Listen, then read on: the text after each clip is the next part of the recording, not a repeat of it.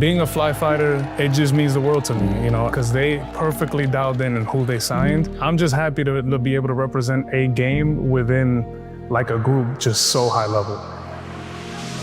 I mean, it means a lot, just because like it's cool to see a team like this supporting the FGC as heavily as they do. So it feels a little bit closer to home, you know, like there's a lot of orgs that kind of like, you're supporting everything, but like let's dabble a little bit in fighting games. But it feels like someone's treating my home very well, you know? I think the team is very cool. They treat you very well, and I already qualified for EWC, so now I just want to try to win it. Some teams put pressure to perform well, but I feel like my time being here, I've not really felt pressured by anyone. I feel like that's a very important thing to have from a team.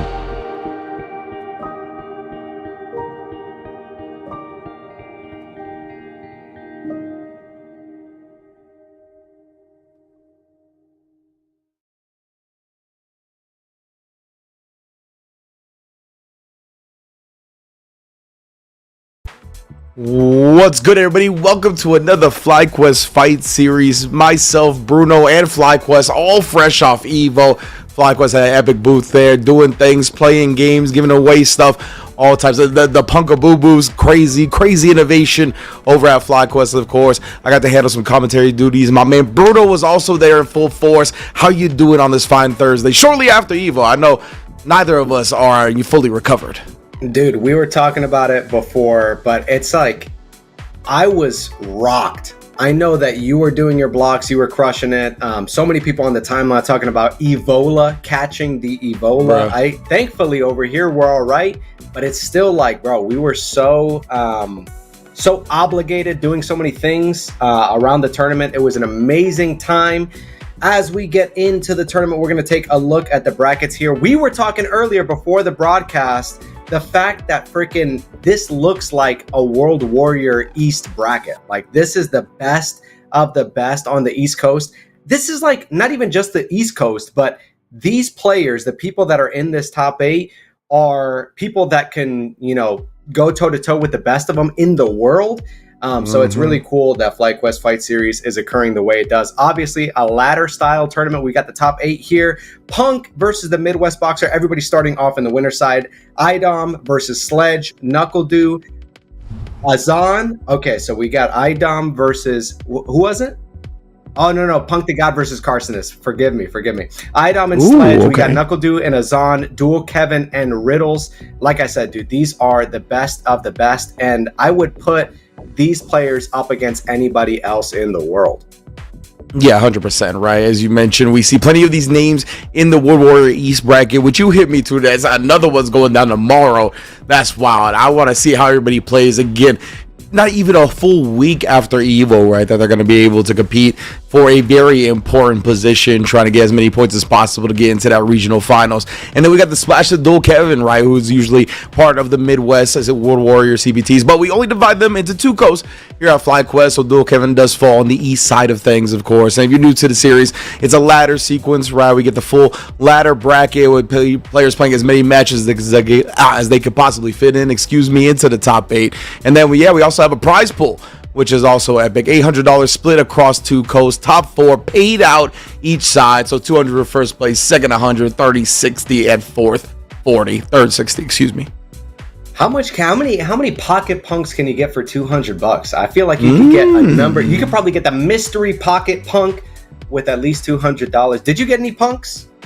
I was supposed to. I was talking to Kevin. We were supposed to go by the booth, but again, like, it's one of those things where I didn't really have the time, right? So many different things having to run all over to. I didn't get any this time around. I'm hoping to complete my whole collection the next time we get some. And I probably won't, because they'll add some new ones, but I definitely need that secret Bard, the Bard level 20 punk. That was crazy. Nah, that was OD. You know that he does. I don't know anything about D&D. I was about to do like a reference, but I got nothing, bro. But like you mentioned, bro, the fact that the kind of big 3, the informal big 3, the majors have all concluded. So we've got like nothing else for the rest of the year in terms of big events. You've got regionals here and there, but I love that there are brackets like this where players get the opportunity to play against the top competition. And the World Warrior is going on right now. So obviously Capcom Cup we are looking forward to people qualifying via the World Warriors. It's definitely an exciting time to be a fan of Street Fighter. Punk winning TNS yesterday with Sagat. How do you do that? This dude's a freak, man. Like, I mean, got the best, for my money, the best random select in the business, and definitely Punk the God, right? I think most people will consider him the best random select. And yeah, his ability to pick up new characters, his fundamentals are so strong, right? Like the fact that his ground game is at the level that it is, he's just so quick to understand playing a character. And the fact that he's put in work with all the other characters at this point, right? He really understands the footsie game, what the players like to look for with the characters, right? Where they get their juice started, what strats usually work. So because he's done that groundwork of like taking every character to legend or whatever he's done, he knows how the other player wants to think and wants to poke, right? A lot of that time it's just so hard to out-footsie him because of that. You really got to be an expert of your character and get into the deep in the playbook, right? Because he knows like the first 5 pages of every character. Like you got to get to double digits if you want to take down Punk, and we just see it time and time again. And when he has that advantage over everybody and like nobody has that playbook strategized for Sagat and these new characters, he just always ends up getting like first or second. It's wild. Yeah, I saw that top 8 bracket, and the fact that like Enzo was the only other person that was playing Sagat.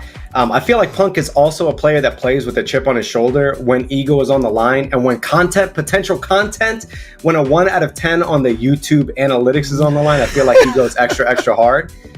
So that is going to be a banger YouTube video for sure. But it was funny seeing also on the top 8 graphic, you see like Knuckle Doo playing the Guile. Like, you know, these players are not pulling any punches. So the fact that Punk is able to do what he does on such a consistent basis is just, it just speaks to the level of quality and all the things that you're mentioning. So I'm excited to get into it today. Punk versus Carson is just this East Coast side. It's super dope.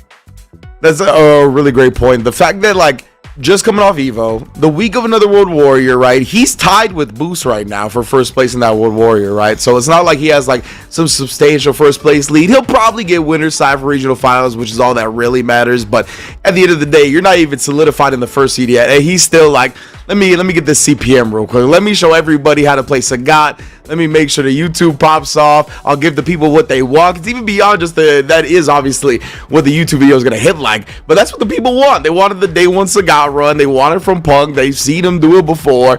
And hey, he's a people pleaser after all. So it's great to see him. I wouldn't expect him to play anything other than Sagat today as well, just because of those things and the fact that he proved his worth on it yesterday as well. Dude, the image of Punk walking out to CEO 2023, I believe, with the pocket Osmo like in hand, just showcasing the crowd, and then the video that comes out like 5 days later, like this is how I won CEO 2023 is that image is just etched in my head. And he is so content pilled, dude. I think it's super fun. And like any other player, dude, you need like hours of preparation in order to get ready for something like a World Warrior East. And Punk is just so casual. I was having a conversation with a homie today just about like whether or not he plays off of feel or plays off of kind of like the minutia of the game. We all know that Punk is primarily a feel-based player, but just like the acumen, the about this lifeness that you have to be at Punk's level is dope. Yeah, absolutely. And like he's a field-based player taken to the extreme, right? Where like he doesn't need to lab out a lot of these footsie ground scenarios, these micro walks that he has, these nuanced movement, that bait buttons that allow him to whiff punish so well and whatnot. He's just been able to hone in on that through reps. Like that is his thing. Like just going in to the battlefield and making sure that he is battle tested when it comes to all those type things. And it seems like that type of foundation has led him to have such a strong fundamental game where like no matter where he's at, he's always going to have an incredible result. He got 9th at Evo, right? Like sure, right outside the top 8. Like man, 9th at Evo is still incredible. It's going to be better than 99% of us achieving our fighting game career. So again, the man is just, on a different level, of course, but that's just to say that a lot of these players are always on his heels, right? Especially on the East Coast bracket. They know the monster that they have to get through, and they train to do it. We see Knuckle Doo able to take him down a couple of times, but we see the Idom give him trouble even on the Manon, so we'll see maybe today if he'll be able to figure something new out that he hasn't quite before. Dual Kevin and Riddles also a big threat in this bracket today, along with Azan, Sledge, and Carsonis. And it looks like we are getting that Carsonis versus Punk match, and like we said, right? We all knew Sagat was coming, and Carsonis, a long-time Aki player. I shouldn't even say long time. She's not that old. On here, the new outfit is ready to go, and the nice whiff punish. But I mean, I'm excited to see what Punk is going to do. Carsonis early on going for the cower crouch and able to get that fireball there. But now you're in the corner. You got to fight for your life here. And Sagat excels in this corner position. Oh my God, that counter hit target combo. Oh my. And this man dispenses the stand medium punches. He gives them to everybody, bro. +2, right? We've seen the trade clips. It sets so much up where you try to press something afterwards. You trade with another stand medium punch. He gets a big combo. Very efficient damage for the meter usage as well on Sagat. Exactly right. And jumping the fireball there, Carsonis with no anti-air, and the raw driver is all Punk needs to get front and center, face to face. Ooh, plus. Yeah, even they always parried standing at the very least, but still getting bullied. And Punk, he's been letting him rip the Tiger uppercuts. We saw plenty yesterday as well for the wake up. I think he feels so confident in the neutral while ended up swinging into the second part of the cans, but we keep swinging. My man out here. Listen to Dory. Just keep swinging, bro. Bro, Carsonis is a character like loyalist. Has been playing Aki like for as long as she's been out. And Punk picked up Sagat 2 days ago. I just don't understand, dude. And it's like the character just came out 2 days ago too, right? It's not even like he's played against the character in the past or has seen other people play this iteration of Sagat. Like, he's doing this brand new. Like, there is no pre-knowledge that has been processed. I like this mid-range though. Ooh, getting that huge target combo. Does Punk. This corner position is so dominating here. Stand medium punch, you can't do nothing. Yeah, man, he's got some lengthy normals, the stand medium, the crouch medium, the crouch fierce, goes forever and a day long with the big uppercut. My man is out here. That charge ZP does mad damage. Yo, the Sagat is almost 2,000 MR. I don't like. He's 12 right now. Yo, that is a great observation because I did not notice that. Oh my, the bullying, bro, again. I believe it's 6 frames +2, so that's what I was talking about, the lights trade. You try to delay a button, you're just gonna get bullied. Does wake up with a reversal, but can we get anything started, fam? Oh no. Oh my God. The crosscut just ready for all areas of attack. He is buffering that super too. Oh God, you're right. The level 2 on deck. Might be able to snipe, or even the level 1 just straight through the projectiles. Right now, though, Carson is finally finding some life. Just poking away, gets the corner carry. He wakes up with it, of course. Why did I think Carson has had a pulse? Nah, but that's gonna be game 2. Quick work so far, but Punk has been letting it fly. The ODDPs, the Super Zone wake up. I don't know if it's something about this character in particular, but he is not one to be throwing stuff out willy-nilly like that. I gotta imagine that Carsonis is catching on and going to be a little bit more careful on the wake up, but I don't know. Sagat got Punk feeling freaky out here. I think it's like the mystique of Punk and the mystique of Sagat, right? Like the way he kind of did TNS yesterday as well. You don't want to let, oh my goodness, the way he's chasing everything, the buffer on the crouch fierce, but like you don't want to let up once you get him knocked down, right? And that's just been that. Ooh, finally does read a block, but that's again Carson is committing to something, and Punk might let her rip next time. I do like that Carson is kind of playing with some pace here. He is, I mean, up until this point, getting pretty steamrolled, but able to lock it down. Ooh, I like that. Getting out of harm's way. And this mid-range does favor, I mean, traditionally it favors Aki, but Sagat with the fireball, it might be in Sagat's favor. Yeah, and the crouch fear is hitting him so far away as well. Like, it's crazy how close he can be, or how far away he can be and still be in range of that button. But Carsonis beats him to the punch, and that's the exact range I was talking about, right? I couldn't tell what button Punk pressed, but it was definitely one of those where you feel comfortable going in as Sagat. So Carsonis beat him to the punch with that crouch heavy kick. That was a very nice adjustment. I do like that confirm. I feel like that's an Aki, like that's an Aki player patented confirm. I feel like a Ryu stand fierce into level 2 is another one of those, but Carson's got to unlock the cross cut. Stop jumping. Yeah, Punk has been shutting down any and all air approaches. Jumps that time, but recovers. That was very scary. Carsonis again trying to get bullied up the Tiger Nexus. This is so scary in the mid-range here. Oh, able to catch the drive rush there with the fireball. And now you got the poison on you. One anti-air might be all that Carsonis needs to tie it up, but will he spend the bar level 3? Potentially, nope. Believes in the heart of the Sagat. Oh my god, caught you slipping. What you reaching for? Punk able to get that shimmy and take this thing to set point. Man, something about like kick tiger uppercut, that's mad violent, but the jump it even more so. And right now we are pausing the action. Look at Sagat, bruh. What an animation. Still picks up the combo. All right, the corner here with the drive rush. Oh, establishing the throw. We haven't seen much of that yet. Oh, I like the lights on block. Oh, Keep Carsonis guessing. bruh. He is filling that space. Every time Carson thinks he's got a gap, every time he tries to get some denim, Punk the guy says, nah, bro, that's mine. 3-0, FlyQuest is own.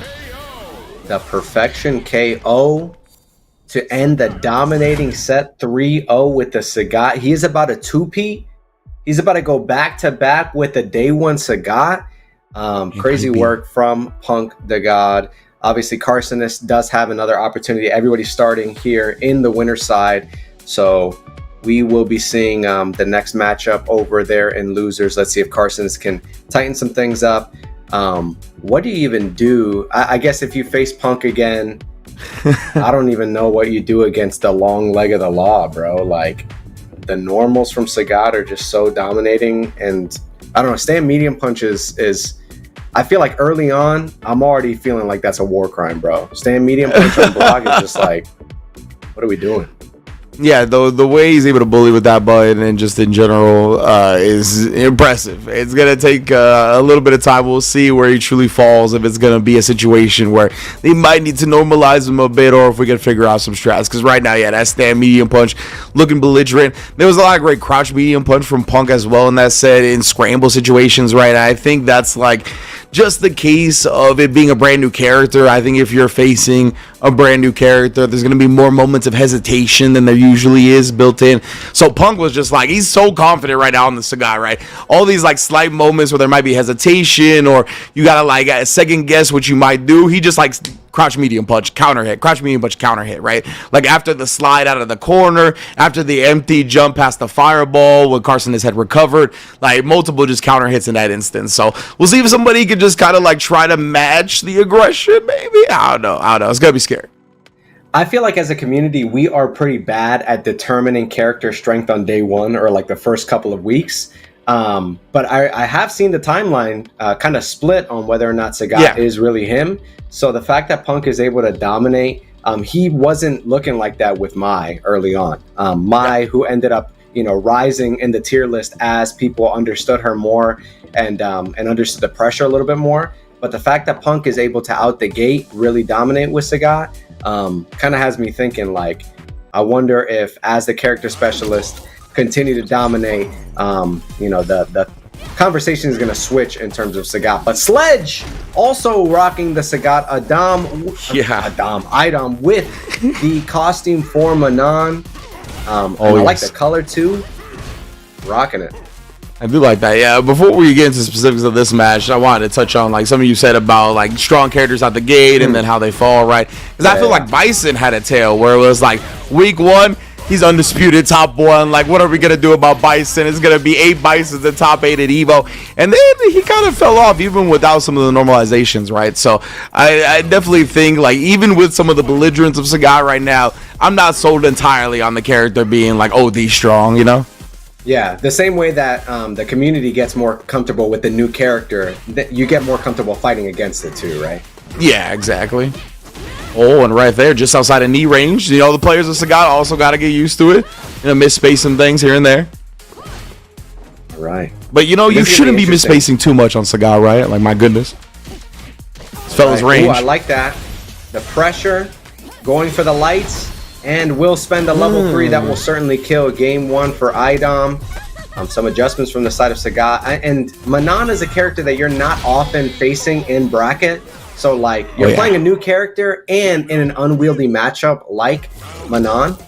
So let's see if Sledge has some adjustments for us in this game too. My man. Idom would definitely lie to Manon on Tinder. That's for sure.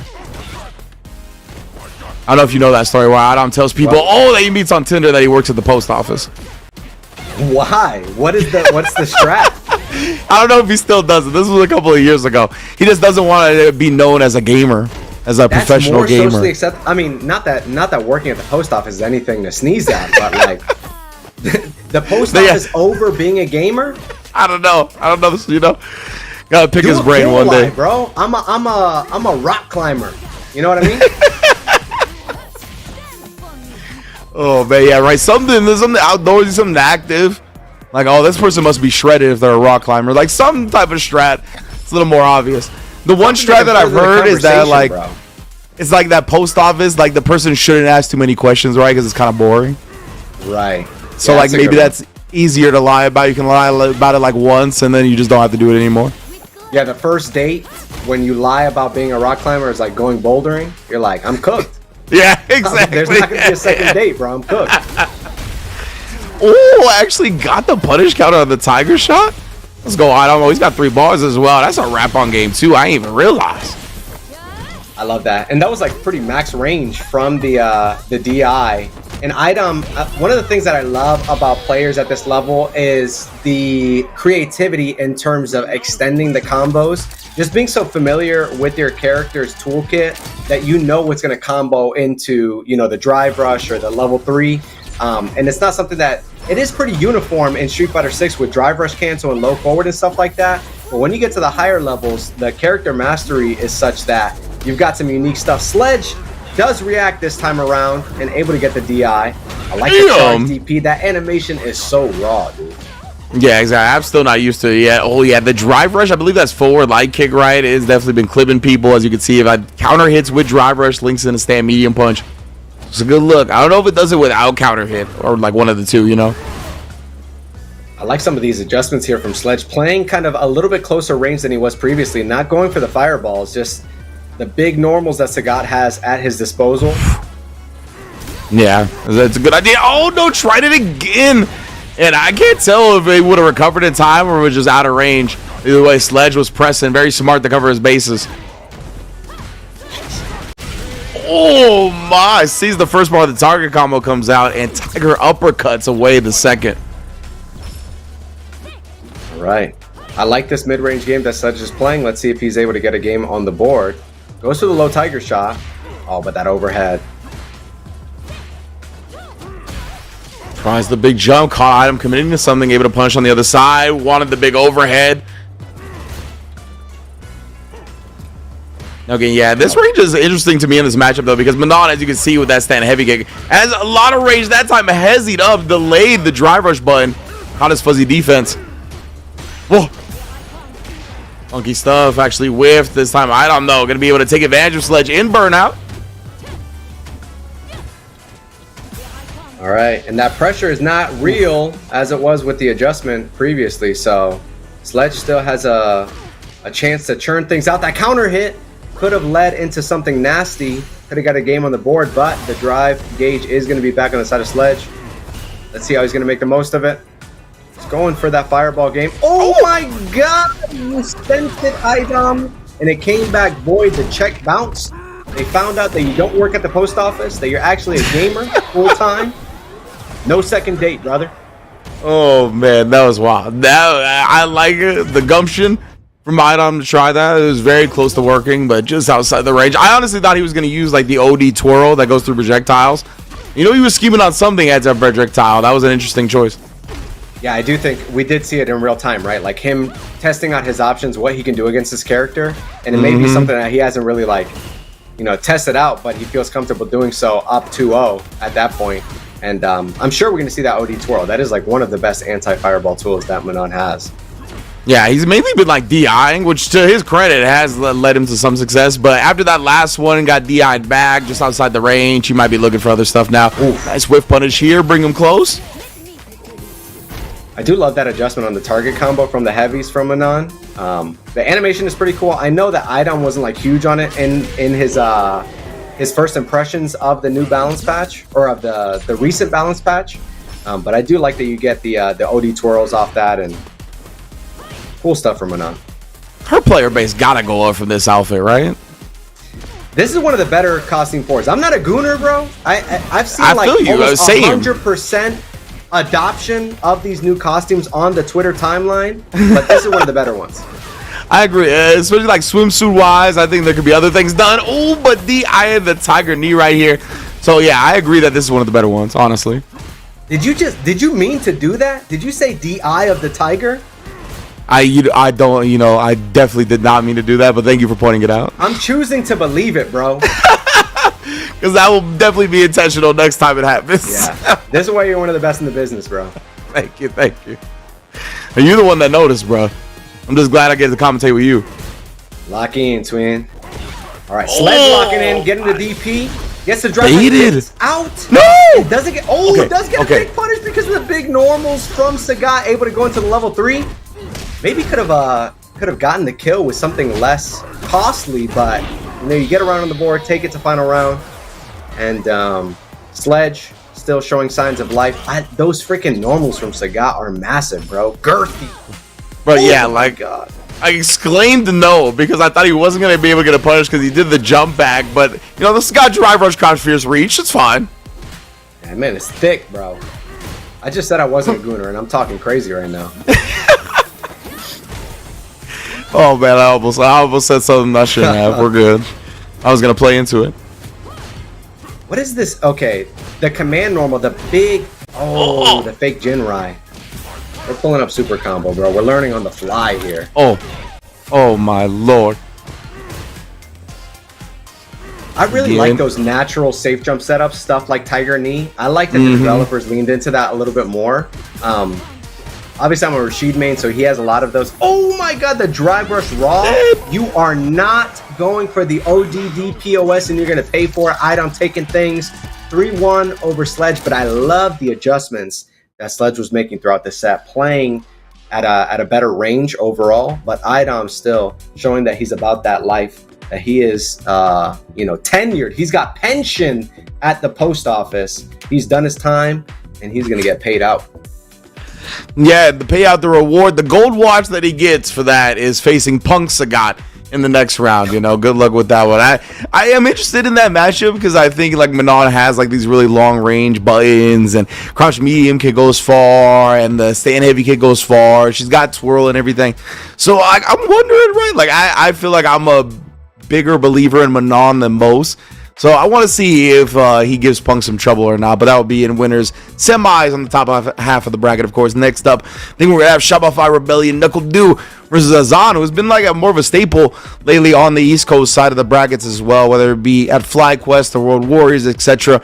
On the Jamie, I always love seeing the Jamie shot.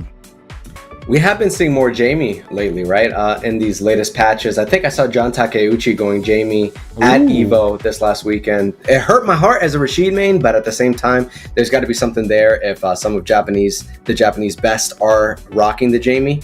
Azan is, like you said, a perennial East Coast top player. And I love that he's still Diamond 4, right? Like he just never plays. I think so. Yeah. What is the lab work like? Do you think that he's got a burner that he's playing on? Ooh, nah. Honestly, I feel like when you're good enough to be in these type of brackets and whatnot, I feel like the ranked grind, like you're not running from it. If you, I don't think there's any fear there of not reaching the number you want to reach or something like that. I think it's like he's kind of ascended spiritually a little bit, and it's like I do not need ranked, right? Like ranked does not do anything for me in terms of like how I feel about self-worth, how I feel about whatever my training. Like I can be more efficient in doing other things. That's what I assume his training is like, right? Yeah. Whether it be training room matches, casual. There's some monsters on casual matches, guys. If you like don't want to play ranked for a day and you're worried about your points or you want longer sets or whatever, there's some monsters on casual matches. You'd be surprised. Yeah, that's the thing. I guess the assumption is that since I don't see Azan on social media asking for sets all the time, that I'm just under the impression that he's not doing those custom lobbies. But I'm sure that, given his pedigree, that on Discord or some means of communication, trying to talk to better players, and I I have too much on the line with the number, bro. The number is my self-worth. The number is my value. It's like what I'm here on earth to do is acquire a big number. And I haven't done it yet. So imagine what that says about me and my value and what I bring to the table, bro. No, that's what I'm saying, man. I feel like as a lot of us in gaming nowadays, right? We like seeing the number go up. It's just like how we're programmed as humans, makes us feel good. So that's why I said maybe he's ascended. That's why I used that word specifically, because if you could kind of free yourself from that and you're over it or whatever, then hey, man, then more power to you for sure. But yeah, it's gonna be an exciting one. Jamie versus like Guile. I assume Dude's gonna go with Guile. Maybe he goes with the DJ to be a little bit more free flowing or whatnot. I'm expecting it to be one of those two, and then it's gonna take Jamie getting some drinks right to get the anti-projectile tools going. But maybe if he wins the opening gambit, yeah, it's gonna be the Guile Jamie, and he can get a drink or two in and have some anti-projectile tools. Maybe we can do some run for his money. We'll check it out. And another outfit for Enjoyer here. Jamie is one of the best ones too, bro. Manon is fire, but Jamie's is. I like Luke's as well. I don't know. Maybe they're turning me. Maybe I might do some purchases, make some microtransactions after this stream. I really like this color actually on the Jamie costume 4. Nice jacket color. Of course, the washboard abs underneath. That is the money maker. His drive gauge, bro. His drive gauge. Come on, dude. Have some respect, in bro. The corner, jailing him, and now he is dehydrated. Well, I mean, does he have like a setup here to get the kill?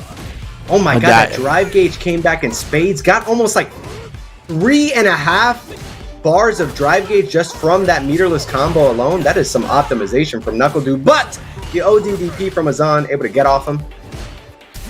Bro, barely lives. All right, Azan. Can you make it, bruh? Gonna get a little bit of life back, enough to survive a life, but not much else. Barely hit. Does land. What? Oh my god, you're dead, bro. Builds to the critical R. Oh, he doesn't use it. He baits it out again.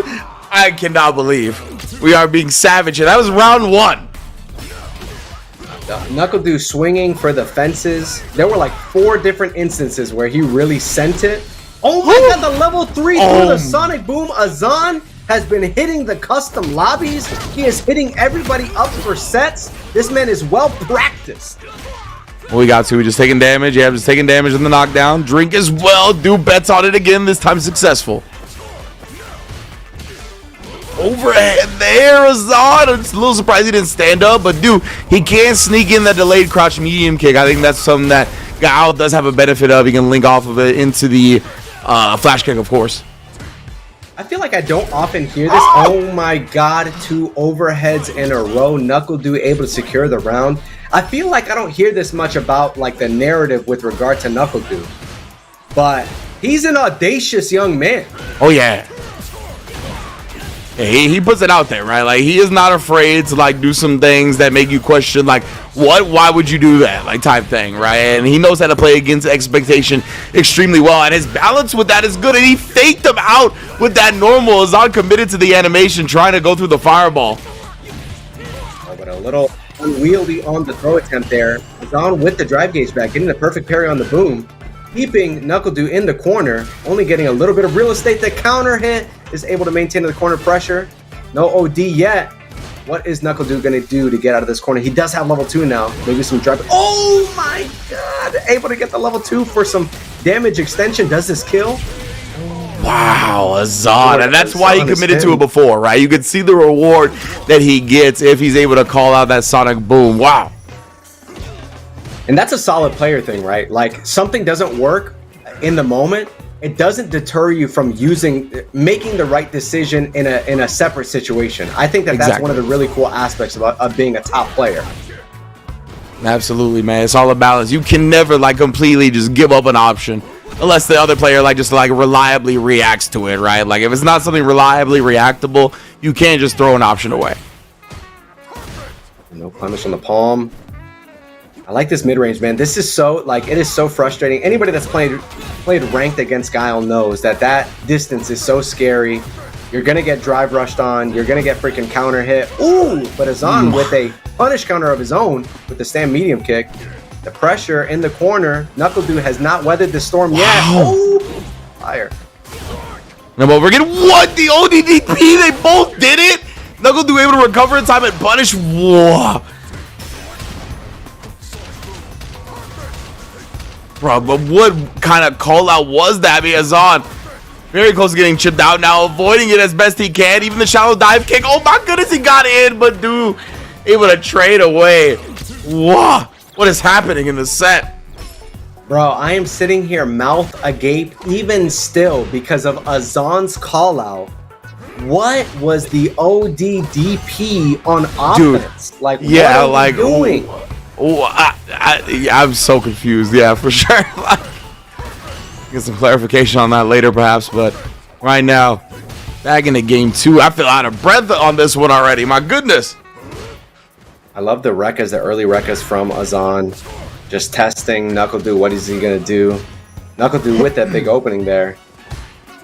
Closer to the left side. Oh my god, that stand roundhouse does land. We get a drink on the board. The level 3 on the Sonic Boom. He has demonstrated to us that this is something that he does. He is about this life. He is from this block. And Azan forces the corner once again. Is it going to be ODDP? No counter hit this time. The slide hezzy blowing up Doo's wake up button timing, and Doo had established all those flash kicks, right? That's why he woke up with a button, thinking Azan would delay his pressure a little bit to try to bait out a flash kick, but beautifully timed once again. Oh, even there, yeah, Guile's short drive rush allows him to get the check against Azan, but nothing afterwards. He burns him out with the level 2. It's a good investment here in round 3. We don't have any of those anti-fireball tools from Jamie. Oh, the really delayed shimmy there. But he doesn't have 2 drinks on the board. He doesn't have the level 3, so he has to hold this pretty reasonably. Oh, is ready with the level 1. Love it, man. Knows when Doo. Yeah, it's very scary.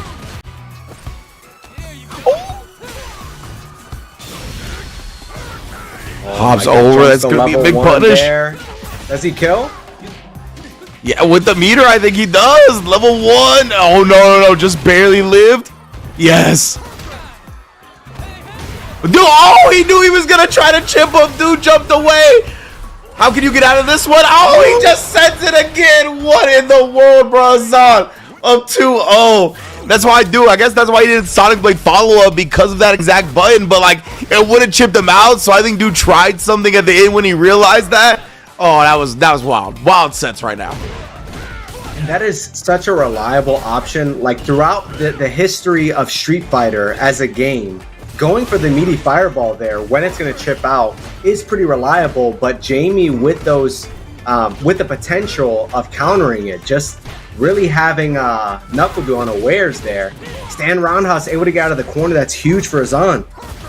Yeah, like, I want to look up, like, how fast is it projectile invulnerable?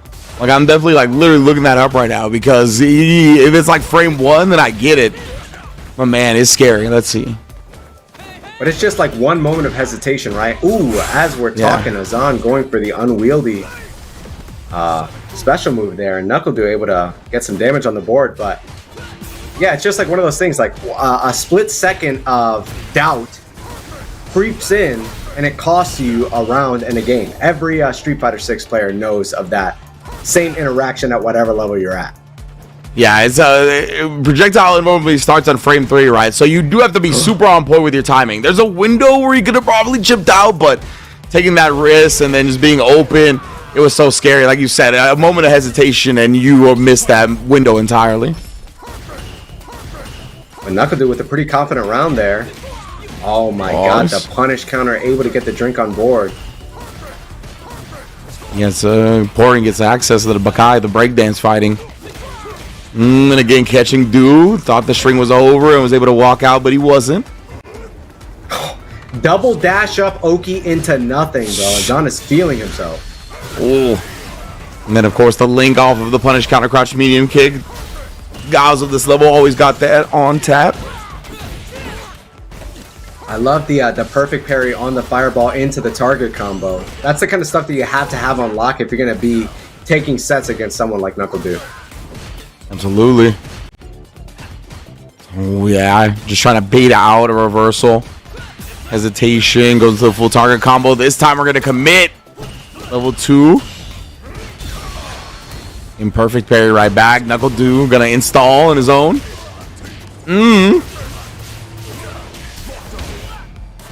But was that like, did he commit to taking the damage so that his drive gauge didn't? Oh my gosh, able to get that anti-fireball tool. But I wonder if he was taking the damage just so he didn't get the drive gauge loss. But if that was his objective, then this is truly horrible. Oh my God, he baited it. Now 3 stand roundhouses in a row just to cancel to level 1 and does the forward jump shimmy. Azan is on 1.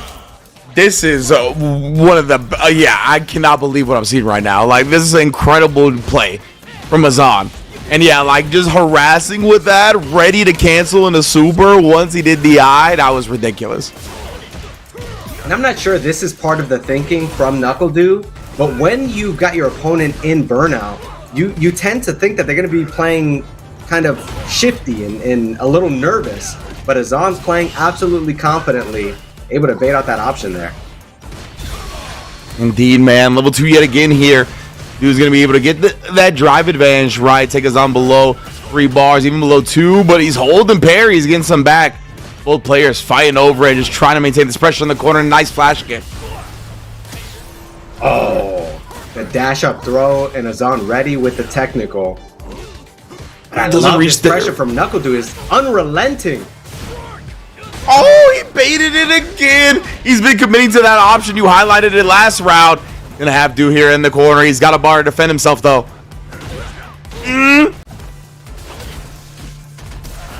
Harassment into the DI off of the multi hitting Fierce. Of course, the Jamie Classic shenanigan.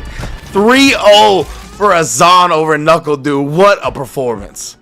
I know that Azan is like that, but a 3-0 over Knuckle Doo. And one of the things that I really loved towards the end there was him retreating back to the mid stage, knowing that he had the corner locked in. And if Knuckle Doo were going to jump, he was just maximizing his option coverage. And Azan just making the most of it, getting the DP there, and then immediately going for the OG dive kick. Solid stuff. I know that, or I imagine that Azan in his set history has beaten Knuckle Doo, but something so dominating and no character switch from Knuckle Doo. He did not think to go to the DJ. Maybe he's holding something in the holster for World Warrior should they meet, but I mean, a dominating performance from Azan. Yeah, that was like really impressive. He'll be in the other half of our winter semifinals, right? We already got one, the classic, the next level battle best, Punk versus Idom. On the other side, of course, we do have Azan moving on. I'm gonna wait the winner of our next match. Potentially, I think, I would have called on paper our closest first round match in Duel Kevin and Riddles, but Azan showed like, nah, bro, you ain't gonna underestimate me today just because I'm matched up against Knuckle Doo. But yeah, that's gonna be a banger last match as well. Riddles has obviously been grinding. Duel Kevin, one of the most consistent players that we've seen over the course of Street Fighter 6 so far. With the emergence of all these tag fighters, you got to wonder if he's going to be shifting his focus upon release of some of them. Obviously, it's not a Marvel vs. Capcom game, so I think that he would have his sights set on that should it be a Marvel vs. Capcom sequel. But I don't know. Duel Kevin is one of the players that I look to for tech, for frame kills with the Rashid.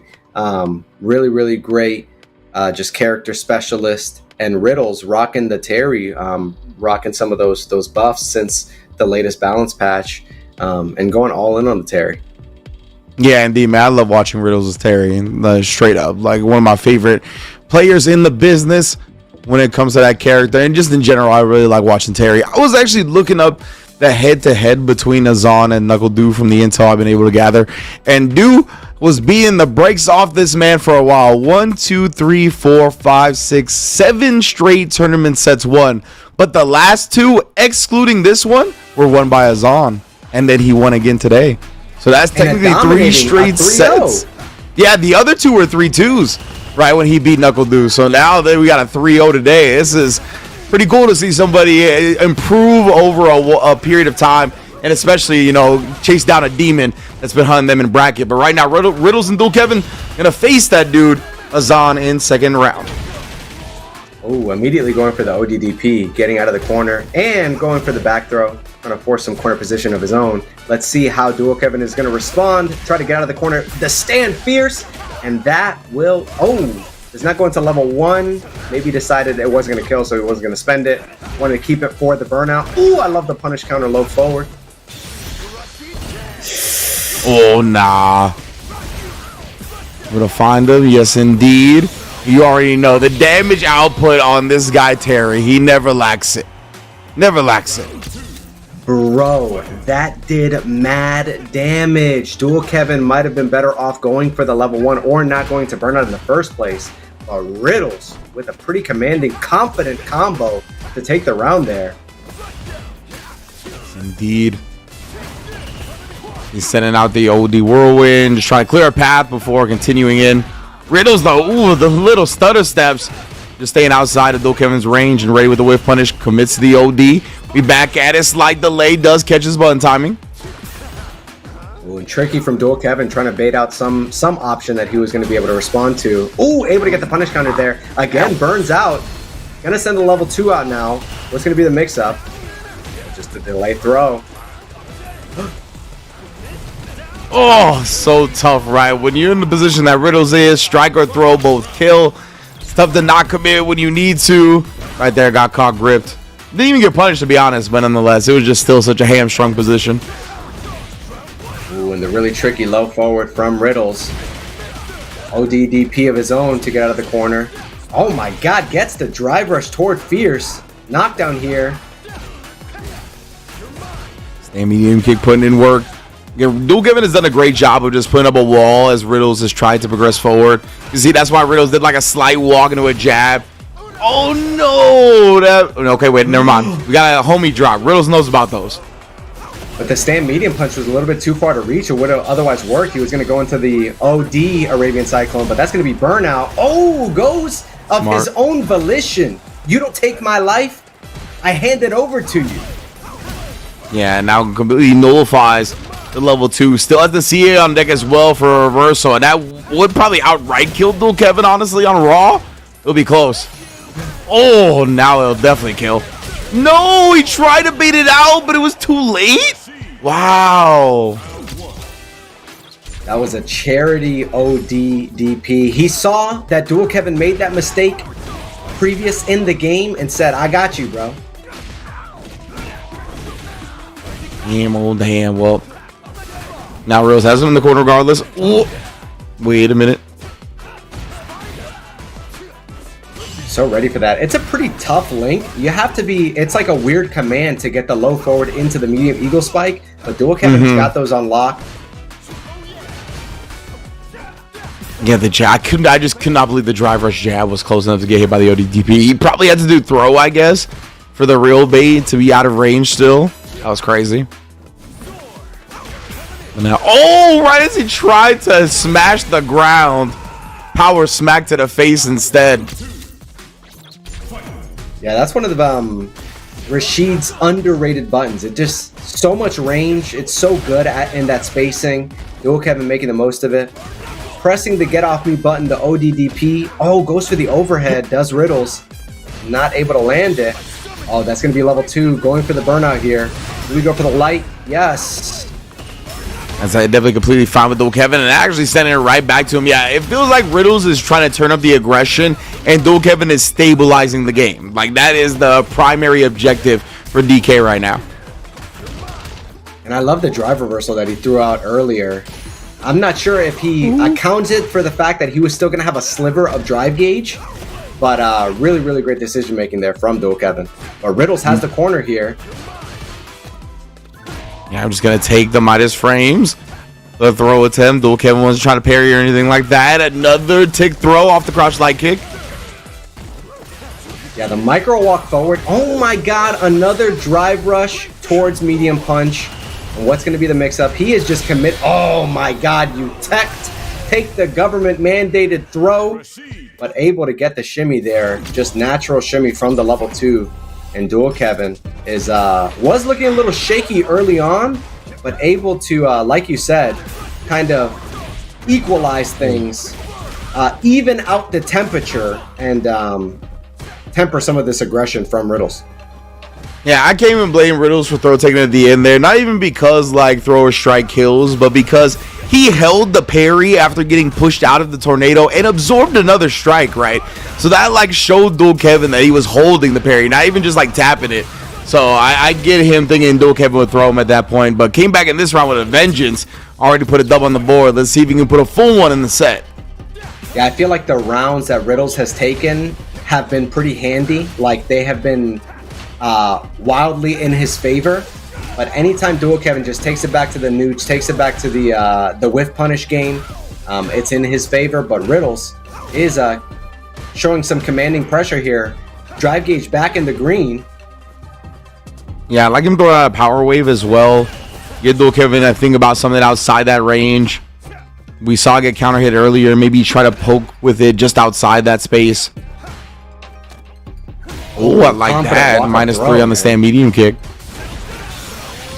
Oh, caught him trying to take a turn early. And like we said, the damage output from damn near anything. If he's got the level 2 with the drive rush and the extra bar, it's over. The presence of mind to be ready for that confirm just shows that Riddles is at that level. But the corner here forced really early on from Dual Kevin. Ooh, plus frames with the backdash. Is able to get back to center stage from Riddles. Oh my god, the counter hit low forward. See that? Yeah, that slight walk before the crouch medium kick. He was already in range to crouch medium kick before that walk, but that little bit of timing kind of lured Dual Kevin into doing something. Oh man, the counter hit. Why are you pressing? I love that the offense that Riddles is putting out because it's really making Dual Kevin think twice about when he's going to throw buttons out. Oh, but the OD fireball. Oh, mistimed on the combo. Didn't get the natural link and didn't get the eagle spike, and it will pay for it with his life. Riddles on the verge of tying things up here. Yeah, I assume, was that like a counter hit conversion that he went for? I think it just comboed naturally, but oh, okay. But he's just a little bit late on the button. Man, that's unfortunate. Right now, though, Riddles is definitely, since being down 2-0, look like a different animal. Oh my goodness, and Dual Kevin waking up with something here. I was gonna say that's only -2, but he does the delay. That's so good, blowing up Riddles' own defensive option. I love the delay buttons from the level 2, able to force the burnout there. The top level Rashids really know like to use the level 2 for that utility of burning out. And that's something that if you're a Rashid player, you need to be accounting for in your gameplay. Yeah, I love that Riddles has like whenever he's been in a position where he's gonna get burnt out and there's nothing he can do about it, he uses the drive reversal, right? And then buffers the level 3. What a play yet again. Not gonna let DI from Dual Kevin do him in. 2-2 just like that. That's a pretty big swing from Dual Kevin. And he's checked him earlier on in this set for those reactions. So, I mean, you're paying for it, bro. Tied up. Final game. Indeed, and Riddles, oh my goodness, baiting out the tap parry, getting the throw punish off of it. Dual Kevin waking up with a button. Riddles just continues to be right offensively right now. Oh my god. It's like 4 or 5 wake ups in a row. He's been right. Man.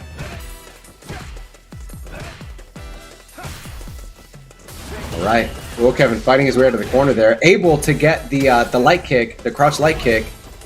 But again, Riddles is just all over this guy. Counter hit once again, able to spend everything, but doesn't get the combo. Bruh, not like this, man. Could have closed it out. Now he's burnt out. Got 2 bars to him at least, and he's got a big life lead. He shouldn't lose the game off this, but you never know, bruh.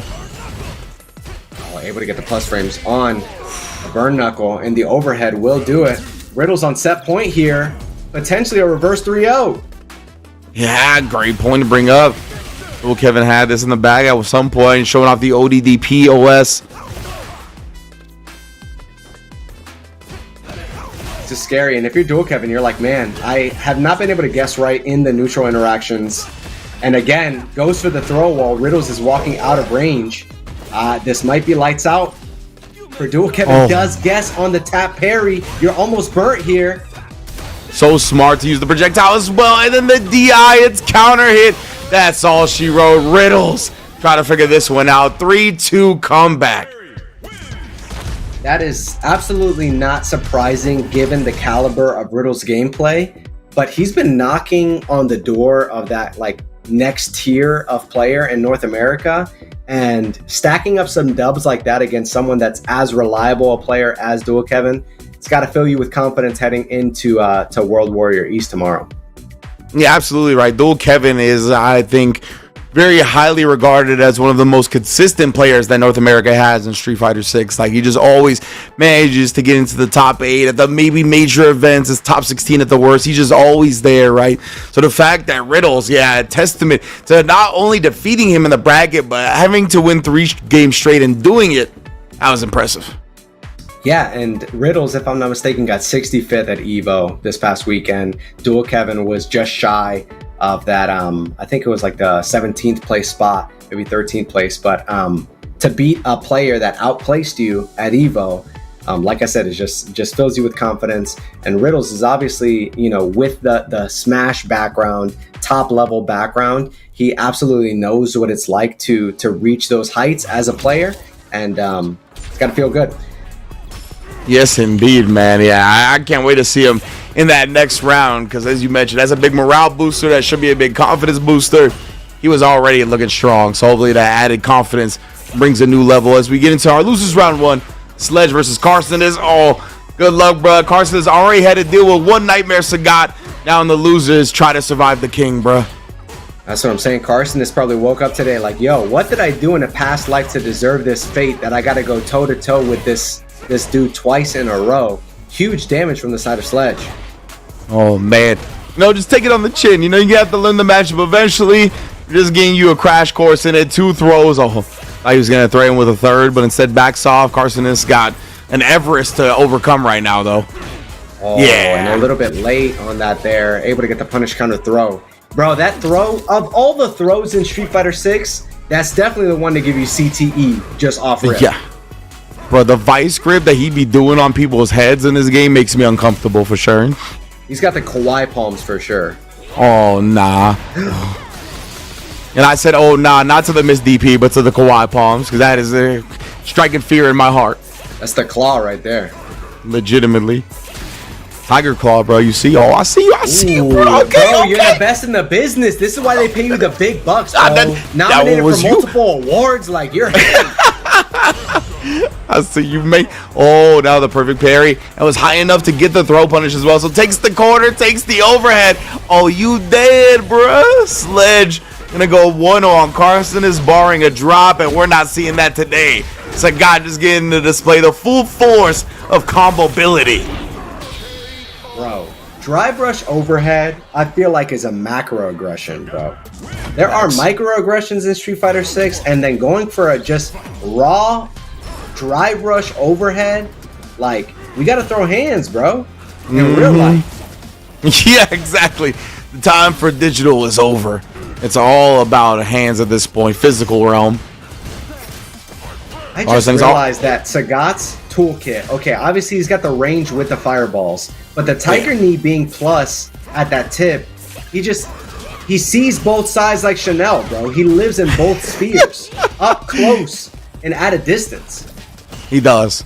Like, that is definitely, and especially with that stand medium punch being so potent from close range, having that fireball from deep, having the fireball DP trap, and then the fact that he could get close from distance with the knee and be at advantage. My man looking like the complete package right now. Sledge taking him to the corner with it. Doesn't do massive damage, but obviously the screen real estate is super valuable for Sledge. And if you're Carsonis, you got to choose the right options to get out of the corner here, but unable to do so far. CTE! Oh my goodness, after the knee as well, cross cut covered. Poison ball at least gives Carsonis some breathing room here, but trying to keep Sledge locked in this corner and make something happen, but you can't take any hit now at Carsonis. Oh, looking like he's crying in Chanel now. Bro, the outfit 4 as well, Carsonis, they an absolute gooner. I don't know if I can make those allegations. I don't know if I can start those rumors here, but going for the DI there, I wonder if that's one of the reliable options to if you throw out that Tiger Knee too close. But it did seem like it was at a good range to not hit. I do see the aespa banner as well, you know. I don't know if that helps or hinders the goon theory, but I just wanted to point it out. Bro, are we saying that the step low kick is towards light kick? I believe so. An animation that looks like that is a light kick? Oh, yeah. Yeah, boys, the guy. That has definitely been clipping a whole lot of people right now because, you know, people just naturally like to walk back against drive rushes. They're trying to get as far away from you as possible when that happens. So, like, that's, like, kind of the natural instinct for a lot of people. And, like, the fact that it's drive rush and forward light kick, so it's not, like, a back momentum move at all. You just kind of flow into it. Clips people low right now all the time. But Carsonis with that on-point conversion from the crouch heavy. We talked about that earlier. We saw it in the Punk set going into level 1 previously. Oh, forcing the burnout. This is a really great position for Carsonis. Oh, chip out. Wow, he just committed, bro. Oh, my God. Yeah.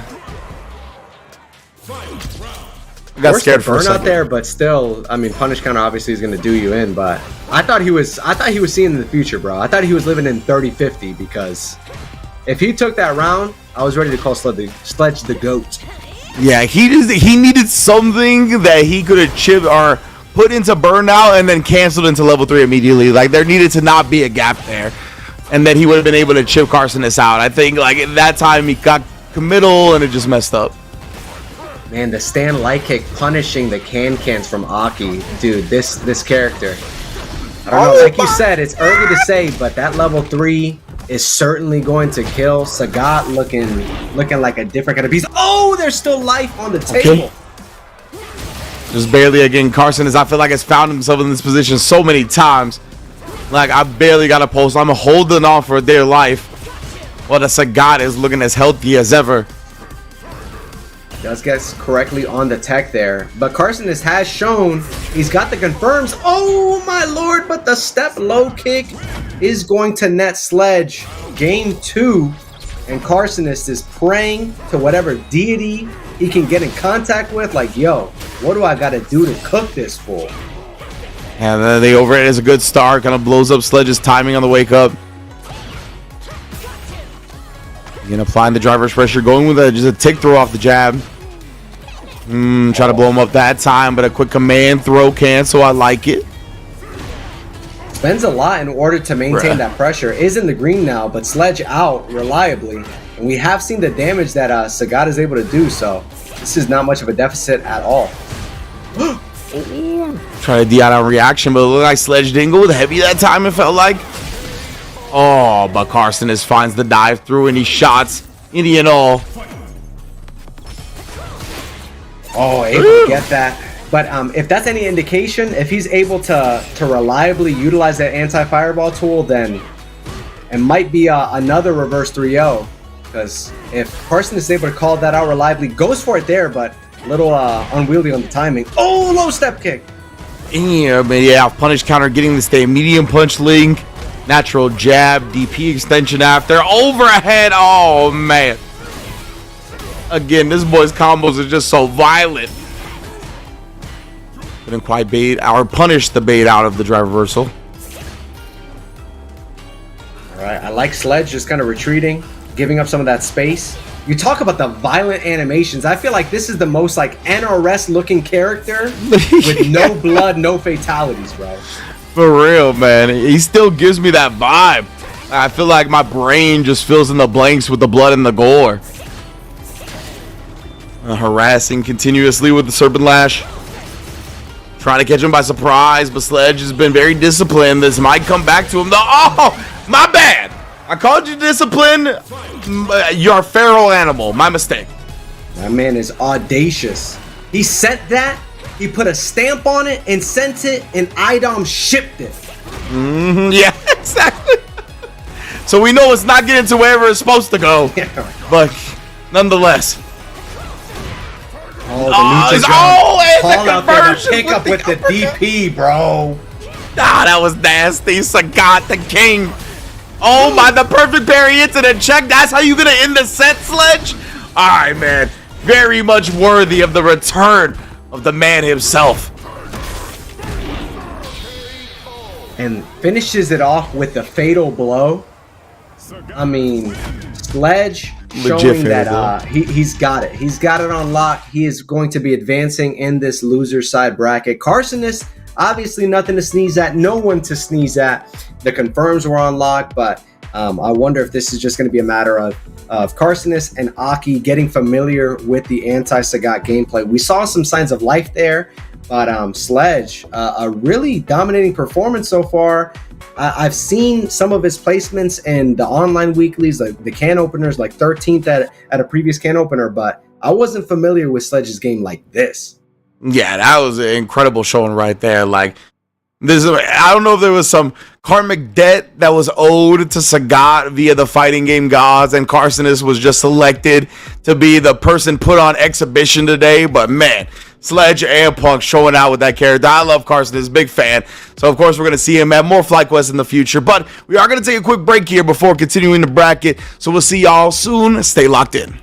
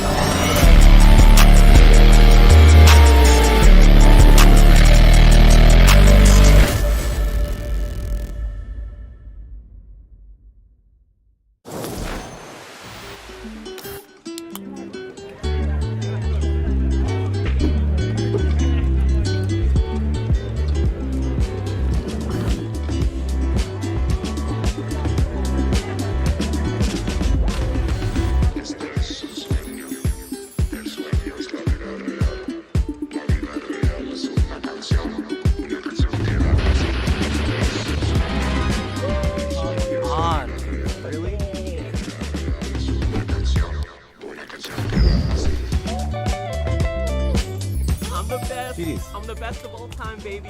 Let's hear it. You're so good. How are you so good? I love you, Jake. GDs.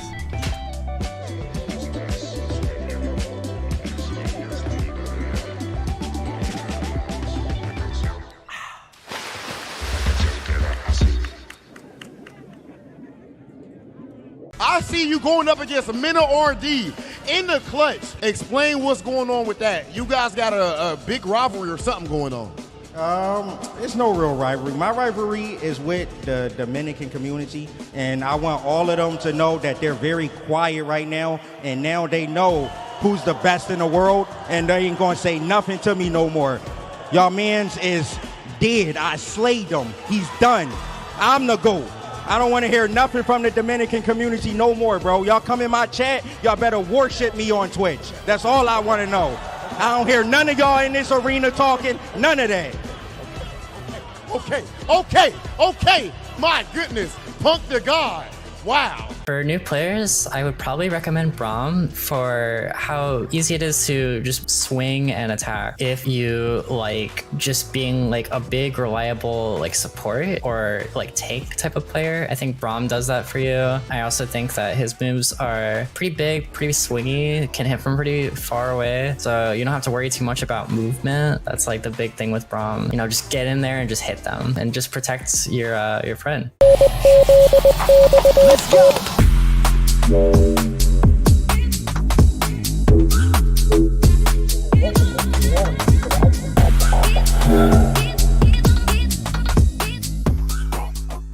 What we need is combos. We need straight combos. Everything needs to do at least 50% and then land into a mix-up. We need mix-ups too. New players should play Echo because, as I mentioned before, we need a mix, right? And there's almost no better character to mix than Echo. And it's pretty easy too. Everything needs to be a 50-50. You can't have anything less. No 49s or 51s. Then you gotta get them assist calls. Assist calls. After that, nothing else. For new players, I recommend Ari because you play a game like this because you want to finesse. You want to move. You don't want to just do things without purpose. Anti-air is as simple as it gets. I kept it extremely simple, but I mean, you can go a long way with just those. And this character is so elegant, so smooth, and you just want to dance when you play it. And this is the character I recommend.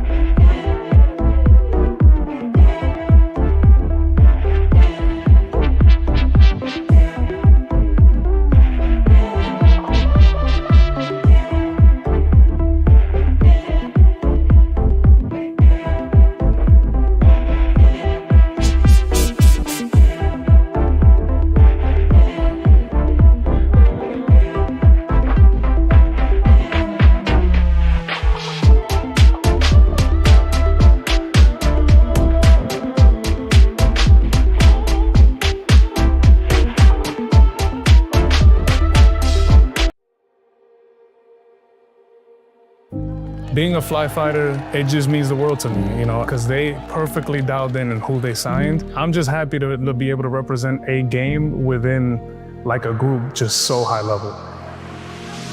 I mean, it means a lot, just because like it's cool to see a team like this supporting the FGC as heavily as they do. So it feels a little bit closer to home, you know, like there's a lot of orgs that kind of like, you're supporting everything, but like let's dabble a little bit in fighting games. But it feels like someone's treating my home very well, you know? I think the team is very cool. They treat you very well, and I already qualified for EWC, so now I just want to try to win it. Some teams put pressure to perform well, but I feel like my time being here, I've not really felt pressured by anyone. I feel like that's a very important thing to have from a team.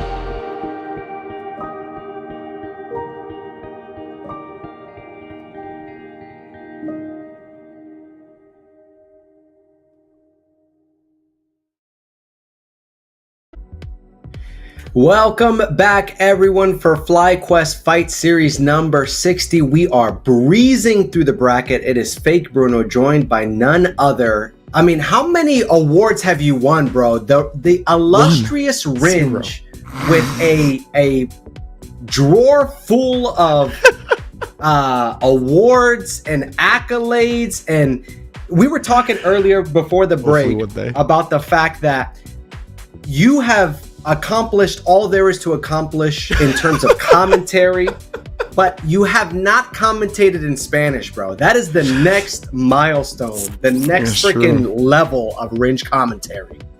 It's true, you know. I think it would help, especially, you know, get out to events like Respawn or First Attack. I think that would definitely be an extra oomph that people would be like, oh, definitely gotta have me. But yeah, definitely it's something that I feel ashamed of as well, because like we were talking a little bit, and I'm half Mexican. My last name, my whole name, I'm a junior from my Mexican side, right? So my entire name is Spanish. So whenever I go to some place and I gotta get like an Uber in a Spanish speaking country, and I get in and they immediately start rattling off to me and I can't respond back, it breaks my heart. It makes me die a little bit inside. So I really like do Mexican need to learn. Cuisine, though, right?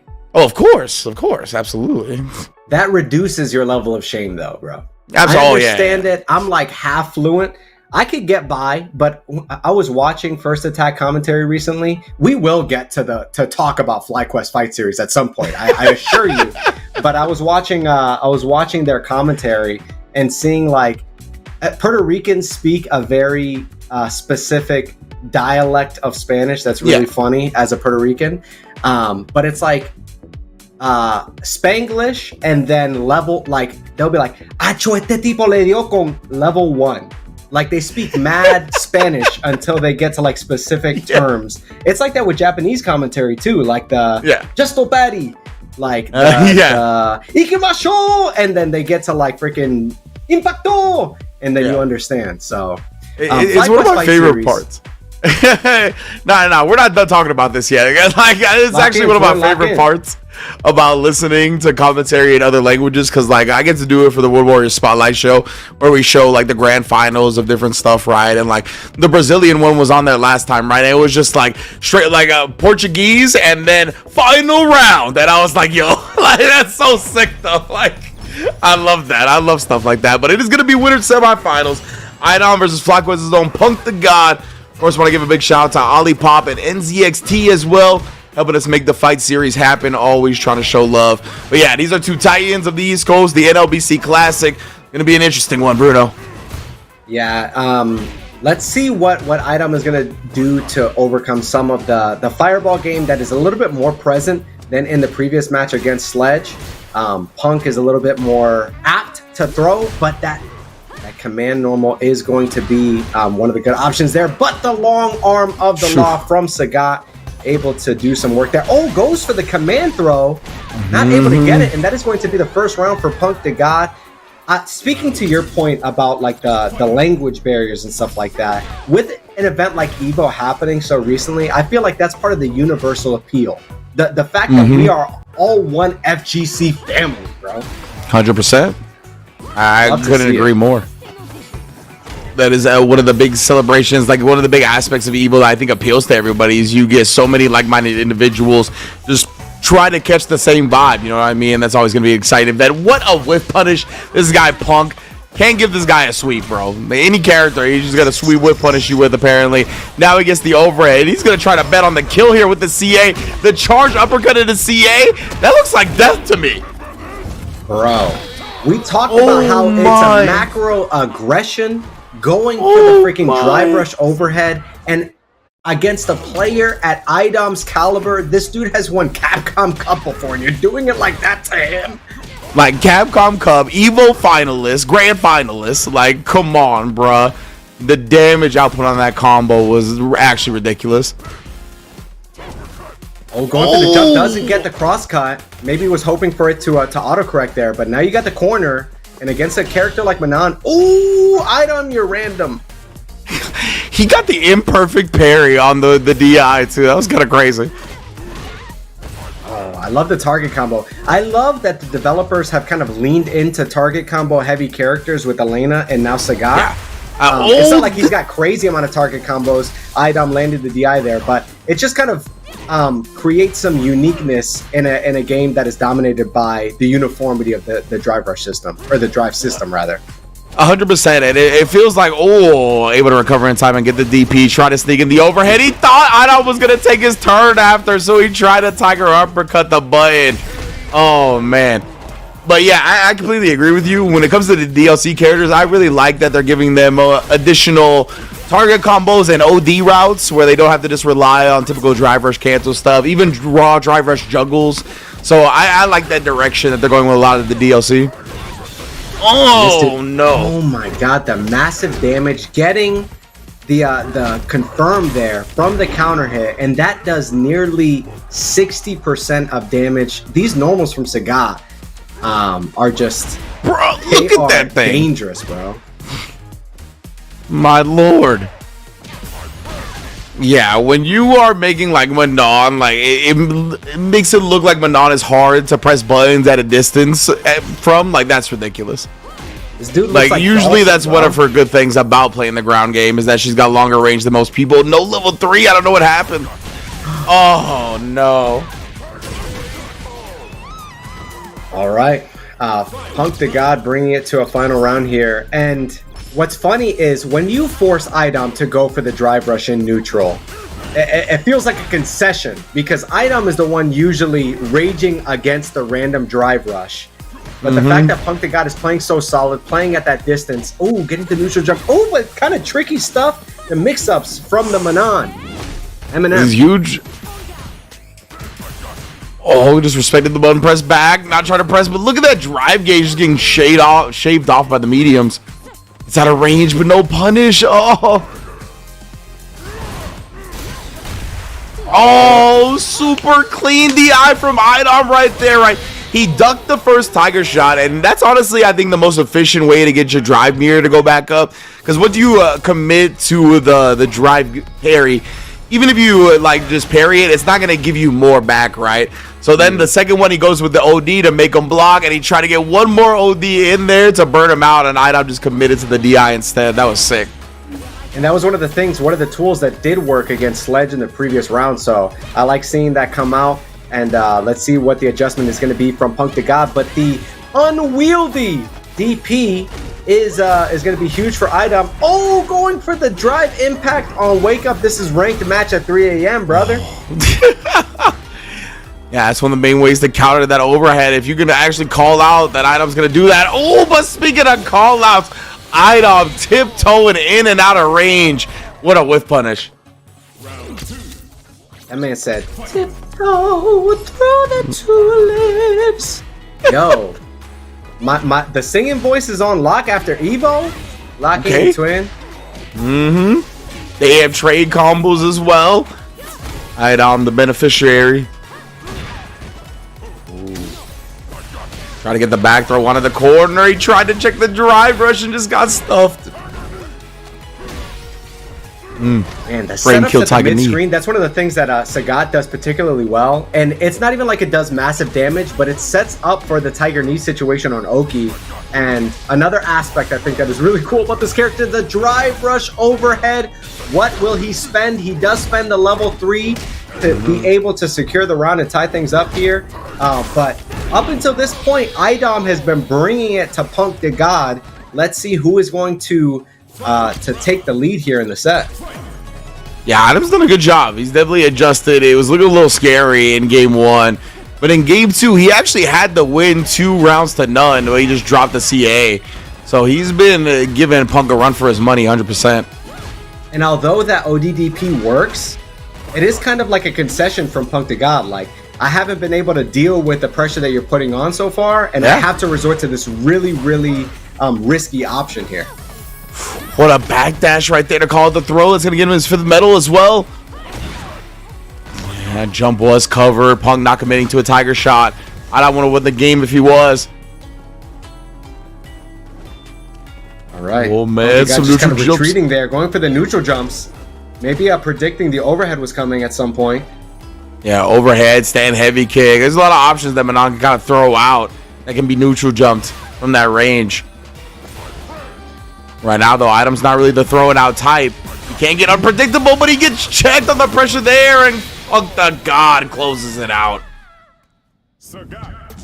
You could tell that both players were really locked in. Punk was obviously hesitant to throw out the fireballs for fear of the level 3 coming out, but Idom was playing that distance really, really well. It was just a matter of one opening. Most definitely. And Punk, oh, the buffer. Maybe you could confirm that one. I gotta check the frames either way. Monster carry, monster damage for efficient drive meter. Back to back with the OD, puts him on life support. DI for the win. Oh no. I don't know. He's kind of laying on the pressure here, building up some momentum, and that was essentially checkmate, right? While he wasn't in burnout, it was just a sliver of health, and you didn't have the level 1 there. As checkmate as a checkmate situation can be. Legit. Now Punk, all the momentum's on his side, but he didn't get caught committing. Tried, that might have honestly been like a DI in response, but because you're in the middle of like a target combo window, you got like the heavy kick rather than DI. That could definitely be a case. I know that does happen when you DI target combos. Oh man, the raw damage. Idom able to tie things up here to potentially take it to a game 5. But I love that he was able to go in thrifty, not spend any of that super gauge, going into the final round with the full stick of butter. Let's see how they're going to be playing the neutral, and he doesn't go for the DI this time. Idom able to land the overhead. Woo! And a clean bait on the button right there to set up the whiff punish. Idom making him hurt using 2 bars to get the corner carry, but Punk perfectly read does drop the combo, however. That was the one instance so far going for the level 3, but does get it baited out. That is going to be Idom taking us to a game 5. But what I was saying was that previous interaction was the first time that I thought in my head Punk is playing a character for the second day. Yeah, right? Rarely do you ever see like Punk drop anything. In that moment, it was a rare moment for sure to see Punk leave some damage on the table, but Idom, once again, he's playing around that crouch medium punch very effectively. Has whip punished it numerous times, gets the counter hit there and confirms it, or just buffered it. Oh, and pressing lights after that drive reversal, but again, just kind of unwieldy on the spacing there, and the crouch medium kick is going to take Idom to set point. Will he be able to do it? We did talk about the fact that Punk is a player that likes to play with a chip on his shoulder, so let's see if he's able to lock in Twin, but not if Idom can say anything about it. And again, it was setting up that whiff on the stand medium punch. See if Punk starts committing. Yeah, it's a crouch medium kick, crouch fierce. Someone with a bit of a longer range. He's committing to the sweep. That was so weird. Idom was going to be in such a bad position off that whole scramble.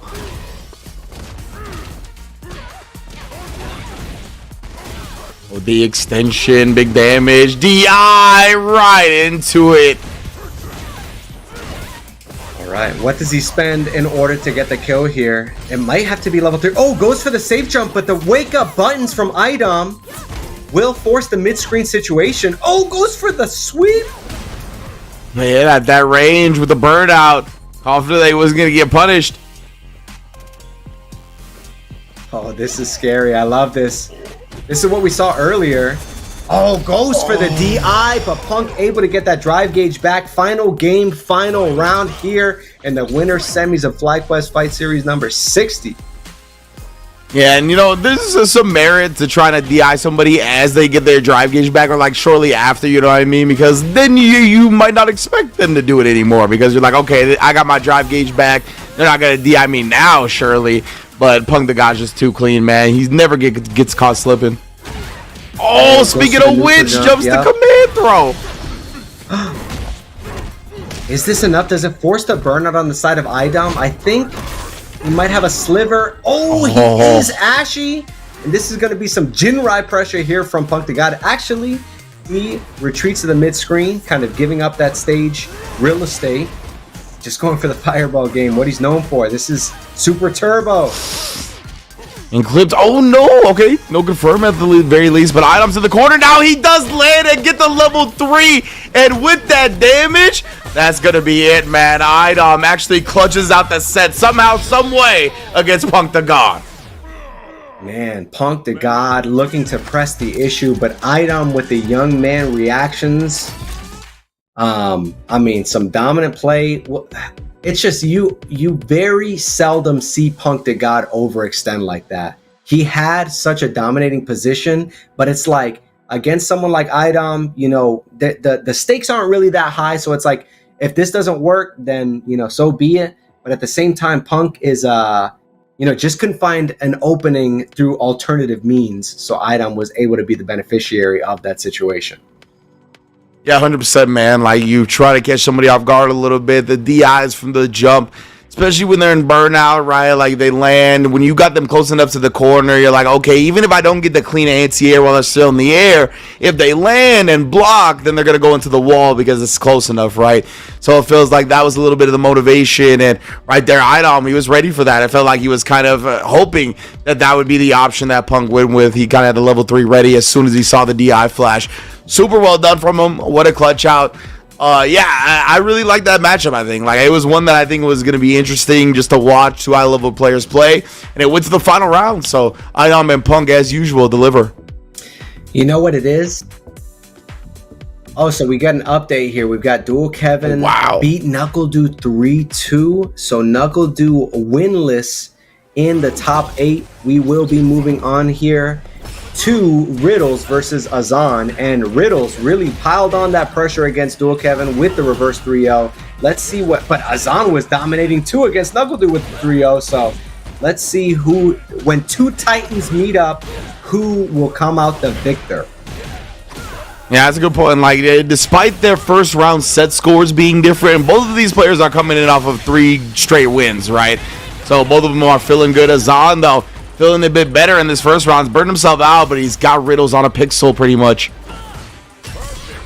Oh, able to get the counter hit jab, crouch jab there, and Azan with a perfection KO to start things off. And it's one of those things, right? Riddles, like, you just don't get exposed to many super high level Jamies. Azan's been on that tip for a while now. We'll see how ready Riddles is. But of course, that is such a good tool in Terry's arsenal. The drive rush quick burn beats checks all the time. Yo, but that was mad far, dude. Yeah, The yeah, distance it's was wild. crazy, and able to get the full conversion there. And the fact that Crouch Medium Punch somehow like reaches from that far is the true wild part to me. Ooh, just pixels away from that stand roundhouse landing from the side of Azan, but still able to force the corner.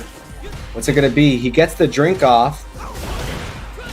Oh man, Azan, the instant OD dive kicks as well have been super on point. He's gonna get it. No, he probably just wanted DP, but ended up getting level 1. And Riddles, you already know, gonna make him pay with a whole nother round in this game 1.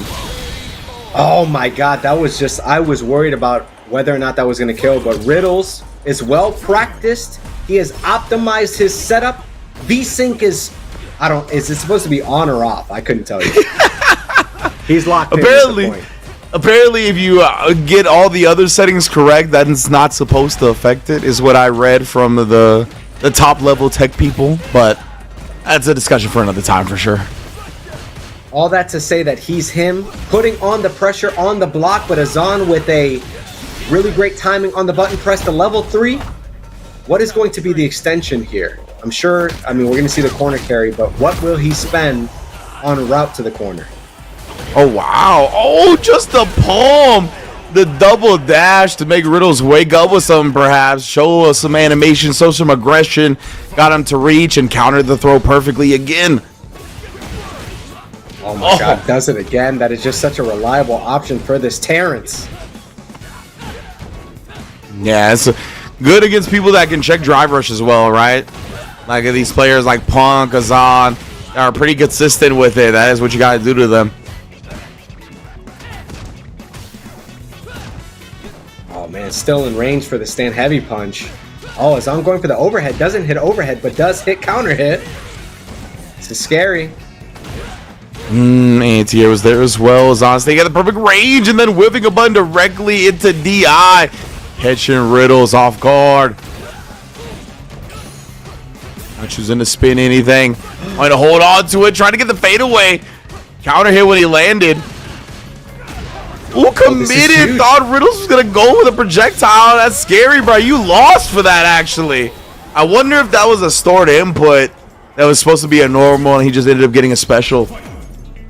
That was really unfortunate. It was a huge swing from the side of the Riddles. Just gave him all the momentum there.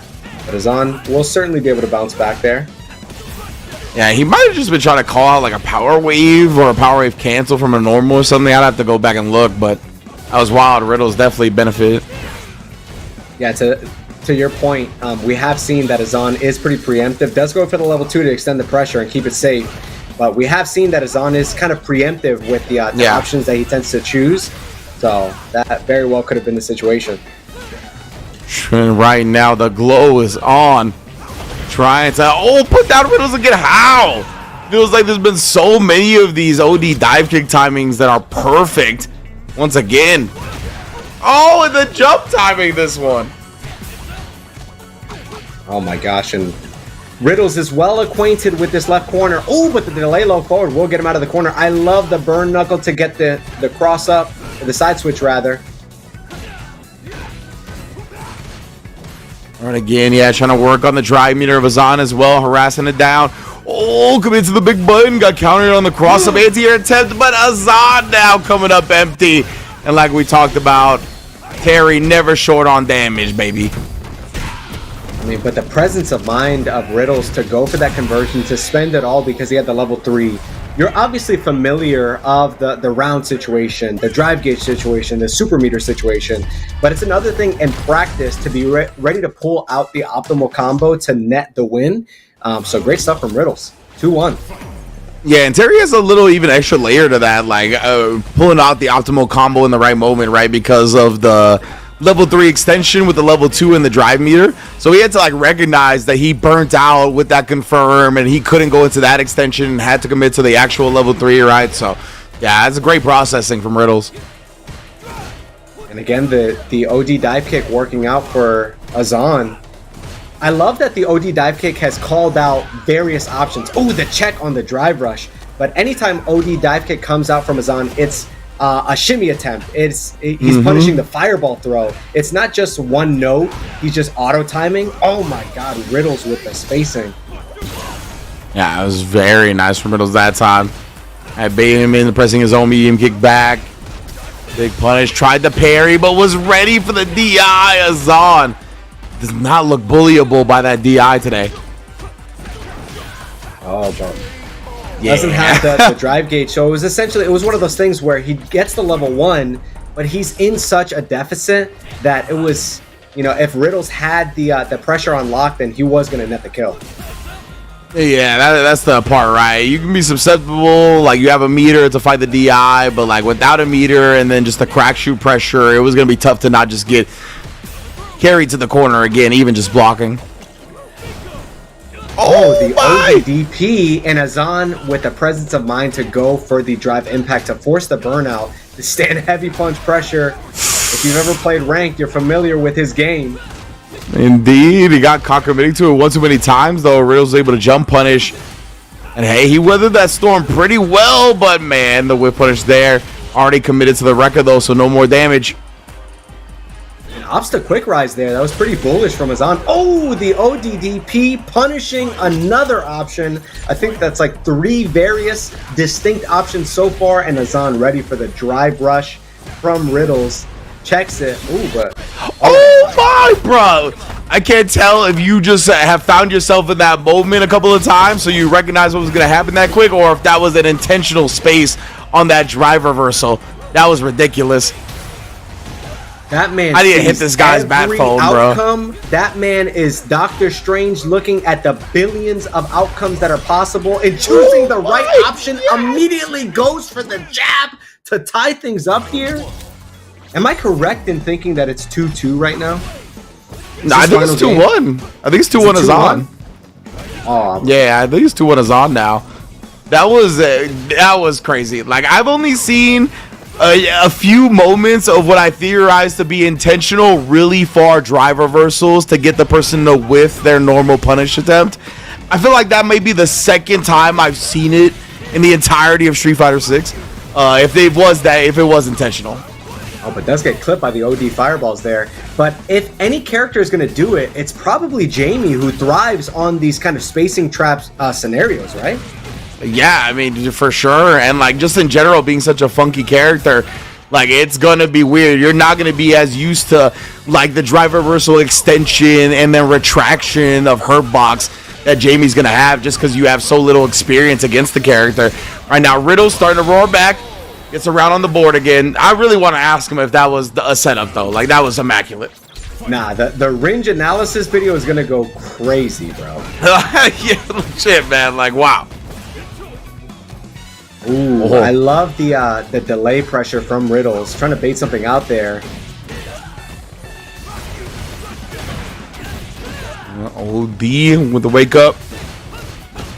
They're just harassing him down, right? Setting up for the level 2. They did a nice chunk of drive meter as well. Looking at Riddles, close to being burnt out. He's trying to escape via the air this time. And parry. Command throw. Set him up for it. Good luck trying to tech after your parry on a command throw. Oh, no. Oh, but doesn't get the level 2 there. Okay. Forcing the pressure in burnout himself. Oh, my God. One more throw. That will be the KO. And Riddles now tying things up, taking things to a game 5. Azan, man, I think that DP attempt, that's why we got the incorrect special move there, but that is really, really unfortunate because Azan was mounting on the pressure, and it's just one interaction, bro. We've been talking about it all night, that it's just one interaction that can swing things in your favor, and you got to be ready to make the most of it. Yeah, credit to Riddles. I think he back jumped in the corner and empty jumped. He didn't even press a button, so he was able to block on the landing just in case, but wow. Saw the crouch medium kick during the freeze of the drink and then perfect parry the low. Azan is cracked, bro. And he snuck that drink in there. That's mad disrespectful, bro. Oh my. Yeah, this has been such an impressive showing today. He's one round away from winners finals. Oh, again. That's what you get for being impressive, bro. Then I get to counter your consistent drive rush checks. Right, able to get the counter hit and get the Rekkas, get the drink on board. Oh, but the crouch medium punch, not far enough to reach from the side of Riddles. Gets Azan another drink here. And this is really scary if you're Riddles. We have seen him make the most of any swing. Oh, gets the drive rush at the opportune time and a punish counter. It was one of those perfectly timed drive rush. Oh, Azan. Not going to go quietly into the night, though. Representing. He's got 4 drinks as well. Oh, snipe, though. The legs get clipped. Riddles is not going to let this round live. 2 bars, but a final round we go to. Riddles was able to take that round, but Azan with the ODDP there, that was pretty bullish, bro. He was not at Evo, but he was putting it all on red. Legit. Just jabs him out of the OD dive kick attempt this time, and Azan would have laid it all out there. Level 3 on the wake up when he saw the green flash. Oh, man. All right. This is going to be a corner. What's going to be the option on wake up? Okay, we block it out. Yeah, delayed little jab there. Dive kick again, being the drive rush this time. Backdash, huge for Riddles right now. Oh, he burns himself out. So bullish. This is scary. Azan, he commits to the dive kick, the backdash. No, it didn't connect how it was supposed to. Oh, Riddles, he actually called out the dive kick with the backdash. He got the punish he wanted. Oh my goodness, it just slipped through his fingers, bruh. Bro, he had the right answer during the wrong period. He had the answer for the calculus test, but he was in drama 3, bro. He was Legit. in AP World History. Oh man, bruh. Like we had been highlighting it throughout the set, right? How potent that dive kick had been. Like you said, it'd be throw attempts, it'd be reversal buttons, it'd be drive rushes, it'd be so many things. And in that moment, he was finally like, all right, now I'm gonna call it out. He backed up into the backdash, literal perfect spacing, got the whiff punish, dropped the easy part. That was just, that's a heartbreaker, man. I don't even want to blame him, right? It's just things that happen when it comes to execution errors in fighting games. That's rough. But previously, he took one situation and had it swing in his favor. So it's just like doing that at a consistently high level is pretty mentally taxing. So even though you've got the thing handed to you on a silver platter, you really have to just do the right combo route or execute it in a timely manner. And you got to imagine that Riddles is going to hit the replay takeover and just lab that like 100 times. Like, I'm never missing this again in a tournament because it really cost him his winner side. So he still has another chance, but Azan with some really, really great gameplay is going to be in the winners finals against Idom. This is pretty surprising given the caliber of talent that we've seen in this top 8. For sure, absolutely. But they both earned it with some masterful performances, man. Incredible stuff. And yeah, to build upon your point, right? When it's high pressure situation like that, final round, right? Basically the decision for the game. Like, you get so excited that you were correct. I think all of us have been there where we practice something over and over again, and we get so excited to do it in a match that we flub it up the first time it happens. So it just felt like one of those moments for Riddles. That was heartbreaker, but still alive, as you mentioned. That was winner semis. So now it's Dual Kevin versus Punk the God, and this is losers bracket. I know it's Dual Kevin versus Punk the God, but this is losers bracket. Winner stays, loser leaves. That is absolutely right. And Dual Kevin was the one loss that Punk the God had in the ladder, and I wonder if it was because of that stand heavy kick from Rashid calling out some of those bigger buttons from Saga. Oh, but the counter hit combo into level 1. He's got it like that. Indeed, you already know. Punk the God, anything execution-wise, always going to be clean with it. Oh, my goodness. And then jump in the whirlwind. My goodness. What you got in that one eye, Sagat? That man is seeing all types of futures. Ooh, but the stand fierce, that's got to be one of the good... I mean, as I say it, he gets the punish counter and forces the corner scenario. Oh, he's throwing out stand fierces, bro. That is going to be the name of the game for Dual Kevin. Yeah, it's looking like it, right? Something that makes Sagat... Right, is to beat him to the punch on some of these huge buttons if he can kind of inch close with that walk speed. Right now, though, he's not looking to surrender the real estate to Punk. Oh, my. Dude. Oh, doesn't go for the cross-up. decides to jump empty, but the parry on wake up does avoid disaster for Dual Kevin. But this is going to be one opening. If he gets one opening, Punk to God will be able to take this thing. Yeah, so scared, right? Oh my, the perfect parry on the whirlwind to get the punish in there. Punk. Oh, wait a minute. He was trying to stretch it because of the scaling. Now, Dual Kevin, both players burnt out with a level 2 to play with. Cross up, of course. You can't nullify it with the parry because you're burnt out. Nice recognition. And he didn't have access to the OD mixer, so was able to go for the towards into heavy mixer. That's really great awareness from Dual Kevin. Oh, and the bait out. He actually didn't get the punish, though. Yeah, doesn't get the animation.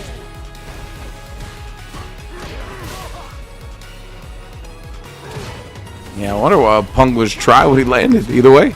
You mentioned that as well. The heavy kick, right? Beating Punk some of these buttons on Sagat. Again. Oh, able to get the OD Arabian Cyclone. That's big damage. One more guess here. Oh, goes for the throw. One more. Oh, keeps it a little bit further out. Retreats to the center stage. Oh, trying to call out that button press with a sweep of his own, but Punk the God. Oh my! The fighting work. Overhead after drive rush. Able to get him this game one. Will it do it? No, that's it, right? Yeah, with CA damage, I think it's it. Oh! On a very last pixel, he's going to immediately do it. He's going to try to chip Punk out. Yeah. Punk tried some type of gambit. I couldn't see what it was. Maybe like some uppercut or something to try to trade at the last moment, because if he blocked the tornado, it was over. And that was like one of those NBA games where it's like 17 lead changes in the fourth quarter. Oh, wow. Yeah. Oh man, yeah, there was like something I wanted to talk about, but with that like happening at the end, I completely forgot, honestly. So next round we go, next game we go, I should say. Dual Kevin 1-0. I like that. I like the light kick into the fireball, but Punk to God doing what Dual Kevin was doing so well, outspacing the buttons, and now he's forces the burnout. Really solid stuff. It did so much drive gauge damage. It was a crouch fierce into the OD low tiger shot, and then DIing the walk forward button. Punk the God, second game with a vengeance to start. Let me tell you what. And I love that because it's not a DI with the purpose of stunning. It's a DI gambling on the fact that Dual Kevin is going to press a button that the DI is able to catch. Oh, the counter hit low forward from Dual Kevin. Catching Punk, walking in. Oh, this is what Rashid does so well. Another knockdown. Ooh. Blows him up with the reversal button. He wanted to stand reset for the back throw. Wasn't quite in range. And on the scrambles, got to stabilize again. Dual Kevin baiting out the tiger uppercut. We got to spin double drive rush. But you know that's no problem. We saved the meter. Next round. I like the adjustment from Dual Kevin because we've seen him punish a couple of ODDPs on wake up. Choose the wrong option. Oh my God, that is such a big conversion. Big damage. Backdash into level 2. Oh, trade. Does manage to make it to Punk before he has to block the tornado. Able to sneak in a throw real quick. That was good stuff. Oh man, the spacing from Dual Kevin. Oh, could have gone for low forward. Oh, but Punk to God outspacing the outspacer. Oh, that time, yeah, he jumped a little late. Allowed Dual Kevin to get the DP. Punk even knew he jumped late. That's why he did empty jump, right? Just in case to not give himself more damage. Right. Now Dual Kevin does have the bar. Oh, I was going to say he had the bar to driver's cancel, but those huge normals from Sagat able to chip away at that drive gauge. That is huge.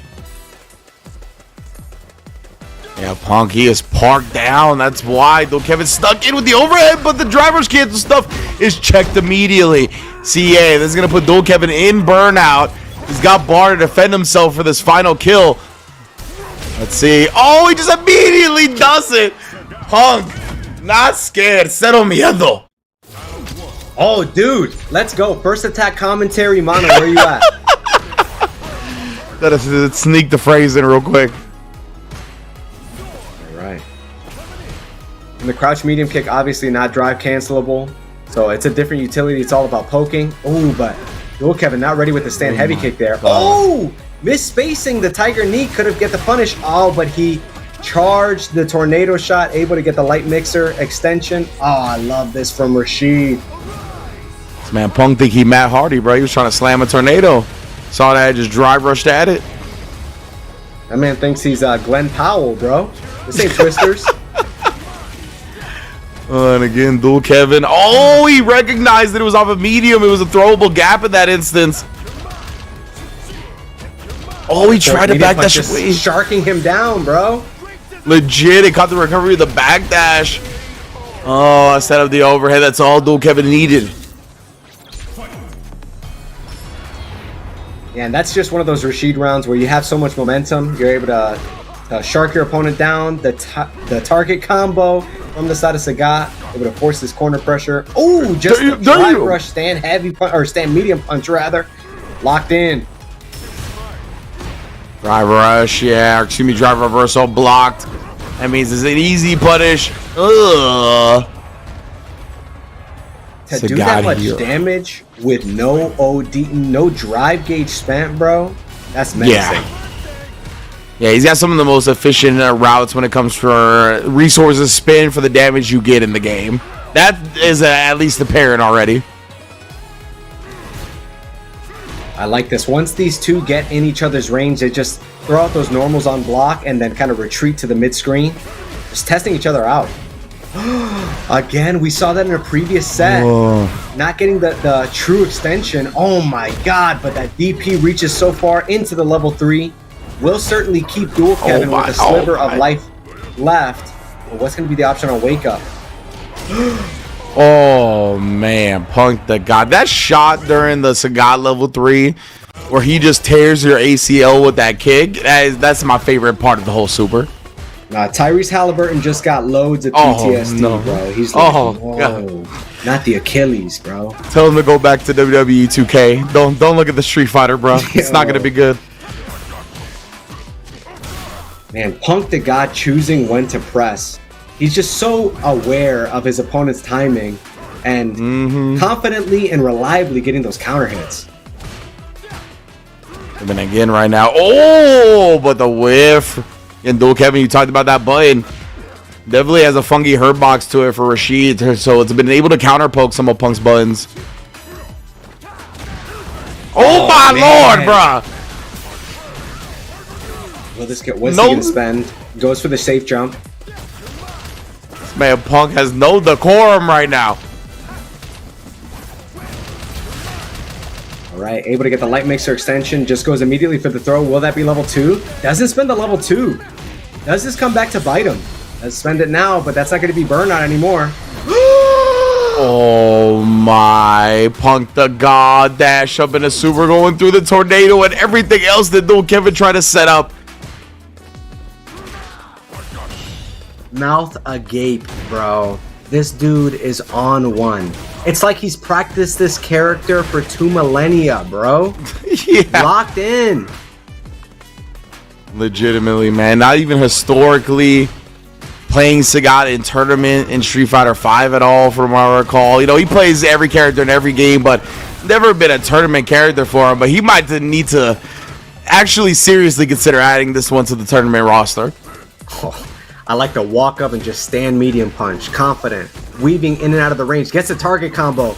Doesn't bite on the overhead. Ooh, the ironclad defense from dual Kevin does lead to the crack in the facade. Punk the God with a 3-1 over dual Kevin, overcoming his bracket demon who took a game in the ladder format. But Punk will be moving on in the losers bracket. The second YouTube video has hit the tower.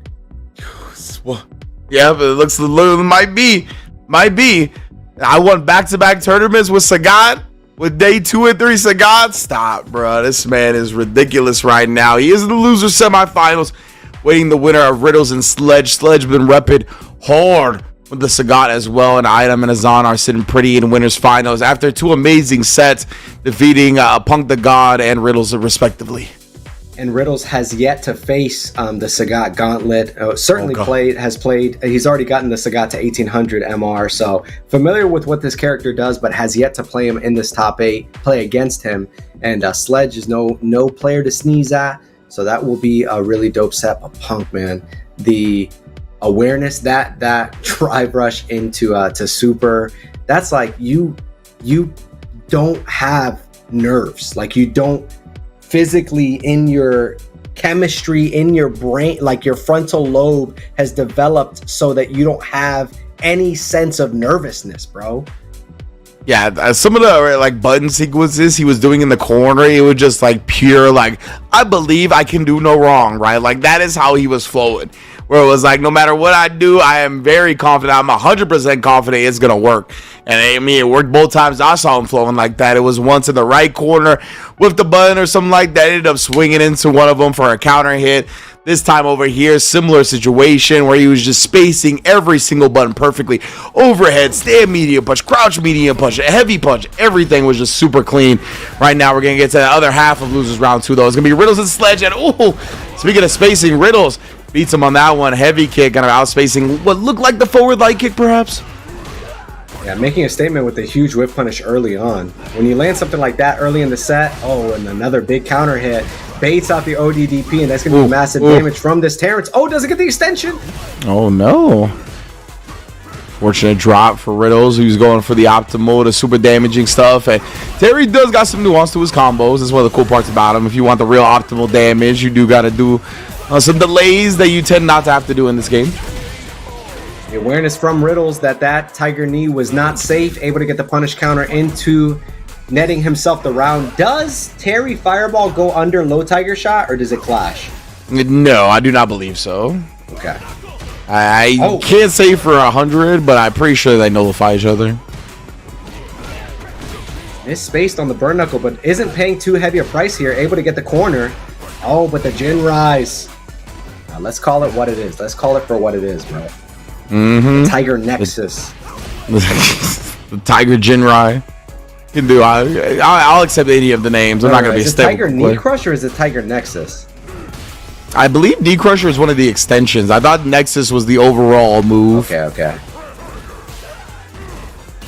Greedy Tiger is one of these names, bro. Yeah. I think that's the plus frame one, which is funny that that's the name of it because of that. They were the Gunna gif of him riding on fire. That's what they were doing when the Greedy Tiger. Oh my goodness. I just got it from long range again. All right, it's just match one. Riddles came out hot, but Sledge mashed it around 2. Both players here fully loaded when it comes to the super meter. And Sledge, oh man, might let it loose. Let's go with the Tiger Nexus. He wanted to leave him standing for a reset, but leaves it kind of far away. It looks like you might have to move forward if you're Sagat, which is unfortunate for that character. Oh man, willing to spend it all. This will certainly leave some life on the board, but Riddles willing to go into burnout in order to extend the pressure. As he formed out a burnout of his own. Oh, but a level 2 on wake up, or maybe when he saw the button come out. Now he's forced to corner. Oh, that's all but, oh my god, that was all but freaking checkmate from the side of Sledge, but Riddles able to weather the storm and get one game on the board here. Yeah, somehow, some way, Riddles able to clutch that one out. Legit grasping victory from the jaws of defeat on that one. I like now already has Sledge here in the corner. Yeah, back to the wall. Ooh, it's the back throw himself. Yo, stop gripping my dome like that. Bro, we don't know each other like that, dog. It's crazy. Palms all over my cranium. That's perfect parry. Sledge has been very on point with the perfect parries today.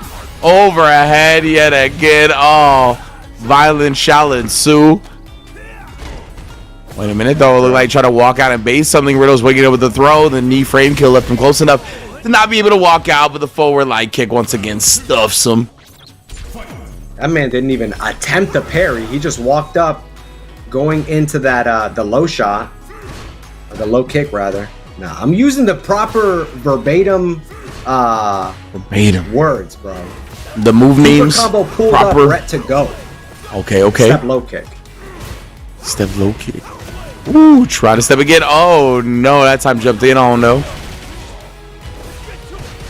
No attacking low. Riddles waking up with the ODDP, the rising tackle yet again now for the anti-air. Overhead from Riddles this time. Oh man, you're gonna spend it all, right? Yes indeed. Heavy investment, but we need another round in game 2. That's how we get it. That was a delayed overhead. That was like super, super late. Able to work out for Riddles, tie things up, potentially get a game 2 here. I really like the spacing that Riddles is choosing, and anytime he's whiff punishing, it is like such a confident button press into drive rush cancel. Riddles is really familiar with the space that Sledge wants to play at. Look at that. Yeah. Ooh, and again, right on cue with it. Riddles is honed in on these ranges. We've seen him exploit it multiple times. And yeah, you can see like these slight delays built in, like we saw last time with the drive rush right there on the dash up crouch medium punch as well. Baits out the parry. He's trying to give Sledge some room. If you want a reversal, I will block it. And to go for the, not exactly the fuzzy block, but does block the overhead there. That's really solid defense from Sledge up until this point. Able to get the drive reversal. Oh my god, the Tiger Knee clashing with the crack shoot. It actually worked out for him that well. Do we see a level 2 through a fireball? I mean, these two are both buffering. Oh, Riddles with the drive gauge coming back, and the throw is all he needs to get 2 games on the board, but that certainly could have gone either way. Sledge really close to getting a game on the board there. Yeah, Riddles in the belief of the burn knuckle right there. Nice spacing on it. But yeah, it was scary to commit to that option. Sledge trying to bait something out on the wake up. You saw the drive rush, shallow jab. Riddles not going to maintain anything, though. Oh, no. Scrambly start to game 3. All right. Doesn't do massive damage, but able to force the situation. Does get the punish counter throw there. Does Sledge. And Riddles trying to fight his way out of the corner. Drive rush his way out of the corner, rather. And starting to establish some of the power waves as well, but... Oh, no. Trying to walk forward after the bird knuckle to get the throw going. I love that high damage conversion from Riddles. Not spending a dime on it. No drive gauge. And so he's able to get the ODDP OS there and potentially take this round here. Level 1, he was confident in the use. And oh my god, he gets the second level 1. I forgot. My man baited the caster. My man, the insurance policy built in. Got progressive on the line. Stay Farm, all them joints. Nah, that's Idom, bro. He put it on the Hinge profile. He works with Jake. This man gave him the mail insurance for the freeze. I got you, dog. Don't even worry.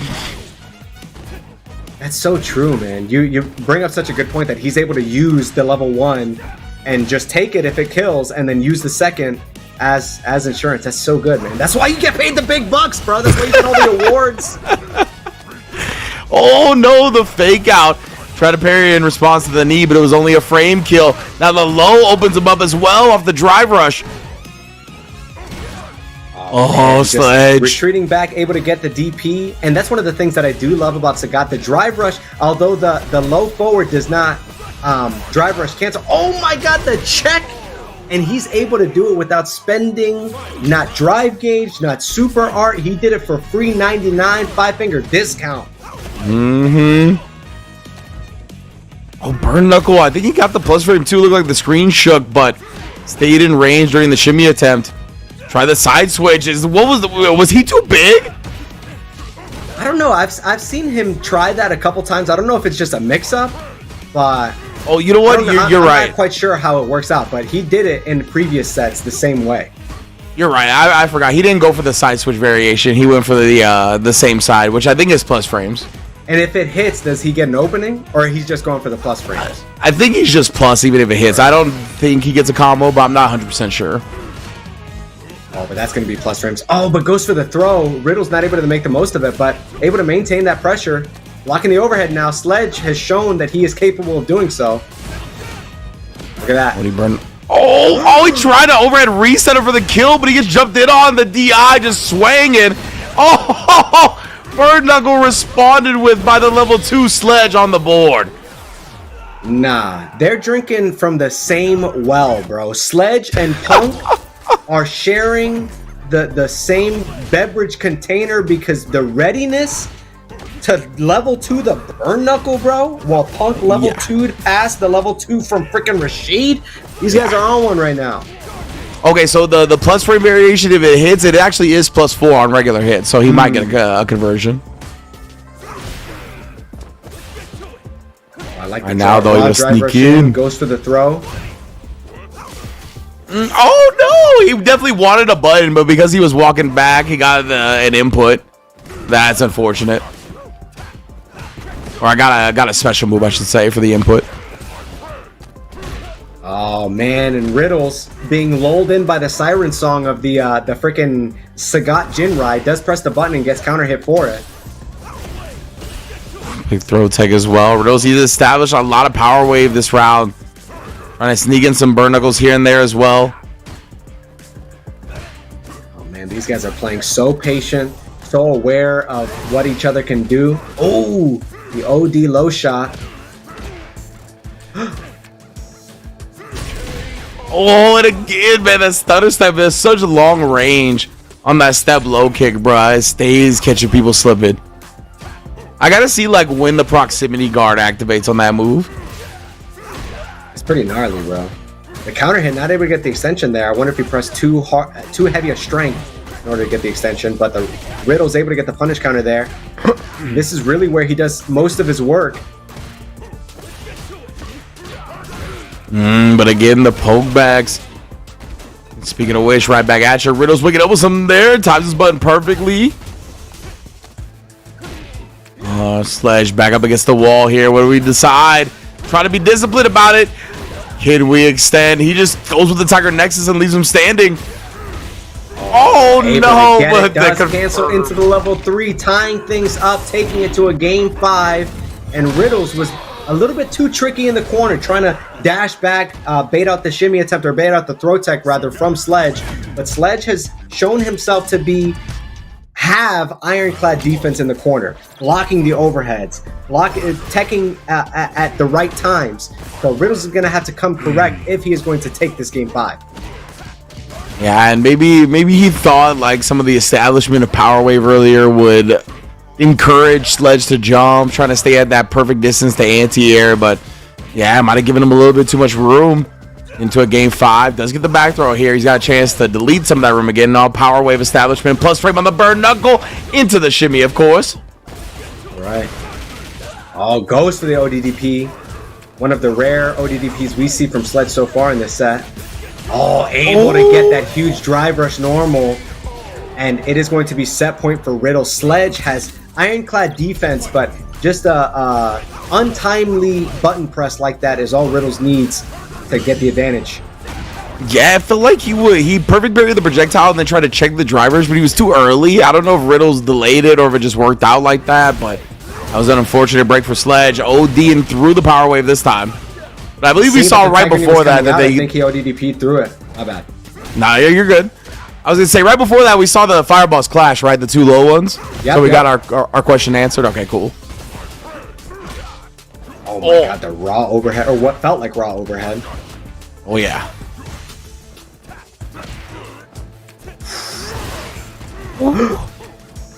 The again here, Riddles. So low on life and cannot afford even a trade. Sledge finds that exact thing. A little surprised Riddles didn't bust out the quick burn again, honestly. I really like Sledge's game plan. It's like he's using a lot of the drive mechanics, but he's playing Sagat the way that he ought to be played, like as a legacy character. He's just walling him out with normals. Yeah. Keeping out his opponent, going for the projectiles. As I say that, Riddles absolutely putting on a clinic of pressure, but not able to get the light extensions. Trying to force the issue right now. Oh my goodness, he confirms the target combo this time with the overhead. But oh no, he didn't confirm afterwards. Riddles, he's holstering some meter here. One more hit will be the kill. He's waking up with it. Oh, but a bait was there. Punish counter throw damage is enough. Riddles 3-2 in a set that almost got away from him. I mean, there's a lot to like there if you're Sledge. A lot to like as a fan of Sagat. A lot of demonstration of the things that make Sagat a potential monster in this game. But like I said, Sledge was just playing straight up, looking like Super Turbo. We're just pressing those normals, long range. But Riddles able to choose the correct moments to drive rush in, maintain that corner pressure. And it was a really solid display from Riddle. Sledge almost taking it, obviously, game 5 there. But we have, we're in the money now, dude. We're at top 4, baby. And because of that top 4, we do want to give one more thanks to Olipop and NZXT for making the help or still recovering from Evo, help making fight series happen. We're going to take a quick break, thank them, and give you all some time to gather yourselves and gather myself. We'll be right back.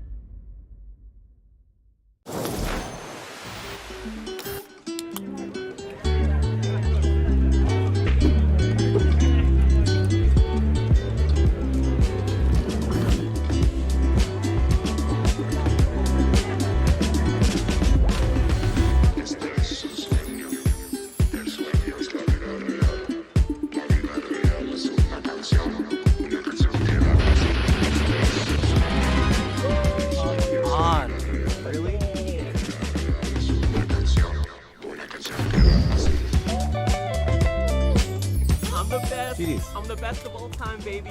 Let's hear it. You're so good. How are you so good? I love you, Jake. GG's.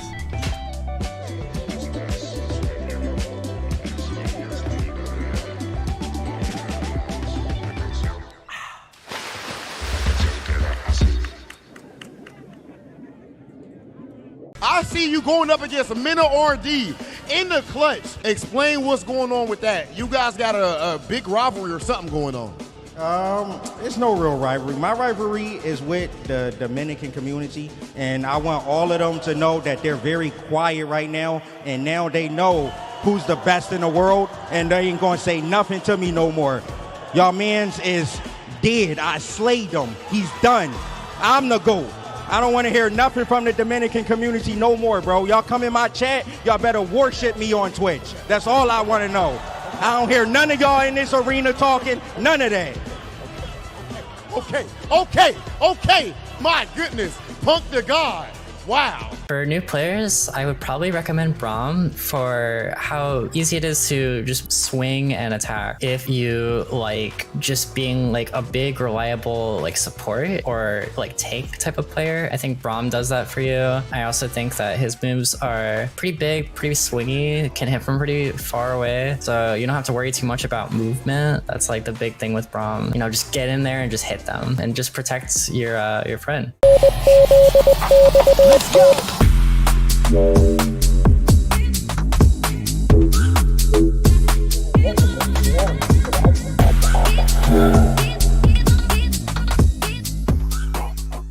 What we need is combos. We need straight combos. Everything needs to do at least 50% and then land into a mix-up. We need mix-ups too. New players should play Echo because, as I mentioned before, we need a mix, right? And there's almost no better character to mix than Echo. And it's pretty easy too. Everything needs to be a 50-50. You can't have anything less. No 49s or 51s. Then you gotta get them assist calls. Assist calls. After that, nothing else. For new players, I recommend Ari because you play a game like this because you want to finesse. You want to move. You don't want to just do things without purpose. Anti-air is as simple as it gets. I kept it extremely simple, but I mean, you can go a long way with just those. And this character is so elegant, so smooth, and you just want to dance when you play it. And this is the character I recommend.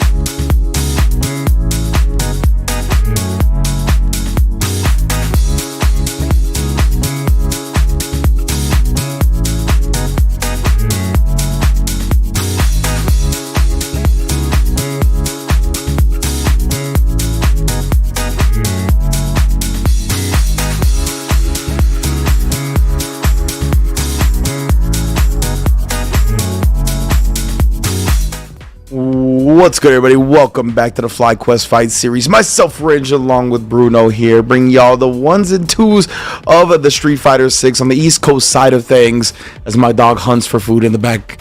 FlyQuest, of course, always holding it down every single Thursday, whether it be Street Fighter or other fighting games as well. They spread the love. We all acknowledge all kinds of stuff around here. And they got Evo champions in 2 different franchises after all, right? And Guilty Gear Strive with Nitro and Street Fighter 6 with Punk. But of course, this week we got Street Fighter 6. The East Coast side of things is being handled by us two, and we're at our top 4, Bruno. We're in the money now. So we've got the prize pool split between both coasts, $400 between both coasts, and the final 4 making some of that money. And we've got the real killers, the hunters. Your dog is hunting for food, and Idom, Azan, Riddles, and Punk the God are hunting for this $200. And we have seen some amazing gameplay. Azan with a really deep run. This is not surprising for anybody that is a fan of the online bracket scene. Everybody knows that Azan is truly like that, but some dominant gameplay, particularly against Knuckle Doo in that 3-0. I think you previously mentioned that there was that he had won the last 2 sets, but never in 3-0 fashion, right?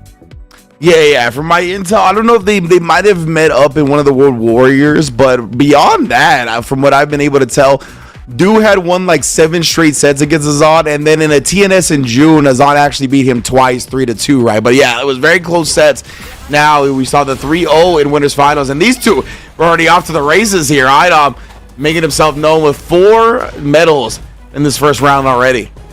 And Idom looking to quell that fire, to throw a wet towel over it, dampen Azan's flame. Azan blocking accurately on the overhead, trying to press the issue, keeping Idom in the corner. I don't know what it's. Azan and Idom. That's what it is. Yeah, that's what it is. Yeah. Oh my gosh. These guys and their 4-letter, 2-syllable names. Come on, man. If it's 4 letters, it's supposed to be 1 syllable. 4 letters, 1 syllable. That's true. I said, come on. Go. My first name is 4 letters, 1 syllable. My tag is 5 letters, 1 syllable. Bro, this is why they pay you the big bucks, bro. This is why you're booked, busy, and blessed. Right now, though, Azan baits out the big reach in a whip punish off of it, and sneaking in a drink as well, of course. That's incredible because the stand roundhouse on punish counter nets him the big damage opening, but he also gets a drink. Usually he has to make a decision as to whether or not he's going to go for the drink or go for big damage. But when he gets that punish counter, he's able to live in both worlds. No level 2 there. Oh no. Could have made it safe, but that is going to be level 3 for Idom, and close to death. If not, he's going to be in the mortuary. It's going to be close. I think he might be dead with the 4 medals. Oh, not quite. Okay.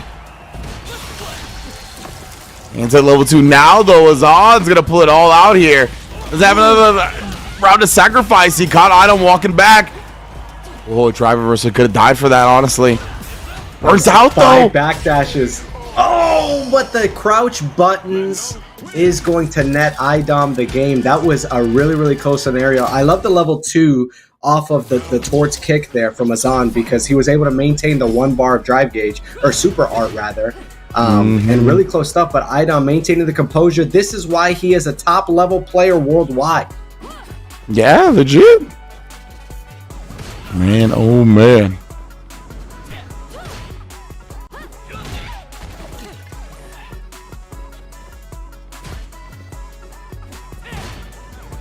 Right now, though, Azan here again, just trying to control the space and be nice and slow with the approach against Idom here. Gets the knock down in the corner. He gets to keep Oki after the drink as well, which is huge.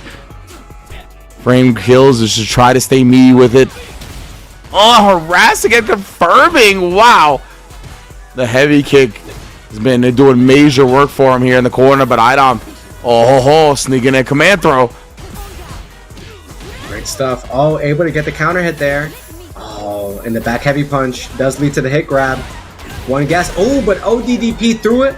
Put it all on black. Azan with the round there. Maintaining the pressure. I love that Azan is fishing for the buttons, but Idom, as the set progresses, you got to imagine that he's going to be whiffing less and less because he sees that that's where Azan is netting most of his damage. So Idom with the adjustments here already in this game so far. Yeah, exactly. Like, he's going to make sure he's in range of these forward advancing buttons. He's going to press bigger buttons, even light buttons from further out to try to bait out some whiffs to get a whiff punish of his own. All these very viable options. Ready for the sweep there. Oh, goes for the really tricky stuff. Command grab. Oh, and just immediately drive rushes in, gets the crouch medium kick, and able to spend level 1 and kill. No! Let's see if he regrets it. He does not. Goes for the forward jump in the corner to get the round there, tie things up. Then you get a game 2 on the board. Indeed, some more stuff from Idom. Confident decision, it paid off. Oh, but again, just the approach. Tough for Azan. It feels like he hasn't been able to kind of flow offensively how he usually would. And that's part of Manon's good things about her. The long range does put up a wall, makes people hesitate on their approach. Ballet cutter gets the drive rush cancel confirmed. That's 2-0 for Idom.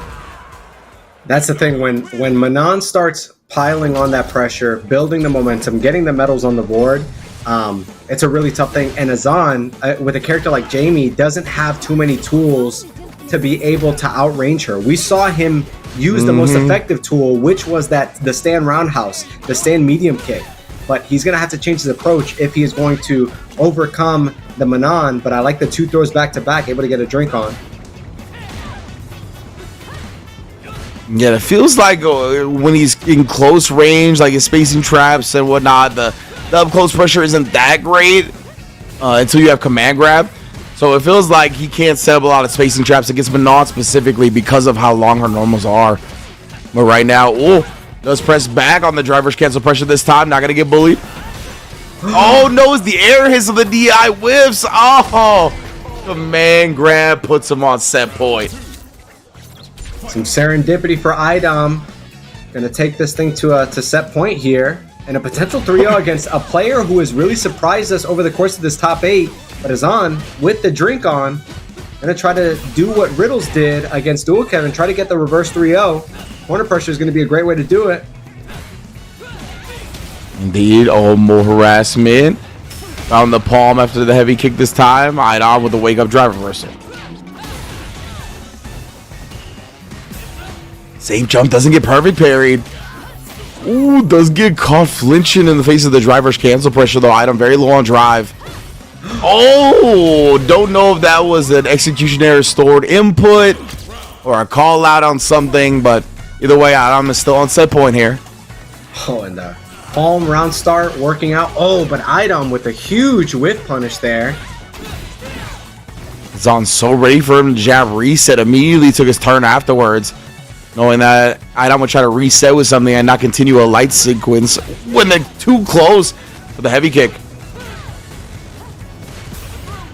Oh, I like that. The crouch fierce from Azan, trying to bait out the throw there. But drive rush, command grab from Idom. Ooh, but Azan, bro, he was willing to sit there and slug it out with the pressing buttons back and forth. The stay immediate kick, he sent the drive rush cancel afterwards. And if that connected, it was the game. 1-2 right now as Azan stays alive here in the Winners Finals. And that was one of those situations where both players just needed the one hit in order to net the game. It worked out in Azan's favor. Able to maintain that composure. Ooh, the punish from long distance as well. Idom always knows his frame data. With the neutral jump. Does get hit with the command throw. And just the random button able to cancel into the drive rush and get the hit grab. Idom again on set point. And in pretty dominating fashion there too. Yeah, legit. You can see him playing around that stand medium kick range super well. Even the heavy kick range now as he whiff punishes it outright. Idom knows where Azan has netted a lot of his damage. Oh man, and he is just oppressing. Oh, able to get the punish counter. Level 2, you're going to maintain the corner pressure. That drive gauge is going to be paltry and slim from the side of Azan, but level 1 on wake up will get some of the pressure off of him. Yeah, Idom, man. He's elite level in this Winners Finals. Baiting out buttons. All perfect pairing. The media attempts. 5 medals on deck now. right? Final stand for Azan. Getting the corner pressure, the dive kick, the raw dive kick. Oh, but the lights is all that Idom needs in order to take the set in winners finals 3-1 over Azan. And I think that was just a matter of playing at the appropriate spaces and having the right answers. Manon with the long arm of the law, with that crouch fierce, reaching so far, not the crouch fierce, the stand fierce rather. We saw so many of those punish counters lead to the crumple state into the level 2, and just really, really solid stuff. And overcoming what was a pretty dominant run up until that point from Azan, he still has another chance in the losers bracket, and let's see if he comes back with a vengeance. Yeah, I guess a lot of the other characters, right? Azan, we saw success, whether it was like the dive kicks beating certain attempts, whether it be like throws or buttons at certain ranges, or he was being able to kind of go through the projectiles of Doo, right? Where he was hard calling them out with Bakai at the right moments. Manon doesn't really do any of that you could call out on, and some of her buttons will catch you during the startup of trying to go into the dive kick, right? Because they're so long. So I felt like, yeah, it was just a matchup that you don't get to play a lot because it's Jamie Manon. Like, Jamie Manon winners finals, when has that ever happened in Street Fighter 6, right? So you don't really get to see it that much, and of course, Idom just being an elite level player, it was tough to adjust in the moment. We'll see if Azan gets another chance at him, but it is time for loser semifinals now, where I believe who we're gonna have Punk versus Riddles, I think it is. I can't remember. That is right. And we have yet to see Riddles have to face a Sagat. Is that correct? No, he had to play Sledge. He did. He actually is getting well acquainted with the Sagat gauntlet that we have seen a lot of players have to face in this bracket. Riddles got the best of Sledge. It was a 3-2. So let's see if he can overcome the Sagat of Punk, who is just so well practiced. There were some cracks in the facade in the previous set. We did say and remark that Punk was kind of showing that, it is a new character for him. He is playing so well, so smooth and so familiar, but there were some moments in that previous set that sent him into losers that kind of demonstrated, this is a new character and Punk is a human being.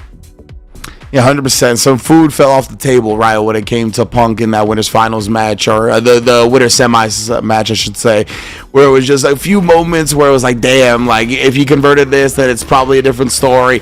That's just the tale of learning a new character, right? So he's going to get more and more comfortable on him as we get into this loser semis. Sagat versus Terry, Punk versus Riddles.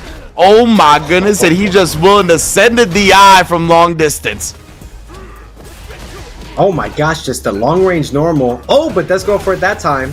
We did talk about that in the previous set, that he was opting for the same side to get the plus frames, but the perfect parry from the side of Punk will net the massive corner carry, bro. Oh! Yeah, that was legit, almost wall-to-wall, but that time, I imagine he was looking for the Tiger Uppercut. He ended up getting a level 1. That's smart stuff from Riddles to be empty jumping the whole time. Allowed him to block and get a huge punish, but oh no, you cannot drive rush in on this guy. Punk ready. Charged uppercut for the kill. That's really scary because Riddles got a lot of his openings from choosing to drive rush at the appropriate time against Sledge. Now against a player like Punk the God who can check it so reliably, that well is going to be, or that faucet is going to be kind of closed. So let's see how he's going to net his openings and start his offense. Oof. Yeah, right now he's been able to stay close enough, generated off of drive rush cancel pressure. We do know, of course, about the drive rush quick burn. It's been something that thwarts a lot of checks. Oh, but this time Riddles whip punishes the crouch medium kick from Sagat perfectly. Another round on the board. And that's confidence, man. You're defending in the corner. You're defending against really long normals like Sagat's, and you tend to throw out, lights. You don't go for longer range normals for fear of getting punish countered. Or Riddle's so familiar with his own offense that he was able to get that punish counter. Oh, overhead, believed in it. Punk the God. No fuzzy block. I like this. And be pressing after. Man, Punk's playing so patient. The crouch medium kick. No, how he did it, man. Punk did such a good job of never getting greedy during that moment, right? there was a lot of time spent in that corner where Riddles was below 2 bars, definitely below 3. Could have been bullied down to get him even lower on drive gauge, but Punk never went after that. He was like, I'm content with my life lead. I'm going to make him come to me, and then he cut off that old progression with the crouch medium punch, just like how he starts here with setting it up via whiff punish. And the set play to go for the safe jump, or what I assume was a safe jump. That is just like, that's the kind of stuff that you do at like 350,000 LP on a character. Yeah, right. And Punk is doing it on day 2. It's wild, man. This dude is definitely different, constructed uniquely, as they tend to say. Riddles showing us that he is also assembled in a manner that is not typical at the right of his own. That is for damn sure, of course. Riddles. Love seeing his journey throughout Street Fighter so far, but Punk gonna have him in the corner and gonna try to bully yet again. Oh, whiff on the stand medium punch. Riddles able to make the most of it. Some corner carry of his own and whiffing the ODDP. That's gonna be massive damage. Does he do it again? Oh, no, he does not. I say Punk doesn't strike me as a guy that does back-to-back wake-ups after the first one misses. I definitely do that, but Punk has more decorum than I. All the damage in the world, even off of the light confirm, baby, it's all good. 3 bars plus the drive rush. All that meter dumped. Oh, I love that Riddles is just waiting for the button presses from Punk, but not working out in his favor there. And Punk is just so well practiced. Goes for the crouch medium punch into the drive rush cancel. Massive damage. Delay buttons there. Counter hit into the DP. Quick burn down. Rush trying to bring himself back into this match. Oh, Punky tried the whip punish, just slightly late on it.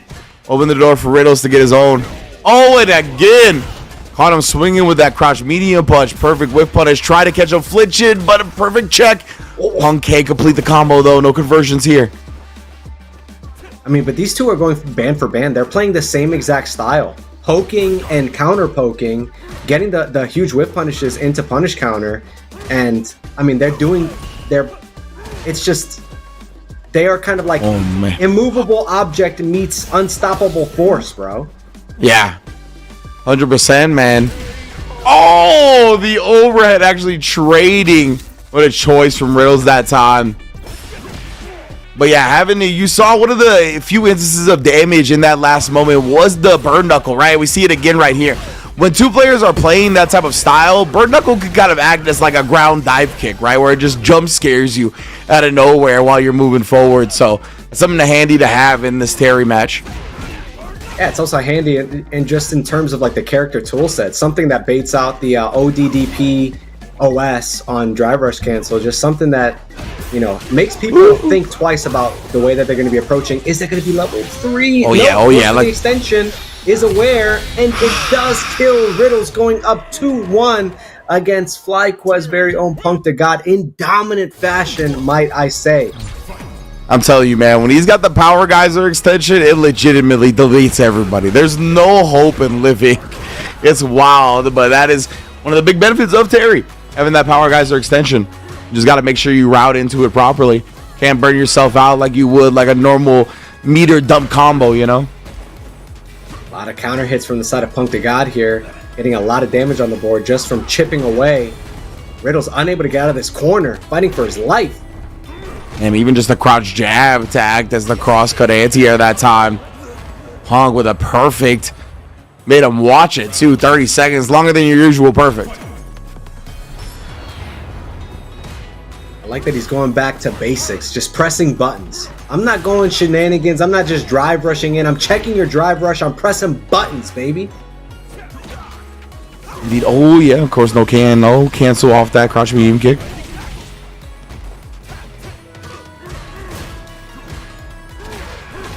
Wow. It felt like Riddles walked back and then went into his button, and that button had clocked him right as the first frame started up.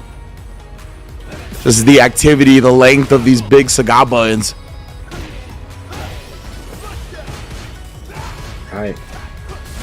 Oh man, Riddles with the awesome pressure, canceling into level 2. I love the micro walk lows, just really trying to test Punk's defense, able to get the one opening. But I mean, the fact that Punk blocked that this time around is pretty positive for him as his set progresses.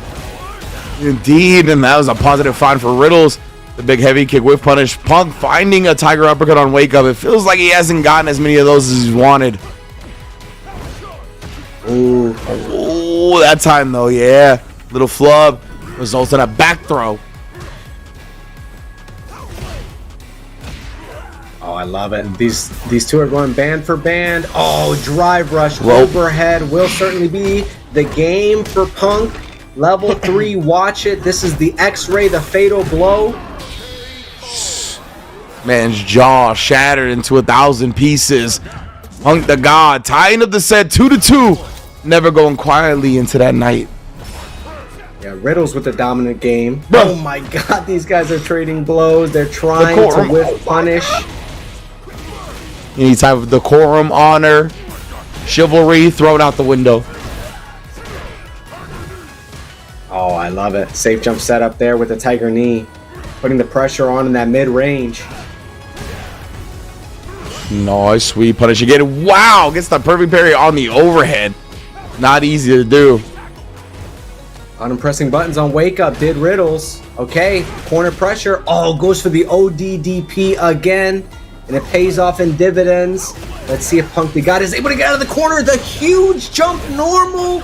Will he be able to kill here? Level 1. Oh, he tried. He dropped it a little early. Now Riddles, these guys driving. Oh, the bird knuckle gets called out by Punk. He knew what Riddles was going to try to set it up with. Oh, man. My brother in Christ. I wonder sometimes what it would be like to watch Prime Jordan in 95. What it would be like to see the twin towers of David Robinson and Tim Duncan. The readiness of Punk the God is GOAT material, bro. 100%, man. 100%. We're seeing like legends of our community, legends of our industry playing in their prime before our eyes. And yes, definitely a huge treat to see this dude every single week in multiple tournaments. Right now, Punk the God on set point, continuing to rock. Got Riddles in the corner now. Can he escape? Oh, no. That will certainly be it. Oh, able to get the DP extension there from the ground bounce, and that is Punk the God. Riddles had a dominant game to send it to set point, and then Punk responded, returned to sender, Idom ship it, and then was able to take the game 5. Like I said, bro, we're watching gamers game. I like watching hoopers hoop, and I like watching gamers game. Exactly, man. And like you highlighted early on in tonight's tournament, right, that Punk plays with a chip on his shoulder, and it feels like when you go up 2-1 on him, that chip gets bigger, right? Like, oh, you think you could go up on 2-1 on the alpha? You really thought for a second that I wasn't just toying with my food? And look at him, right? Punk comes out back-to-back dominating games to clutch out the set, as he tends to do so often. Incredible stuff, of course. A great run from Riddles as well. Always impressed with Riddles showing time and time again. He only gets better and better in Street Fighter 6. I love that he continues to pursue the game. So hopefully we get to see him throughout the whole game's lifespan. But Punk the God at his own tournament, right at his sponsor's tournament, FlyQuest Fight Series, stays alive. He's going to be in Losers Finals now up against Azan. Yeah, you talk about Riddles' dominant play and the fact that he's getting better. Don't get it twisted. He was playing the tried and true patented Punk style of like fishing for whiff punishes and netting damage that way. It just happens to be that Punk, you know, on any given day, it's like 1 or 2 interactions. It's the reason why Punk lost to Lashar at Evo. It was like 1 to 3 interactions that netted them the win. And Riddles definitely turned in a dominant performance. And Azan, let's see what Azan can do against the Sagat. Punk just running it back, immediately going into the next game, ready to go.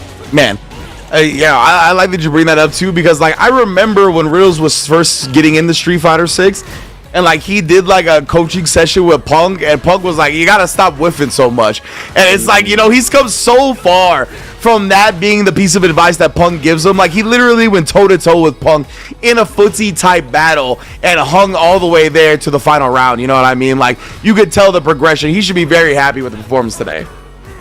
That's exactly right. And he was even telling Punk himself, you got to stop whiffing on me, bro. Punk got able to get the drive rush cancel. Is this going to be it? He certainly won't make the same mistake twice of drive rush canceling and kind of overextending a little bit. But able to do it without any super R gauge, bro. Locked in. Yeah, that's a buff for Punk, because we've seen firsthand the damage output of Sagat, the potential of it. So if he has more super meter to work with, the less health you're going to have to risk. Oh, and this is a huge thing, that the fact that Azan has yet to play a Sagat in the top 8 so far, bro. He may not be ready to walk this mountain, to climb this mountain. Is that going to be level 3? Does it kill? Yeah, I mean, that's dead. That's a dead Jamie. Yeah, that's that video punch, bro. It is a monster. Like, I like that it is the Muay Thai elbow, right? Like, that is the Muay Thai move. That's that medium punch. So I kind of like that it's belligerent. That's true. That is true. It's an iconic move, but I really do feel bad for Azan here. I mean, he went into Idom, which is a atypical matchup, and then he hasn't played Sagat yet in this top 8. It's like, what do I even do? I'm learning on the fly, bro. Yeah, exactly right. Usually in tournaments, you're prepared for a lot of what you're gonna see, but with Mana and Idom, and of course Sagat with Punk, it is tough to be as prepared as you usually are. Oh no, and then the whiff! Punk the God never letting the whiff go unpunished. Alright, the OD dive kick. I wonder if that's going to be one of the keys to success for Azan, if he's going to get a game on the board here. But this is, so far, it's on-the-job training, bro. Lock in, twin. Ooh. And again, it's so tough to press buttons back on Sagat. The range on him is so far. You saw Azan try to press the light bag, and he was way too short. Whoa. The Tiger Knee from Punk the God was very bullish and dashes in. Although Sagat wants to play at a distance typically, Punk is just feeling it. Recognizing that Azan has yet to find an answer to his game plan. And again, oh my goodness, bro. Punk, the way he switches up his rhythm, he does drop it again. Trying to find these extensions, but what do you know? Crouch medium punch, one hit confirm into the level 3. Sending messages left and right. Azan is no slouch, bro. We have watched Azan cook. We saw Azan overcome Knuckle Doo in 3-0 fashion. The fact that Punk the God is making this look like light work is just a testament to Punk the God's strength, not at all Azan's weakness. Yeah, in terms of like single moments, Azan has probably had like 3 or 4 that I would legit make note of and was very impressed by in this top 8. Like maybe more than anybody else, and Punk is doing this to him right now. Well, he's trying to add to that ledger right now, add to the moments that Ringe is going to make an analysis video of right now as he gets around on the board. Is this the beginning of the potential 3-0 comeback? I'm hoping so. I definitely want to see Azan and what adjustments they're going to be to bring him back into the set if he does manage to get there. It's definitely not going to be whiffing Stan Roundhouse outside of Sagat's range. That is going to be, I don't know. Punk is going to be eaten if that's the case. But this corner pressure will be one of the keys. He's definitely already punished that once or twice, honestly. So can't keep getting away with it. Azan, he'll get the level 1 and the anti-air out. He's very much been in control of this game. Punk, tired of playing defense, busts out for a moment, and then the big crouch fierce. Don't let him roar back in, bro. Oh my gosh, that's so oppressive, dude. Just over and over again, just pressing buttons on your block. Ooh, fishing out. Oh my God, and again, bruh, it's the unfamiliarity when it comes to the ranges of everything. Like, you try to press as you sail over him, he's drive rushing to the other side. He's big, it feels like his drive rush might not go that far. Then it ends up being farther than you expect, setting you up just to get whiff punished. Punk the God here on set point. Azan needs that coaching session that he did with Riddles. He needs to learn to stop whiffing, bro. That was a nice one. That was a nice one right there. Baited out the button from Punk with the walk and walk out. Oh, actually ended up getting the throw for Azan. I thought Punk was going to get one himself. Oh, I love this. The level 3. Certainly going to get the damage extension and the corner. What's going to be the wake-up option? He has a lot of life to give. If he wants to go bullish, go for a meaty. Not scared of an ODDP killing him. Oh, what? Was that just mistimed? Yeah, it was mistimed command grab. Okay, it's all right. The 5-second rule. He picked his food up, finished it off. 2-1. Azan staying alive. But yeah, I have to imagine it was just done slightly too early. And that's what I was talking about. He had some fouls to give, given that he had such a heavy life lead, that he was able to make a big mistake like that and still come out the beneficiary in the game. Oh my God, the drive gauge assassination. This man's a god. That's why he might as well be Agent 47 to the drive gauge. This is what. Oh man, the awards, bro. The awards. The traveling the globe. This is why you get paid the big bucks, man. The bald brothers of Sagat and Agent 47, bro. Everybody get the jump in there. And that's huge. Gets a drink on the board. It's a little bit late in the round, but Punk mistimed, but Azan was pressing. Yeah, he just with the overhead Tiger Nexus and then the OD Tiger Upper. We got 1 round to go. Azan was mounting that comeback, showing that he was able to answer Punk the God's offense, but now seems like Punk has got a response. Again, harassing with these big buttons. It's so tough to find it. He committed to the full string, thinking Punk would press back. Oh no. Oh man.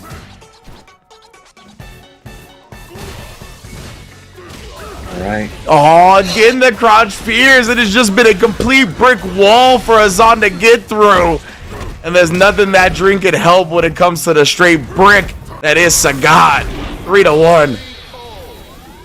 I don't know if there's any better demonstration in real time of the fact that there's levels to this than the fact that Riddles really gave Punk a hard time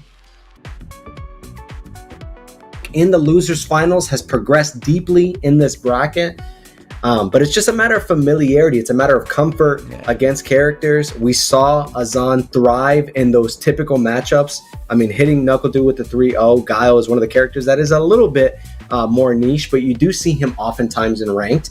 But against a character that's come out this week, you haven't had 72 hours to prepare or take notes or kind of get ready for the test, and Punk handing him a fat old F-, see me after class. So yeah, you're gonna have to hit that tier 3 sub. I'm gonna need that to help you, brother.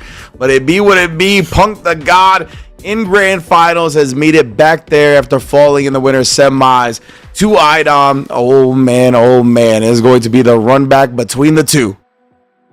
I mean, he's farming the AdSense right now. Punk is trying to reset this bracket, try to get a 1 out of 10 in the I won back-to-back tournaments on with my week 1 Sagat, trying to get the thumbnail and title ret to go. He's trying to optimize for SEO. He's got the Twitter clips ready. Should he be able to overcome Idom's Manon? We did see that it was a pretty weird matchup when they played in the winter semifinal. They did go the distance going to 5 games, but I mean, we talked about the fact that Punk likes to play with the chip on his shoulder, so maybe this is the impetus that he needs in order to defeat this rival. I mean, this is kind of like they go back, bro. This is like World Warrior Street Fighter 5 stuff. Yeah, exactly. Like, I mean, Punk and Idom have been probably the matchup in NA Street Fighter since 5, right? Since the era of Yipes and Lee Chung and NLBC and Punk and Idom being grand finals every week. Then it went on to the World Warriors where they were constantly battling for that spot, that qualification spot, all the way to Capcom Cup finals, right? We literally saw them go from NLBC to Capcom Cup finals. That is where Idom was able to capture his Capcom Cup. So these two have been, I mean, pretty much tied to each other since the beginning of their careers in Street Fighter 5. Now, of course, in Street Fighter 6, with Idom playing the Manon, it's a character that matches him a little bit better, but it's a character that hasn't been that strong, right? So because of that, we haven't seen the same level of success that we saw in Street Fighter V. Well, Punk, he's picking the characters that are strong and that match his ability super well. And because of that, he's become an Evo champion. He's done the things that we expect him to do. And he's been heavily favored when they've come up against each other in Street Fighter 6. But we saw today, Idom's able to take a dub. Maybe he can get another one. I wish I had the skill that Idom has with the level of enthusiasm that Idom has with the game. Like the fact that his love for Street Fighter 6 is like in the red and he's nasty. Yeah. I wish I could match that freak, bro. Yeah, that is a great way to describe it. That is definitely some match and freak energy if you're able to do stuff like that. But it's why, Riot, clearly Idom, one of the best in the business as well. We've seen it time and time again. He's going to be in grand finals. Winner's side, he's got the advantage. He's the one that put Punk the God into losers in the first place. Let's see how this grand finals plays out. Representing the DI early on, kind of showing it as, ooh, we saw him test out that option previously in the winter semifinal. It didn't work out, but it was just a matter of spacing. And I wonder if that fills Idom with confidence that it's something that he can draw from should he need to. Wow, I cannot believe, like, the counter hit off the overhead and the jab off of it as well. I don't think that's what he wanted. Again, we talked about it. The DP inputs sometimes just get lost as double quarter circle forward. Cost Punk that time. Oh, but my goodness, it's not going to cost him the whole W, just a meter. And somehow, some way, with punishing every time. Yeah, we've seen that level 1 off the jump 2 times now. I wonder if it's a matter of... we have seen some input reader conversation on the timeline as of late, so... I wonder if Punk is going to add to the annals of history with a tweet about the input reader. The eye as well. We talked about it. He's looking for those against the Tiger shots. Willing to risk it, and then back to back. I was going to say he's not going to need another sequence. 5th medal and the kill. That man just walked up and made himself Sagat's acquaintance. Ooh, I like the drive rush lows. Getting tricky with the approach on the way in. And now you're cornered. How is Punk going to see his way out, carve his way out? Yeah, here, Idom is being patient about this approach. He wanted the quarter carry to not have to deal with all this space of walking Sagat to the corner again. And I think a lesser player would go from that, would drink from the DI well too often to the point where it doesn't work. But I love that Idom is going for the straight up whiff punishes. As the command throw whiffs, Punk got able to get the timely jump out. And this is just one interaction. He's got level 3 on deck. Oh no, and Idom takes a big risk right here. He knows he's got to set the sacrifice. Might as well try some things, gather the intel of it. But of course, Punk the God somehow always ready. That's right. He's going into halftime with a foul to give. He's just going to hack a Shack. You know what I mean? Yeah. Wear him down. Make him think about some different things that you could use again later on. Oh, man. Great. He does it again and then goes to the whiff punish. Tried to go for the tap parry attempt the first time, but Punk throwing that normal out one more time. I love that Idom is kind of learning on the fly, on the job training, employee of the month, and now you're cornered. Yes, indeed here, Idom. Oh, he was trying to inch closer. He was trying to give Punk the God a level of respect, right? Like, go in subtly, try to make him whiff a button, but he's just so good. And look at this, gets it right every time on offense. All it took was 3 tries with the damage output of Sagat. Wait! Sorry, getting a little ahead of myself. 4 tries, round on the board.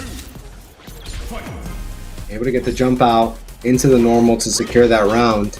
Oh, but the counter hits, 3 counter hits in a row and a punish counter. Idom guessing right on multiple occasions.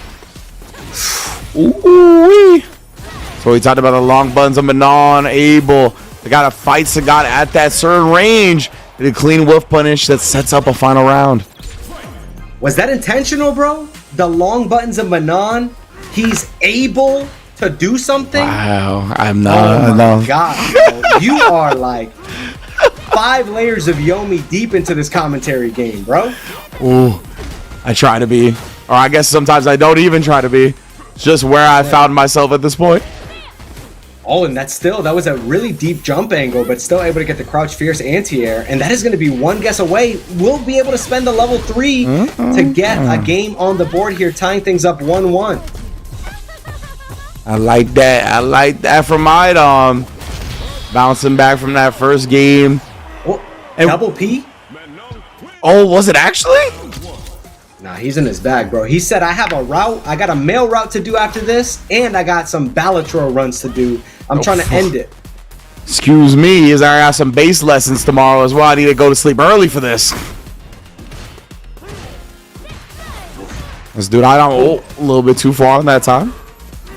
Again, Idom attempting that tap parry on the normal. I think it's Stand Fierce from Saga, but hasn't worked out. I wonder if he's gonna kind of put that option away. You know, Punk's motivated not only by, like, I won back-to-back tournaments, but you see that 14th legend. He's going to get done with this and then go get #1 and get the trifecta. The holy trinity of CPM. First on CFN afterwards as well. Bro, the acronyms, like, I don't know, man. You could do the rest of this by yourself, bro. You're locked in. You're dialed in a way that I've seldom seen commentators. Punk the God with a high tiger shot into that first round. One of the things that I love with Saga and with the new DLC characters is, although I think I mentioned it before, but although they don't have the driver's cancelable medium kick, they do get a lot of openings from drive rush cancel low forward. And there are a lot of conversions from that. So it's kind of a way to iterate upon the typical gameplay in a way that gives each character a unique identity. Oh, yeah.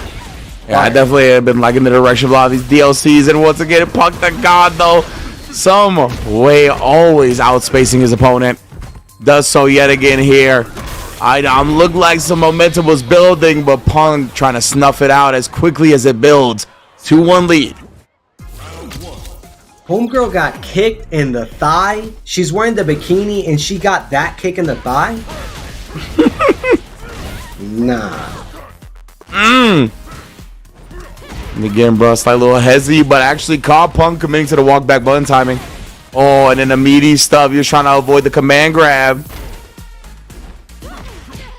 Ooh, and just to jump out is enough for Punk the God to get out of the corner.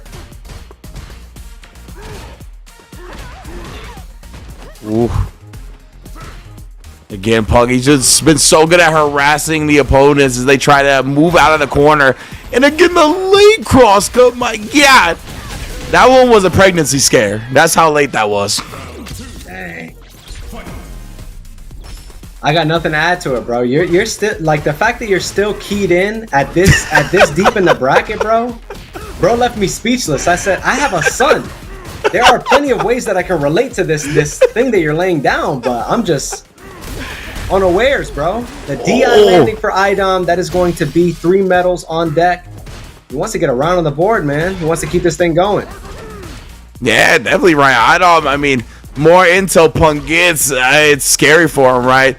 Maybe it works to your favor, but we even heard Keishu talk about it at Evo. He was like, once you're down 0-2 in that grand final sets being on winner's side, the rest is just intel. Maybe that's what Idom was doing, just trying some things as he can seize this first set to Punk the God and the King 3-1.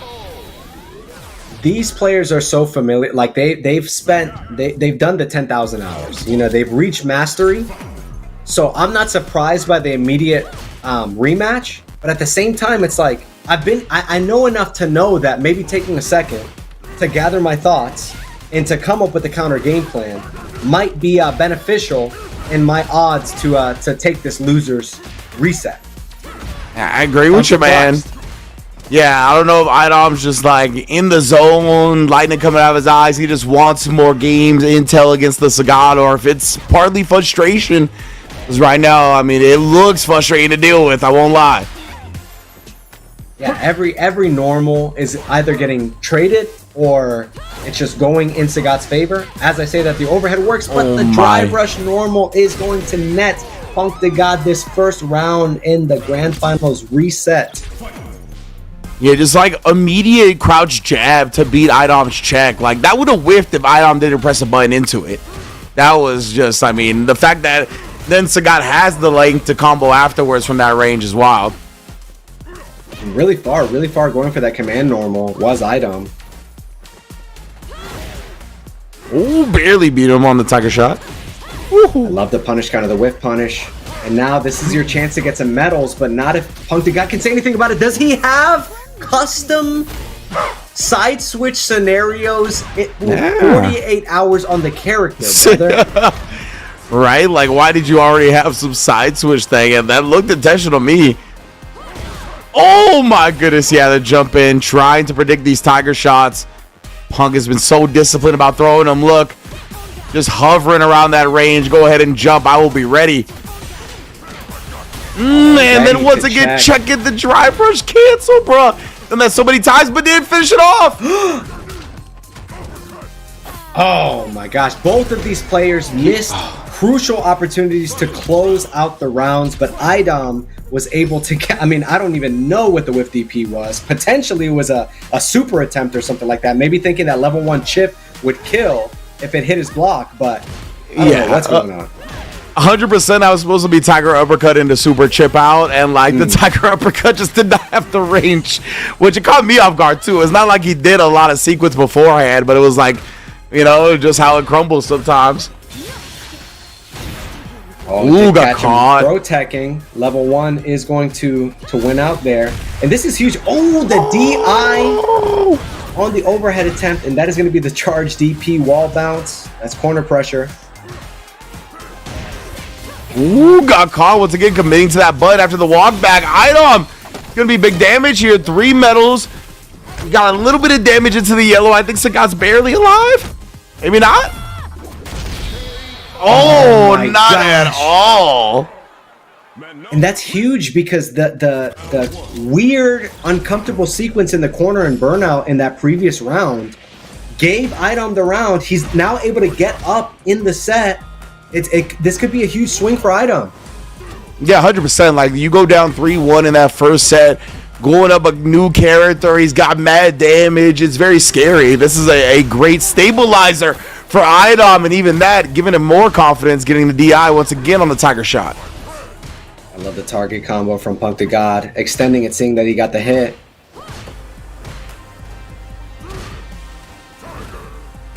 Whoa. Again, I love just the ducks from Idom here, but man, you can see Punk just continuing to harass, keeping him low on the drive gauge with those big old buttons. And I love that he's oscillating between normal and Tiger shot. He's just, but Idom has shown that he's got those on lock, and Punk is going to have to come correct with a different option in the mid-range. I think it was because of what you highlighted, the fact that he was rotating between those choices at kind of regular intervals. And of course, Idom and just in general fighting games is all about catching onto the opponent's rhythm. He felt that. He saw the first whiff, sent the DI, and it was a perfect counter to the Tiger shot that followed. Your call out on rhythm indicates to me, or is kind of helps me understand, as Idom gets the perfect parry into the command throw to get 4 medals, it helps me understand the fact that this dude is a premier high-level bassist as well. Yeah, so rhythm is crucial to everything that he does in this light. Legitimately, man, Idom, he's got that feel. Just knows when people are going to do things. It's part of his success as a grappler player as well. You got to have that sixth sense. FlyQuest, Punk the God. He's definitely got that sixth sense as well. Whenever the opponents want to flinch, puts him on a pixel. Oh, I respect it. I respect your gangsta, Idom. That was a decent attempt. The big swing is going to lead to Punk the God getting the round. Kind of unwieldy there, or unwieldy with the sliver of health left for Idom. Ooh, Idom with the trickiness on the drive rush cancel in, but does whiff the command throw. Punk the God too far away to punish. Yes, indeed, again, trying to catch him flinching. Yes, indeed, the low was the open up there. And then again, the target combo confirmed after the medium kick. Punk dragging him to the corner, whether he likes it or not. Anti-air. Oh, into the level 3. Full animation, mad damage. I don't know if he survives. I'm not familiar with Sagat anti-air super pressure yet. Okay, we're good. Oh, such presence of mind to go for the low normal into the OD Tiger shot to force the burnout. this is the thing. These are the things, the aspects of high-level gameplay that separates mere men, 1800s, from players of Punk the God's caliber. See if Idom can bounce back. We got a true tied up set now.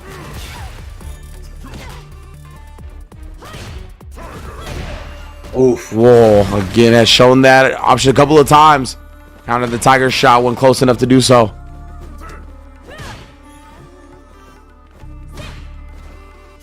And the harassment, but Punk has been so disciplined about his movement as well. Never moving forward or backwards for too long without blocking, but he does get beat to the punch right there. Well, yeah, that button. The deal. Oh, can't believe he's still alive. Parries to survive. He goes with another DI. He parried that one as well. Punk, how are you so good, bro? Overhead is there, of course. Somehow, some way, Punk the God. He will never be denied. Wow, Punk the God with the exact change going into burnout and just the exact amount of damage that he needed to get that round on the board. It was all but over. Idom had the round, and now he's got to mount a comeback because Punk the God is up in the set. If he pressed into the DI, he died. If he tried to DI back, he died. All he could do was parry. Got the clutch parry twice. Can't believe it. That's the thing, right? We've heard Idom talk about doing DI a lot against someone like Daigo, but we have seen Punk the God have answers to that kind of pressure on numerous occasions. We've all seen the Twitter clips. So the fact that Idom is reaching there, oh, that was so late. I really thought that he was grounded. Yeah. But right, it was when you got a sliver of life on Punk. Oh my goodness, and that counter hit yet again, always finding the timing. Takes the 2-1 lead. But yeah, when you got Punk back against the wall, sliver of life. If he blocks, he dies. If he DIs, he dies. If he presses the button, he dies. Only thing he could have done was parry, right? Like, you just feel like you gotta try it when it's so heavily weighted in your favor. But Punk is just that good. Yeah, we've seen him react and respond to that scenario as early as, I feel like, Season 1, like upon release of Street Fighter 6. And, you know, I'm sure that he's surprised. They're still trying to test my gangster? Like, I got it like that. Oh my God, he was just whipping normals and still got hit with the DI. He's under a trance. Legitimately, we've seen that a couple of times from Punk, right? Who was up 2-1 now in this reset. That, yeah, he's just swinging. Like, in these sequences of buttons, he understands people aren't that familiar with them yet. It's weird to see visually, and he's gotten multiple counter hits. This time, Idom is going to chip him out. Trying to bring it close to a tight upset. I love the immediate use of the special move, the quarter circle back kicks there, because he knew, like, he was in chip situation. But the presence of mind, it just really doesn't give Punk the God any leash to mount a comeback because he's been able to do so far in this set. And again, yeah, like, again, you put it oscillating between the crouch medium punch and the tiger shot. Sometimes sprinkling in some of the other normals as well. But I like the adjustment even from Idom being willing to go for the perfect parry on the projectile, but the counter hit is going to lead to the scenario for really offensive scenario from Punk. Again, Punk, yeah, he's been just rotating, cycling through different options. That time, though, Idom caught on to the crouch medium punch with punish to open the door for something more. And he's introducing the oh my God, what an answer. Layers, bro. He's introducing the normal to bait. Idom, man. I've been glazing Punk so far, but Idom is showcasing that he is the level of player. He has been playing at his level for such a long time. Punk introducing the normal to bait out the DI because he can counter DI if he throws out the normal. And then now Idom is throwing out his bigger normals, the stand heavy kick from Manon to get the punish counter. Like, that was so impressive, that whole sequence at the end, right? Like, being at the range to bait out the punish or bait out the crouch medium punch, getting like back-to-back whiff punishes on it, and then recognizing that Punk has been doing a lot of like stand medium kick or crouch medium kick in the tiger shot and jumping the tiger shot perfectly as well. Like, Idom, man, rolling right now. This may be it. I know Punk the God certainly has another answer, but that is going to be the round. Idom on set point here. If Punk is going to have an answer, he's going to need to draft one up really quickly. It was time to dig down deep. Short kings and queens in the gutter for this grand finals. Both of these characters gigantic. Wait a second. Oh, yeah, that might have been a little bit of a spoiler as we see the DI come and the side switch on the Tiger knee. That's the Luke. Luke is his son, bro. Darth Vader is his father. As you're waiting in line, bro. It's the 70s. Oh, man. I got hit with Tony Dies on Twitch. I know. I've been there, punk. Idom 3-2. Able to take the FlyQuest Fight Series for East Coast in the reset. Bro. In dominant fashion, what I love is that it's not just, sometimes you have Street Fighter 6 rounds where people are getting steamrolled with drive rush lows or just throw loops over and over again. What we saw there was processing. What we saw there was decision making, the right choices being made from the side of Idom. And although Punk has been playing this, like, we know that he can play a large wealth of characters at a high level, whether or not he can make those minute adjustments to the game plan, Idom was able to overcome that to take things in a 3-2 fashion, and it was incredibly close, man. The composure, the decision making, the processing, all working out in favor of Idom and beating Punk at his own tournament, bro. Yeah, the FlyQuest Fight Series in grand finals in 2 sets, actually. Idom defeating him to put him in the losers, and then the grand finals. Punk was able to reset the bracket, but Idom clutched it out in the end. He's going to be the main recipient of the lion's share of the prize pot, of course. Well done to Idom. FlyQuest on Punk that got Azan, Riddles, Dual Kevin, Sledge, Carsonis, and Knuckle Doo. All did incredible today. It was a really sick top 8. An incredible slate of matches, and fortunately for everybody watching, we are not done yet. We've still got the West Coast to tune into, the top 8 over there on the West side. We got some more money to give out for the top 4 on that end. But it was a pleasure being here with you, bro. The illustrious, the absolute award-winningest, the longest, most luscious, hairiest. Let me stop, bro. All that. We're going too far. You know what I'm saying? Yeah, you guys got to pay for that type of content. All right, we're going to lock it behind a paywall. Check out me and Bruno's Patreon opening soon. But until then, keep watching FlyQuest Fight Series. We got the West Coast coming up next with our boys, Vicious and Solid Bones. They're going to be holding down the 1s and 2s. Me and Bruno are out of here, y'all. Thanks for having us. See you next time.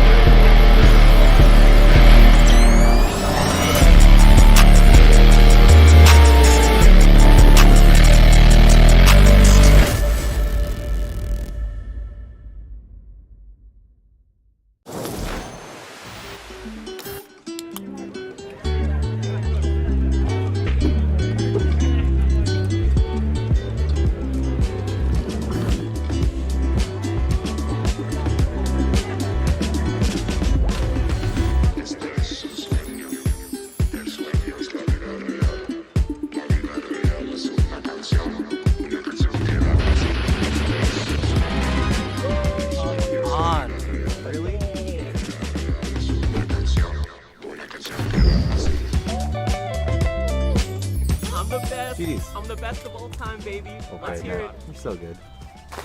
How are you so good? I love you, Jake. GG's.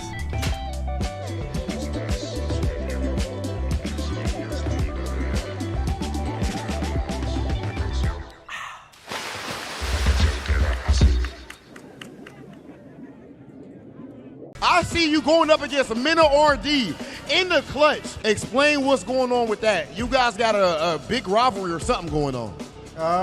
It's no real rivalry. My rivalry is with the Dominican community, and I want all of them to know that they're very quiet right now, and now they know who's the best in the world, and they ain't gonna say nothing to me no more. Y'all mans is did. I slayed him. He's done. I'm the GOAT. I don't want to hear nothing from the Dominican community no more, bro. Y'all come in my chat, y'all better worship me on Twitch. That's all I want to know. I don't hear none of y'all in this arena talking, none of that. Okay. My goodness. Punk the God.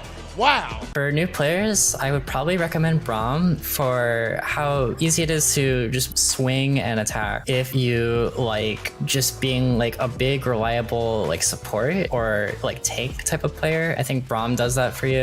I also think that his moves are pretty big, pretty swingy, can hit from pretty far away. So you don't have to worry too much about movement. That's like the big thing with Braum. You know, just get in there and just hit them and just protect your friend. Let's go.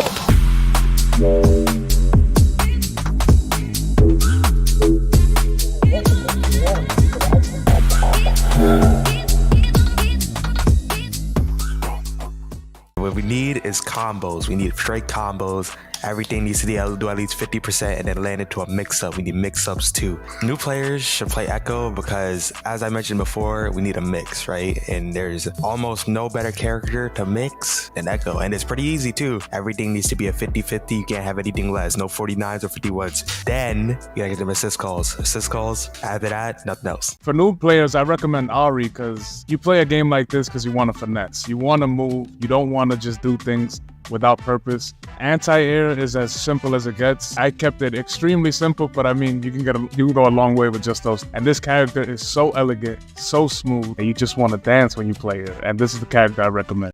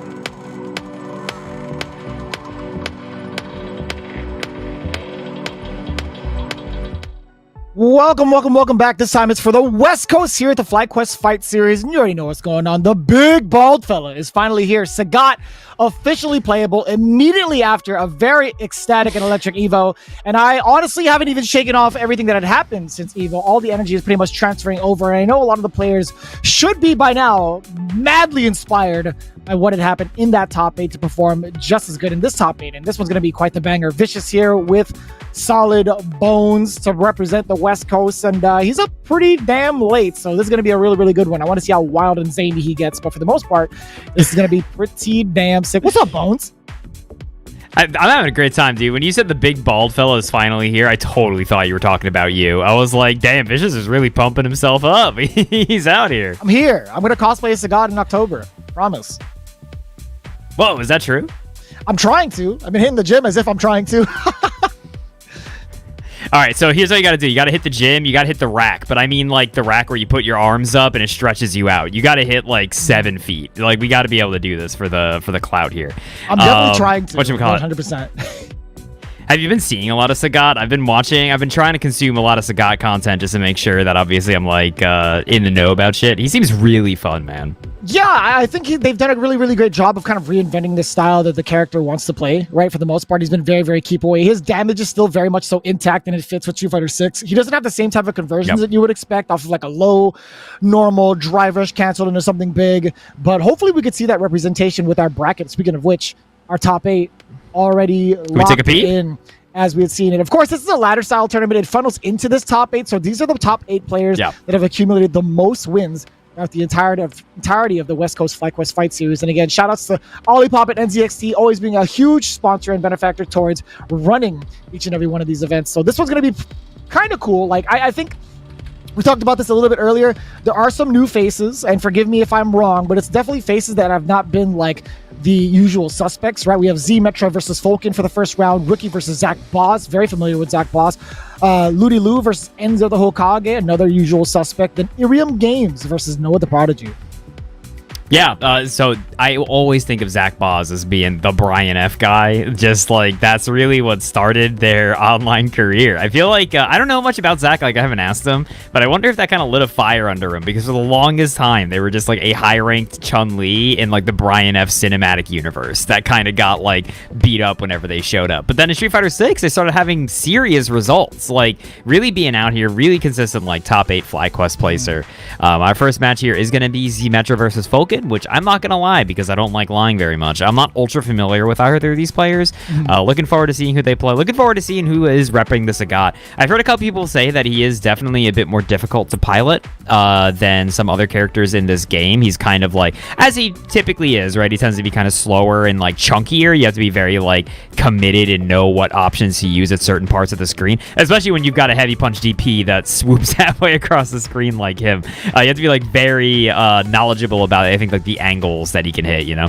Yeah, I think he covers that really, really well once you get like a really familiar grasp with him, or you could play a really, really monster ground game as you saw from Punk's attempt trying to get first place in back-to-back events, just barely losing to Idom in a very fun set to watch overall. But it's going to be Marissa versus Guile. It's going to be Guile on the other side. Yep. We got bottom one Marissa and Legend versus Fulcan.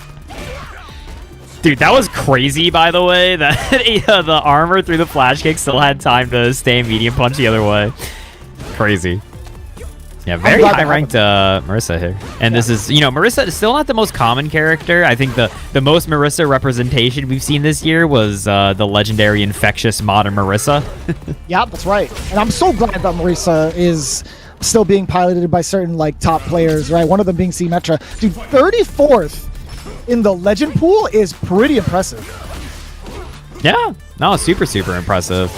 Fulcan here, out repping the Guile, a character who's had a very strange, I feel like, experience throughout the lifespan of this game. I feel like he's always considered like top 5, and then like not super around in big top 8s. Yeah, it's kind of gone downhill a little bit statistically within like midway through season 2, but he's still going to be such a problem if you're not really adept towards like whatever the Guile player is trying to do. Like you've seen that in top level play, and right now Fulcan being able to set the pace is one of those situations, right?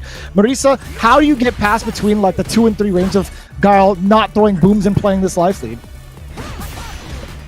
For sure. Miss on the whiff punish there, but I mean, for Metra, a CA here will close it out, but the wake up level 1, gonna be able to put that away from Fulcan. But we are going into this next round with level 3 on the side of Zmetra. That could be enough to blow through a Sonic Boom or something and take Fulcan straight to the corner, and it could be night at any time. Did you see Zmetra pump himself out? Like, tried to stand block, crouch block, stand block again, and ultimately getting hit by the overhead. That feels bad because, like, intuitively, you know something crazy is coming, so you fuzzy block, then you see it last second, you're like, I'm gonna crouch. What were those neutral jumps from Fulcan, man? That was double neutral empty jump into just perfect parry. But here we go. Here's the level 3, taking Fulcan into the corner. This is where the game could end in a heartbeat, man. Yeah, you're gonna have to drive rush forward for this, right? Just a dash. Just dashes and gets the DI. Ow, this is going to really hurt. And look at the drive gauge on Fulcan, man. Wait, you're dead. No, not quite. Oh my god. My math's slightly off, but the whiff punish. I don't think that crouch Pierce was intentional. It's so funny you pointed out that the fuzzy guarding got him blown up there, and I feel like that's something you typically need to learn in fighting games to control yourself. Is it's way better to commit to one option than try to fuzzy everything. You know what I mean? Because like if you're just hitting up and down, you'll get hit in between like blocks. Like it'll happen. Meanwhile, if you're just committed, it could beat a lot more, especially when it comes to like cross-ups and things like that.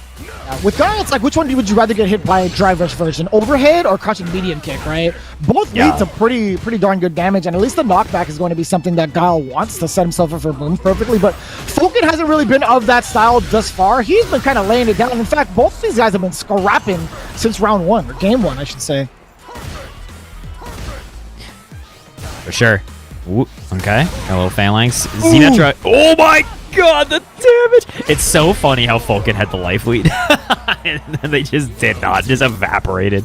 My man tried to soul bot through the armor. Oh my god, that was a sick whiff punish. With the Dimakaris Raw? That was actually insane. Oh, Superman punch. You know, those last couple of neutral jumps from Fulcan, I'd imagine he anticipated maybe like the Gladius punch or like the Superman punch, perhaps. Oh my god, get that out of here. Swatting it like a fly. Oh, nice check on the drive rush on the side of Zmetra. Yeah, Boom, Superman right punch. there. Get interrupted. I thought Fulcan was going to do the gnastiest conversion of that drive rush, but nothing behind as Zmetra. Zmetra's burned out, but this is still very dangerous. Do you pop level 3? No, doesn't. Ooh, wow. That was for game, by the way. That's the second time Fulcan has risked a reversal, like a wake-up option for game. Like uppercut, flash hit, or even like level 1. Really good calls. Fulcan has not shied away from defensive options, which I think is good. I think sometimes people get too placid with like just hanging out. Oh my god, there's a lot of damage, Vicious. I love it. Personally, I love the damage that she deals. I'm glad she's still hanging with the rest of the cast. There's the drive rush and an immediate check too. That might have been a jump out from the side of Fulcan, or he just ran face first just to end it all. Dude. That the charged freaking Gladius straight into level 3 does galactic damage. Like that is just unscaled ouchies. Unscaled ouchies is definitely a phrase. I'll tell you what. It's it gets. That's how I prefer my ouchies. Just I wouldn't want it any other way. I get it. Gladius punch to the dome in hot pursuit with a drive rush afterwards, holding it, trying to check the timing from Fulcan, opting to go for the parry. It's totally fine for him. How about you? Weird. Oh, man, what a crouch under that back fist. I wonder if that back fist was intentional, but the charge level 1 here. Man, that hurts, man. I think people or characters in contention for like raw damage output without as much drive rush have to be, like against Marissa, have to be like Sagat and Bison, right? I think also in terms of dynamic camera zoom-ins that make things look like they hurt really bad, it's Marissa and Sagat. I was gonna say, can we get a thumbs up from the producer? I saw the press T for the thumbs up just to like, you know, let these guys know they're okay. Oh. Yeah, can we get a thumbs up? Just let them know that they're fine. The players won't see it, but, you know, ethically, whoa, the jump light kick to keep him in the air is crazy. Still barely alive. Fulcan has a lot of meter at this point. Yeah, I was gonna say, at this point, you just rip it because who cares? Like, you have 1 pixel of life. You can't hold anything. Oh my god. Block against the Drake's Fang. Nice work. Oh, help me. Oh my god. Dude, he just got his drive gauge back and spent it immediately on armor. Not even trying to save for this month's mortgage or this month's rent. It's just straight up, it's like, you know what? I'm going to go for the most expensive bag, and it's my armor. Dude, we all love special move neutral out here. When a character just has a metered way to move across the screen, and that's just... They literally used all their drive gauge and EX moves that moved them forward until they hit them. That was so funny. So wild, dude. Damn, 3-0 right off the bat. Going into the next match, we're just going to load up in just a bit. Bones, how was your Evo, by the way? You were mad busy.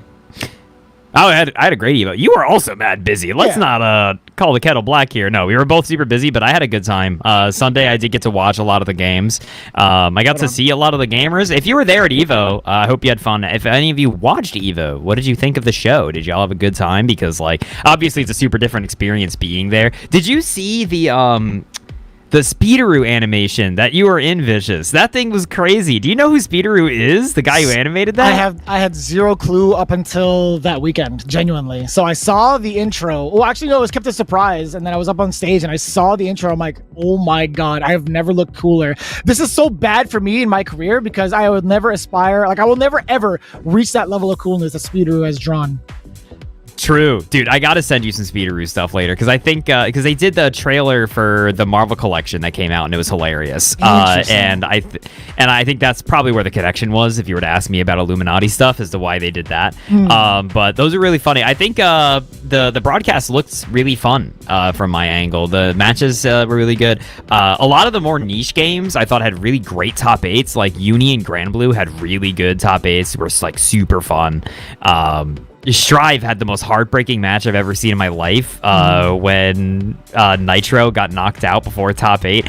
For those of you who don't know anything about Strive, you're just here for some Street Fighter, don't watch it. Just know there's a character who literally has an RNG gunshot that he can do that has a 30% chance to hit you. Oh, that's why Nitro lost. Yeah, and he laughed about it too. He was such a good sport about it. He cracked like, you know up. What? Yeah.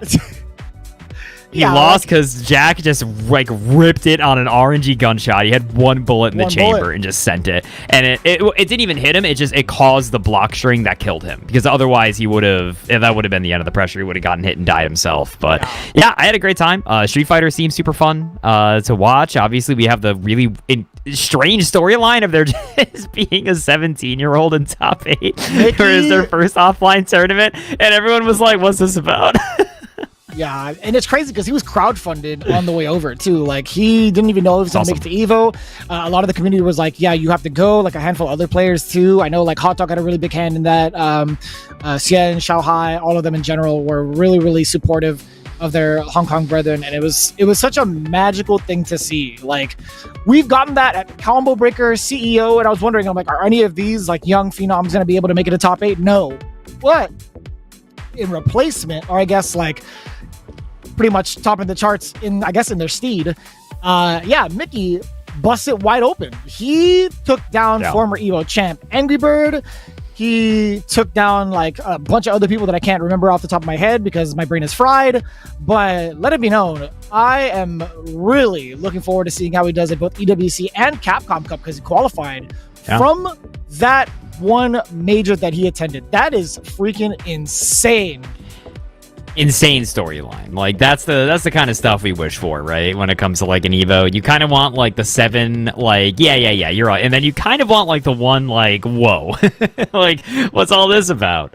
So yeah, no, I had a great amount of fun watching Evo. Obviously I was busy as a dog. The one day I forgot to wear my watch 2 of the days, but the one day that I did have it on, it said I walked about 6 miles and burned 2,000 calories, which sounds about right. So my body's still in like recuperation mode. I've been regenerating coma the last like 3 days. But yeah, no, it was a great time. I think next up is supposed to be Rookie and Zach Boz. Seems like maybe they're having some difficulty. The door's locked. They gotta let him in. I think Rookie might be like looking in through the window. Yeah, it's not. Gotta get him in here. Knock on the door. Please, I just want to play some Street Fighter. It was. What? Let him in, dude. He's been stuck out. It's cold outside. It's hot as hell. In. But what is that? What? It is. Where did you pull that from?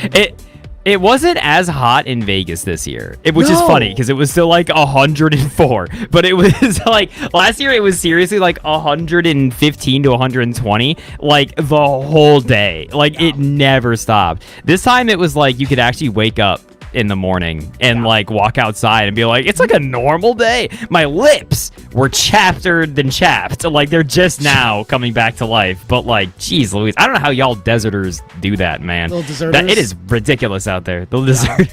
Yeah, no, I think this is the first time I've actually walked to the venue and it felt super great. I felt super refreshed and like it didn't really bother me none, except for like the last day. But other than that, it's been real hot for some of the characters who have their swimsuit costumes out now. Yo, I like this.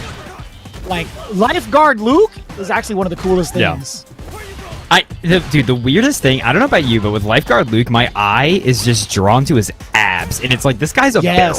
Like, this guy is not, like, conventionally, like, structured. He looks like he literally ate an oil drum. I wouldn't be surprised. It feels like he has a pretty hefty appetite. I wouldn't even want to take him out to dinner. He'd probably clean up the entire restaurant plus the utensils. But what's up, bro? That's how I get my iron. Yeah, dude. I'm really surprised they gave him slippers. He's been walking barefoot for so long. Yeah, dude, right? It's funny that he's wearing flip-flops, which is probably worse for fighting. No, it definitely would be, right? Like, you have to, like, really engage in your, like, glutes, your calf muscles, your quads, just to like make sure your stuff is intact. Hella alive. Lying. Oh my god. Zach Boz. By the way, we did not acknowledge Zach Boz on the Elena. A character who's been pretty rare, right? Like you don't see Elena overly much. No, that's pretty true, right? We were expecting like Chun-Li most of the time with Zach Boz. perhaps? No, am I tripping? Am I mistaken? No, Zach Boss is usually on the Chun, but we do have the Elena coming out. The one thing that I think Elena is really funny with, like her big niche, is that whenever she gets like a punish counter, regardless of distance, it does like unbelievable damage. Like her conversions whenever she lands any sort of punish counter are so extreme. But otherwise, it feels like she just kind of has to like mix and poke you to death for like a long period of time. Yeah, I've talked to Sajam about that exact thing. It feels like she's always going to be second to act in majority of her matchups, but when she does get that opening, I think like what's really unbelievable about her kit is how much corner carry she gets and the damage she gets to process afterwards while in the corner. So I think that was really a really cool balance that she gets. And speaking of which, yeah, the mix-up's coming in. Excellent calling the throw tech. This had a rookie. Yeah, rookie with the old Lucas. Character who's not ultra common anymore, really. You see a little more of him now. Before this patch, he was a little sadder. Yeah, I think a lot of the players. Wow, sent it. That was pretty cool. Now you're kind of stuck between a rock and a hard place, especially in Brazil in the jungle. With level 2 intact, like you wouldn't even want to spend it there, like or level 1, because I just think it's too tumultuous to even try to like get that back against Zach Boss. Like Elena is just too good at the counter poke game. Yeah, that was also a crazy sweep from Zach Boz, and they're really regretting having their heavy kick button bound today. Wow, that was like half health. That was such a simple combo. Oh god, huge damage here. There's going to be guess for game situation for a rookie, and you guessed wrong. I'm sorry. No! What? That was crazy. The hell was that? It was not a punish counter. It was not a punish counter. It wasn't. So I think it's the same thing as like Akuma, right? ODDP, perhaps? Am I tripping? Because there are certain uppercuts in this game where it's just like, oh, you can punish counter like an uppercut normally, but like an EX1 is just like a counter hit on the way down. Yeah, is it not? I would have assumed it was. Actually. That's weird. Zach Bazai, by the way, immediately switching to the Chum. Now, what you would want to do is just want to go for like a punish counter. I mean, thankfully, Rookie still managed to finish it off, but still really, really scary. Let me take a look. Elena frame data. Hold up. New Chun-Li swimsuit outfit. Now it's looking like Street Fighter V. It wasn't before, but now we're back. We're so back, Bones. We're so back, guys. Back, dude. Oh, man. I'm not even looking at the frame data anymore. What? Eyes on the road there, Vicious. Who said that? I mean, it's on something. Dude, I was losing it. I watched a little bit of Sajam streaming Sagat, and he did level 3 on Manon and in the new swimsuit outfit, and he literally just said out loud, "Damn, she has a huge ass." Yeah, he's right. He's right. You know, for him to say that, it's like that is an unavoidable comment. That is, you have to say something. Dude, speak up. Zach was going down to that first one. The legs on this costume looking phenomenal. Luke must work out. Oh, I meant Chun. Sorry. Oh, sorry, everybody. Can somebody get a bucket of water on Vicious? The stream is getting a little. My guy is not fully rehydrated for me though. Luke is body goals. What do you mean? Dude, I don't want to be a barrel. I want to be Chun-Li. You want to be Chun-Li? That's fair. Yeah, Chun's all right. Let's make it happen. Chun's fit. Oh my god. Damn, that was plus as hell. That was so plus. I was literally about to yell about that. It's like even the screen shake was even shook. You know what I'm saying? There was like a double earthquake. Yeah. It should shake harder the more plus it is. It should make if it's fully plus, it should just make like an explosion or like a gunshot sound effect. Missing that knuckle is actually very bad. Zach Boss here gonna be able to get CA. Not gonna kill, but is gonna put Rookie very close to burnout. You know, I think if Rookie gets a chance to live, which he does with the little bar left, he might be able to chip out. Koken's gonna be a little bit of a problem. Shoot these! That was actually so well played, and that's mad hard to call out too. That's crazy. Dude, I always think about how in Street Fighter 4, you would just see them move constantly because Street Fighter 4 had the really weird property that all reversal specials were armor breakers. So you would just see Chun, like every time she blocks something, there was like an 80% chance she would just whip a Hazan Shu at you because it was just an armor breaking overhead all of a sudden. It was super annoying. And you would like train yourself muscle memory wise to focus attack it and get ready for the punish, and no, you just eat tons of damage because it's counter it. It's like, why did I even do that? Hell of damage to extending the legs. That makes a lot of sense. Zach Boz, pretty big rebuttal. I mean, like, it was kind of close in regards to like what the second round, spending that bar pretty early at the level 3, but I like the switch up with Chun. This is gonna sound weird. I think Chun-Li's model is totally different in this outfit. I feel like this is gonna, again, sound weird, but I don't think she looks as ridiculous as she does in her default outfit.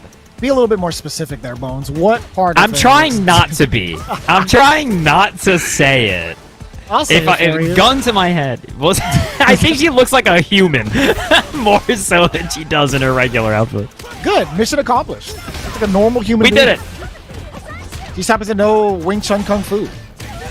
Oh, shit. Dude, that was actually a really good check from Rookie. Yeah. Stops the eternal pressure. Zach Boz, we are now his unchewing. Dude, Zach Boz cannot walk up to this guy. It's just not happening. Rookie successfully stemming the bleeding, and now they get their own pressure and they get the hit. Wow, Zach Boz tried to challenge back. Nothing for it. Dude, the stutter step into the crouch jab to catch Zach Boz, pressing a button at the wrong time. Those are kind of those moments where, like, you know your opponent's timing after a couple of games and are taking advantage of it, right? Zach Boz started to kind of change up his timing too with, like, stand jabs, right? Just like that. Because he wasn't able to check on the ground as often, right? Those crouch jabs from Luke have been blowing him up like crazy. Not going for the sides, but just going for the raw damage. Actually, extra raw damage. Please don't say that. But also, this is going to do a lot of drive gauge damage, which is huge. Zach Boz here, only with like a brick. And I mean, Luke, what a throw! Are you crazy? Extra raw damage. Sorry. Hate you. It was the voice. It was the voice line. It was AI Vicious. Oh, the overhead catches everybody eventually. You got level 3 on deck. A single hit would do it, but OD uppercut. Rookie says, "Get off of me." The delay, the respect being shown. This is my first time commentating with an AI voice actor. It's been going well lately, so far, I think. I would hope so. that is like the least AI thing you could have said. I think the actual vicious response there is like, "Of course it is. I'm vicious." That's the iconic vicious line that we all know. I'm working on it. Tied up here. I didn't get to write it in just yet. Oh. Yeah, it's part of the script. Jeez, what a delay. And Zach Boz still going for the back throw. I like that. Yeah, I'm surprised. Wow. Maybe Zach Boz kind of like... It's always hard to tell if it's frustration or if it's just starting to really get a read on someone's defense, right? When you see, like, just a tick throw like that, like, 3 times. Like, is it just them starting to get pissed? Or is it Jem being like, wow, you're really just not teching? I think that's fair. I think it's like a mix of both, right? Oh, that was sick. Oh, no, not sick enough. The back throw. Zach Boz throw again. Trying to go for the shimmy and not biting. Yeah. That was the big level 3 to close that out. Jesus. That was actually kind of good. Did you whatchamacallit? Did you see that, like, that's what I'm talking about when it starts to look like frustration. Zach Boz tried to shimmy there at the end after doing that exact thing and throwing like 6 times, and Rookie still didn't bite. I would be shocked if Zach Boz... He still went for a shimmy! Oh. I feel like that option is getting less and less attractive. A lot of other things that are really attractive right now. Outside of that, I'll tell you what. But Rookie, hello. Sorry, I can't contain myself, man. Lifeguard on booty. I mean duty. Sorry, punish counter. We're getting a couple of fireballs in now, doing a lot of the talking. Rookie solo. This isn't a beach. This is the bathtub. Oh, big conversion here. Okay, Rookie getting back on the board. Level 1. Wait, is this not? Yeah, barely. This is a bathtub. I hate that. This is a bathtub. He literally is dressed like that. It's literally what he looks like. I don't like where you pulled that from, Bones.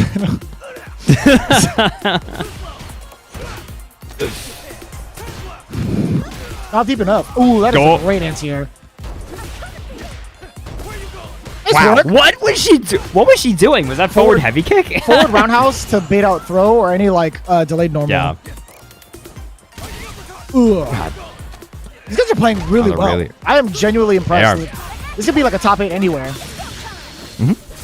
I feel like the only thing that's been weird in this match is the drive rush checks from both of them. They've both been getting their drive rushes so obliterated to the point that it's like, why are we still going for this?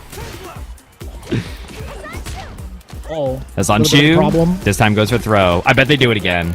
Oh, wow, they tried to back off. What? They walk up throw from Rookie, dude. That's from like half screen. That slipper gave him an extended hitbox, I'll tell you what. Right into the level 2 to tie it up. No games, no horsing around the pool. While lifeguard on duty. This is sick. Dude, look at the shades, man. He definitely looks like he's from Florida rather than California with those shades.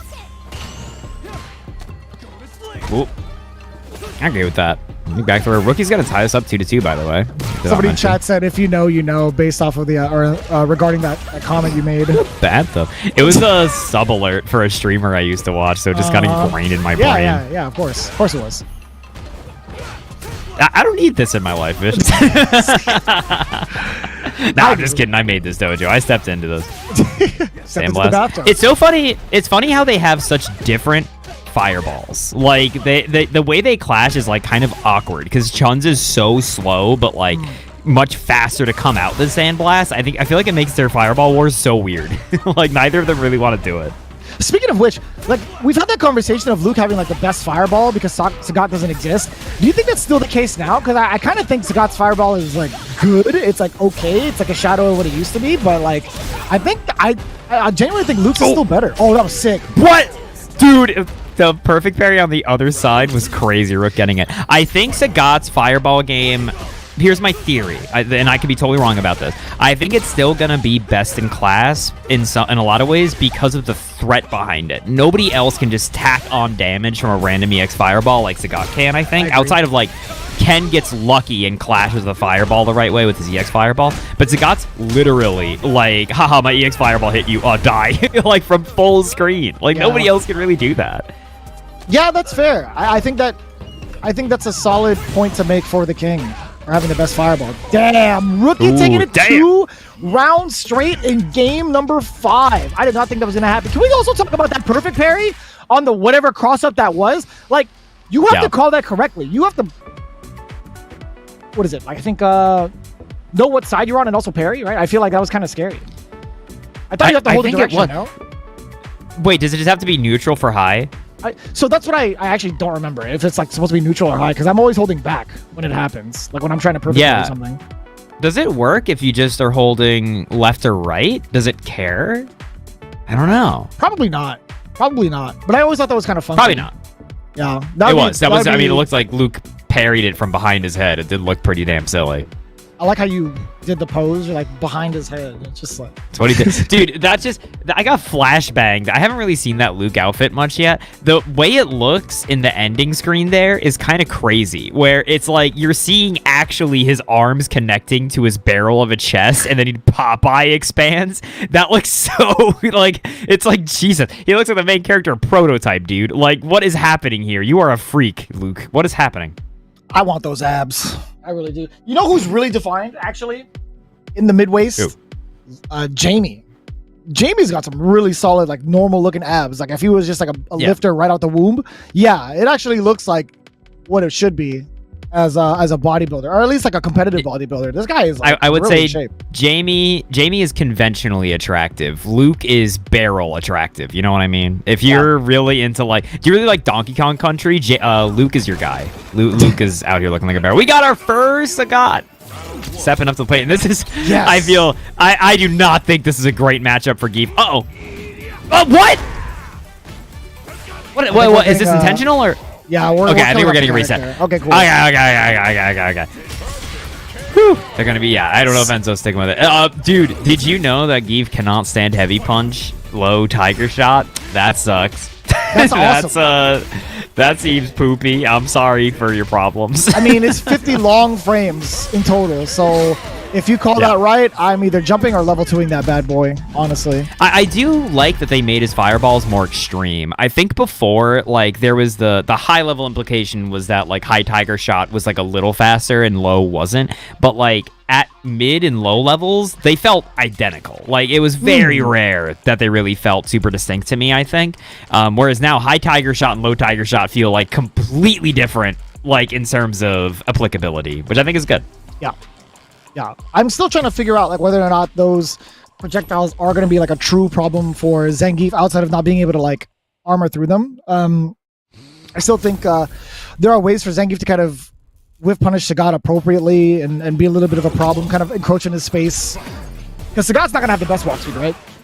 He's not going to control that space like as much with movement. It's going to be like strictly limbs and stuff. But I think Zangief, some of the Zangief players out there feel like, oh, this matchup's okay for now.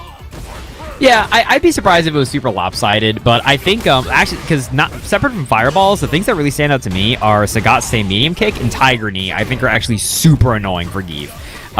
Because they're so long, and Tiger Knee in any spacing, we saw it right at the beginning of this round, it's just like LOL plus frames when Guile is trying to look for other stuff. You know what I mean? Not the green chest hair. Dude, this is like Blanca and Zangief fused. That's gotta be like a custom color. I refuse to believe this is actually part of like the color schemes granted by Capcom. Like somebody hacked the game and was like, you know what? We're gonna make it just like this. It turned into this color is not. It is not in the Bible. Not Old Testament nor New Testament. I'll tell you what. I'll tell you what. It's kind of gross. Oh! Wow! Wow! Great whiff punish there from Ludy Lou. Oh, there was only time to. No, you can do it. I was gonna say if you could maybe OD uppercut, but you probably can't. Ooh, this is a big guess for game territory. You got to be careful. Even like a regular.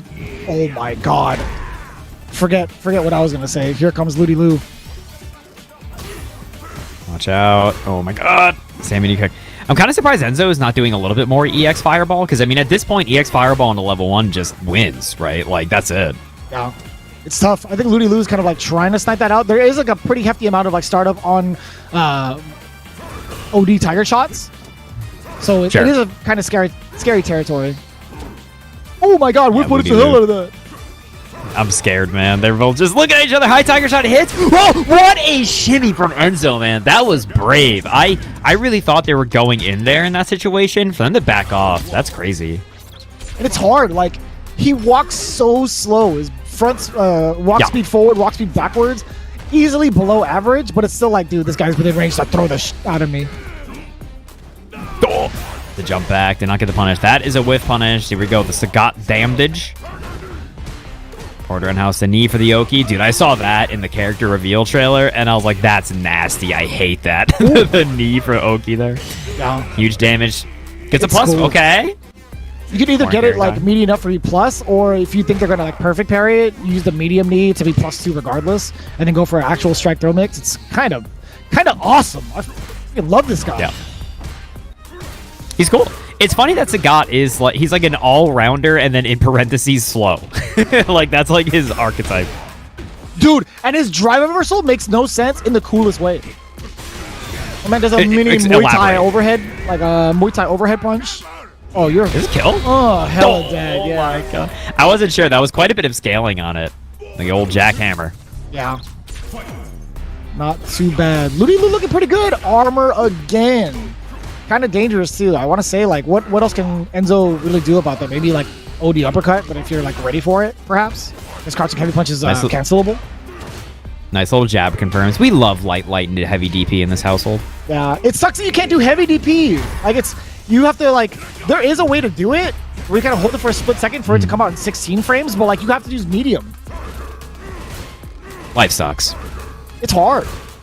Dude, I have like Street Fighter 4 brain rot of like always doing heavy DP after a light string because it felt good and it fucking hit so hard. I definitely shouldn't say the F word on this thing, but I'll tell you what, man, it hits so damn hard that it actually solicits it. You know, one of my least favorite patches in all of fighting games, I don't know about all of you, what's your least favorite patch ever? Because mine is when they nerfed Sagat going into Super Street Fighter 4, one of the things they did is they made every version of his DP. You're so boned here, by the way. I don't know how you navigate out of this. You don't. You hold the toes of the medium kick. Oh my God! That's how you do it! Wait, you're a gamer! Not dead, though. Maximum gaming. Oh! It's dangerous. Nice. Wow! Okay, Ludy Lou. Gonna put another on the board. Wait, didn't Enzo win the first one? It's 1-1. It's 1-1.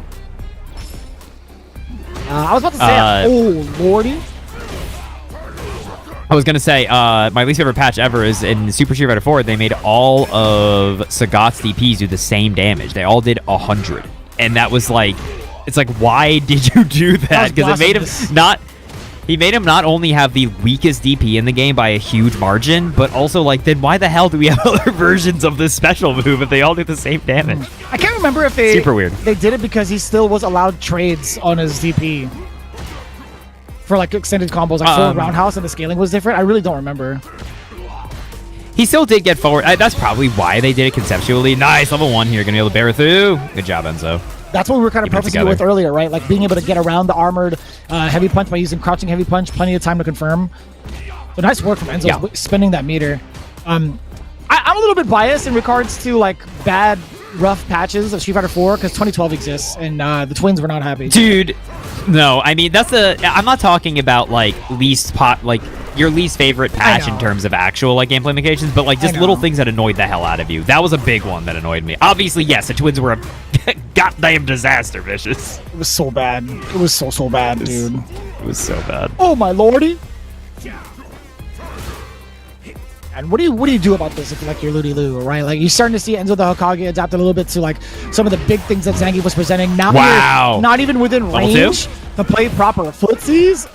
Give me that roundhouse. Level 2. Does he get to do a follow-up here? No. He just bonks him. That's so funny. It would be just like a flailing body and he's trying to put you in like the Muay Thai hold stance. Yeah. Oh my god! Yeah. I get it, brother. I wonder if Sagat like tries to Tiger Knee from that range, and if Zangief can rebuttal with a lariat, like on the way over. Tiger Knee is such an interesting move because I do almost feel like it has had a habit of being vestigial. I think in a lot of ways, where it's just like, why the hell does Sagat have this like as a move? And I feel like they've had to like try to find the real niche and application for Tiger Knee throughout the games. Yeah. I think they do it pretty well in this game, honestly. It's been I think so too. Such a blast. Yo, sweep that! Uh-oh. Nice. And then with the punish the driver reversal, clean play from Enzo. I think it is 2-1 Enzo right now. I believe it. Ooh. Oh, do it again. Now following up behind it. I like that he goes immediately into forward roundhouse because it's plus enough to get standing roundhouse into the roundhouse Tiger Nexus full extension. That's kind of hard to get consistently this early on. Yeah. Enzo, by the way, currently the 63rd ranked Sagat. Been grinding. I can't wait to start my placement matches, man. Yeah, I'm really interested to jump in. This character, he seems so fun. Big level 3 moment. Nice. Ooh, and he let it rip all the way. I like that. Or at least hold it a little bit.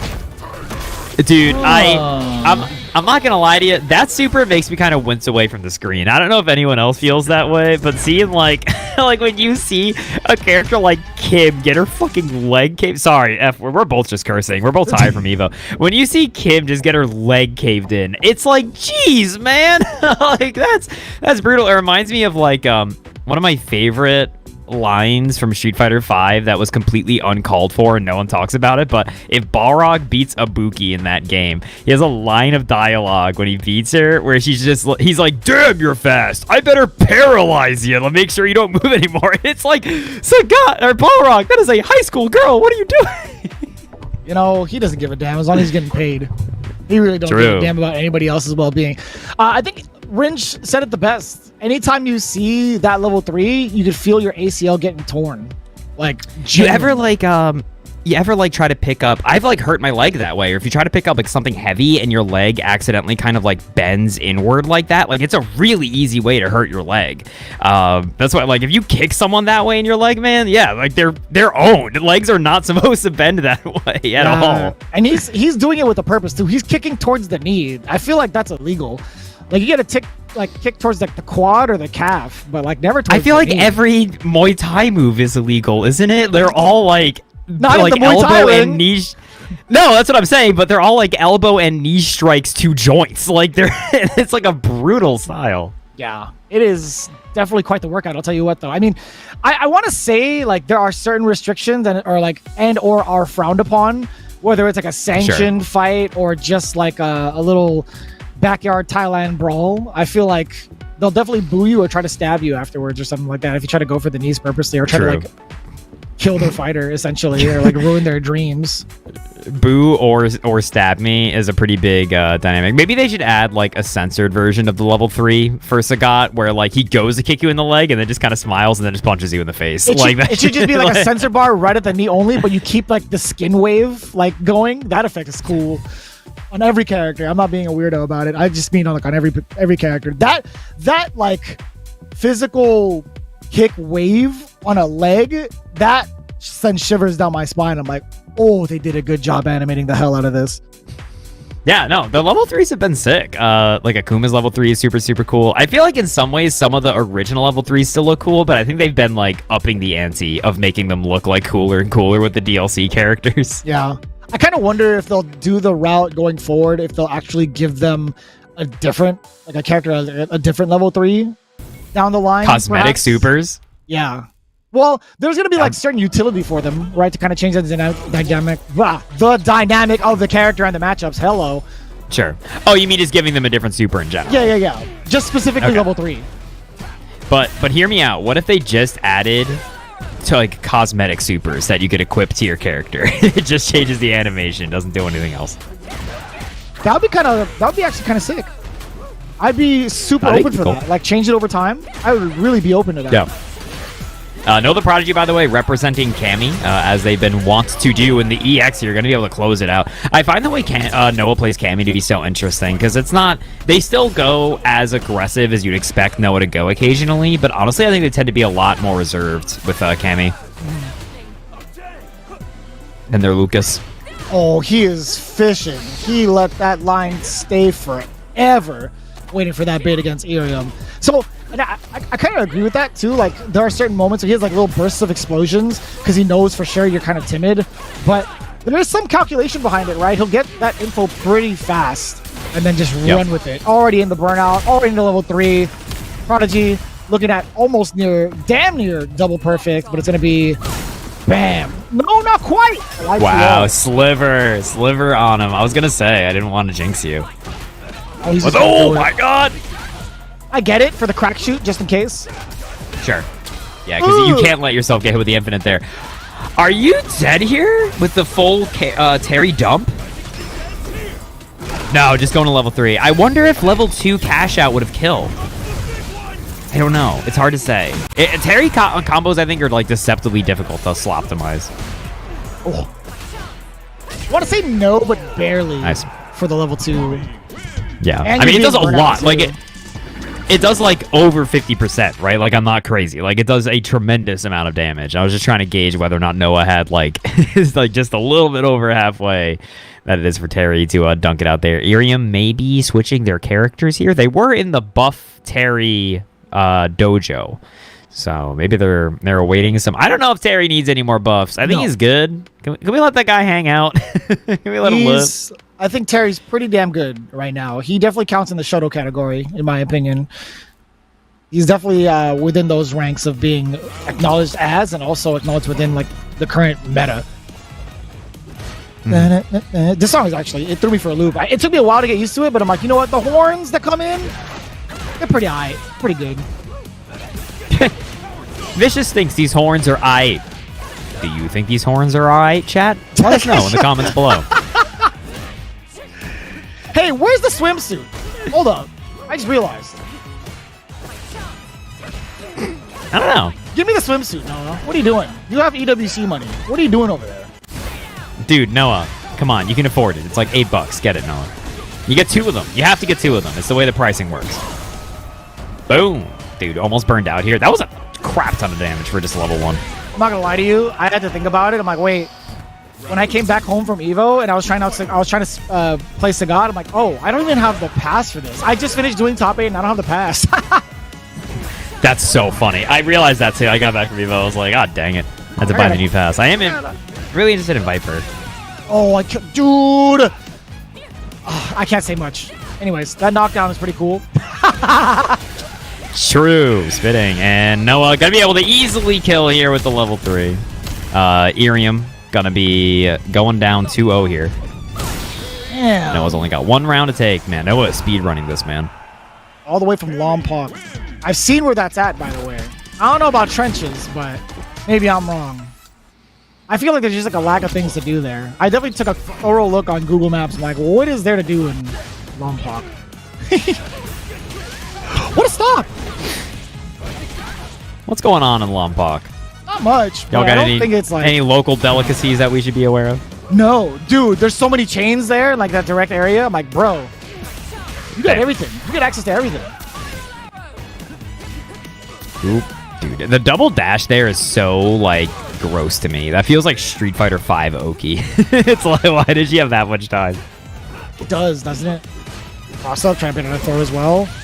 Miriam, yeah, I had to check the drive rush. Oh Jump my over. God! Wow! You blink and it's in your face. Dude, that thing is Yeah. It's a war crime to some place, or at least in some tournaments. But see, that's what I was talking about in terms of Noah being a little bit more reserved on this character. You saw Noah jump the fireball, and then they landed and backed up, right? Like, they didn't immediately press, like, behind their momentum. Like, they're shockingly, like, footsies oriented, I think, with their cami. Oh, Gets a that's shimmy. so deceptive, too, right? You're crouching short, you back away, you think she's out of range, you try to either walk forward or walk backwards, you get clipped with the low medium kick. That happened a lot, by the way, watching Nikki play. Yeah, I've been deceived once or twice. Ooh. Oh my god. Oh, what a jump back from Noah. You're so smart, man. I was wondering, like, what's the plan here? Because especially getting donked by that overhead, it's like, it's checkmate if you get put to the wall here. What? There's still alive by Pixel. Second time that's happened. Trying to bait him. Trying to bait him again. Oh, he's buffering, Come too. on now.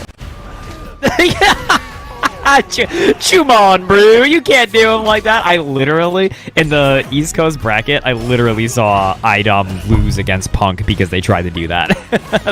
they DI'd him like 3 times, and Punk just parried it 3 times and then killed him. Eventually, it had to be, right? Like, either a parry, level 3, or like any sort of super, just like save your skin, but it's tough, man. You have that thing in the back of your mind for a couple of games, and it's just like, is he actually going to do it again? He's going to do 3 of them? Level 1 here actually puts Miriam very close to burnout, but level 3, gonna be able to get it back, get it going. This is an early level 3 spend, but obviously could pay out big. Depends on what the Oki is here. I don't know why, like, the American voice actor reminds me of, like, Yusuke Urameshi from Yu Yu Hakusho, the way he ends, like, bang! It's just so damn cool. Help me! Yeah, you can't! Urameshi. You know who else wears onesies? My mom! Is that, dude, it's got to be the same voice actor, right? There's no way it's not. Shockingly, these are different people. Come on, dude. I think. Wait, actually, now you have me scared and concerned. I want to say that they're different guys. Let me see. Kuwabara. I'll look up Muscle Man. English. There's no way it's the same person. You know, I watched Yu Yu Talk Show for the first time like 2 years ago. Good show. It was in for a pretty big loop after the Demon Tournament arc. It was very interesting how they just kind of. I watched until the end of the tournament arc, and then everybody got really upset. Wait, who voices Urameshi? I mean, Kuwabara. It's Christopher Sabat. That one, yeah. Oh, okay, no, Sam Marin voices Muscle Man shockingly. By the way, did you know that regular show is a shockingly all-star cast? Like, Mark Hamill is one of the main characters. Yeah. Like, super bizarre. And it's got, like, Mark Hamill, it's got Steve Blum. It has, like, a weirdly huge cast. Anyway. I thought that was on there for at least a couple of episodes. Probably. He's in, like, everything, dude. He is. I feel like he has to be. Dude, one of the biggest, like, shocks to me was seeing Philemar in MGS2. It's Vamp. Yeah, he's and then the guy who voices in MGS2, the guy who voices what the hell's his name? The bomb defusal guy. Fat Man. No, the guy who's helping stop Fat Man who dies. Not Fat Man. Sorry. Skinny Man. Yeah. He's in everything too. That's a Grim from Billy and Mandy's voice actor. He's in like tons of stuff. A word? Yeah. Once you hear it, you're like, oh, obviously that's him. Well, actually, sure. That's kind of cool. I gotta look it up. Yeah, Billy, we gotta stop Fat Man. Oh, yeah. I totally know who you're talking about, actually. You know what's funny? I think somebody had made that reference like a long time ago, and it just slipped my mind. Damn, that was a far SPD. Are you kidding me? Sorry. That Anyway, quick now burn we're into the got next round here. This is losers, by the way. We got Irium Games versus Ludy Lou. I apologize, everyone. Me and Vicious are still like in our regenerative coma post Evo, so it's a little silly tonight. Hope everyone's enjoying the yapping. I think it'll be all right. I think it'll be all right. Quick redemption possibly for Irium Games, like going from one game immediately to another. But Ludy Lou, you can't do that against the big fella. Could you imagine Society if that super was his level 1?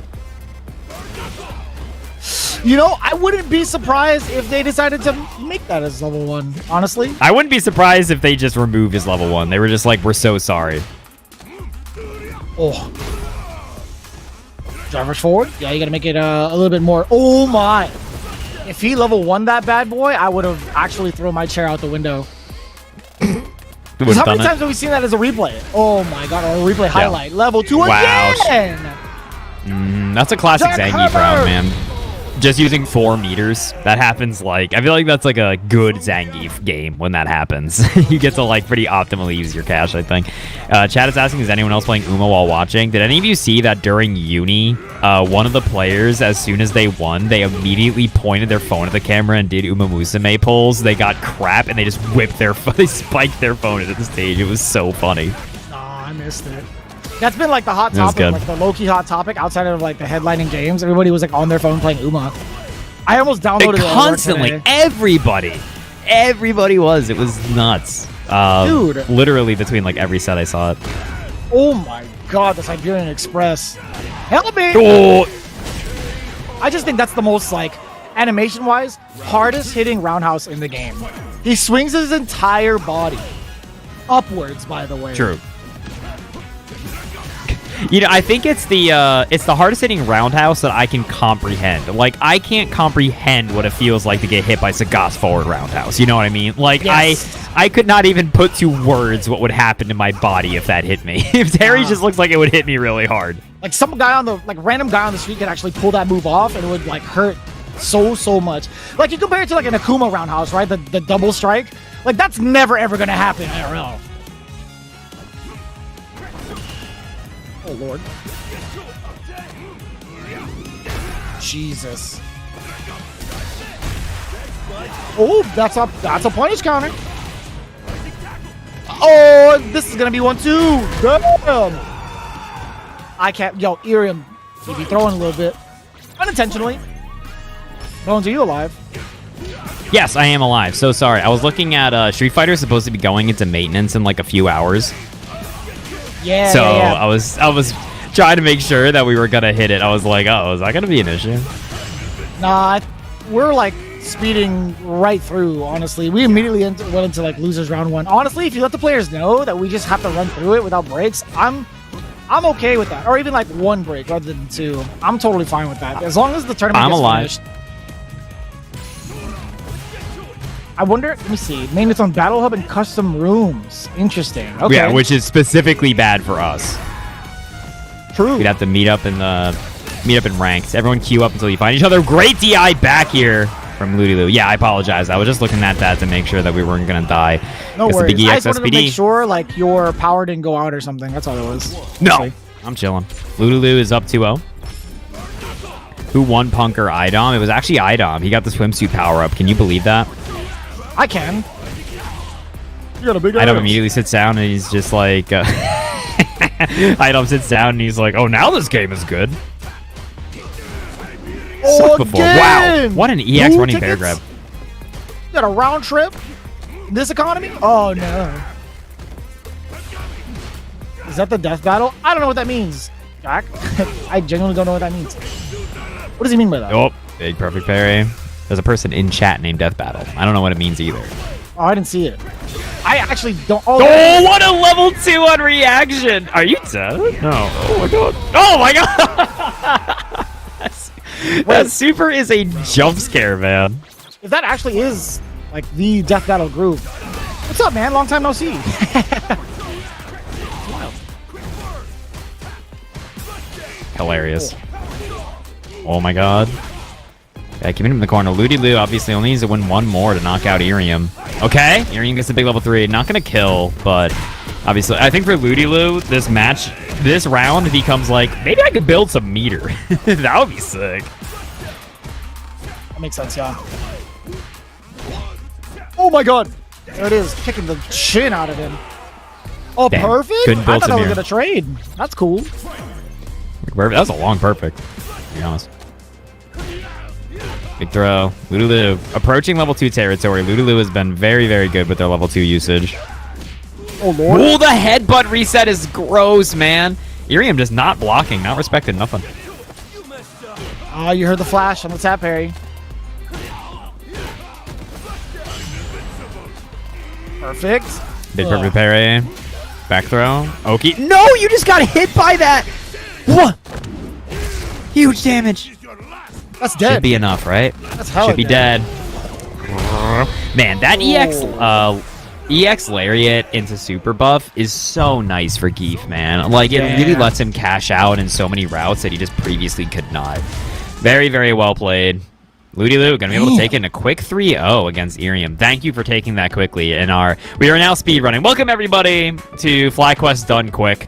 There is a maintenance apparently at 10 p.m. So now we are trying to backwards long jump our way straight through this bracket before the big before the big maintenance comes on in clutch. But hope everyone's been enjoying the show so far. I think next up, who do we have next up anyway?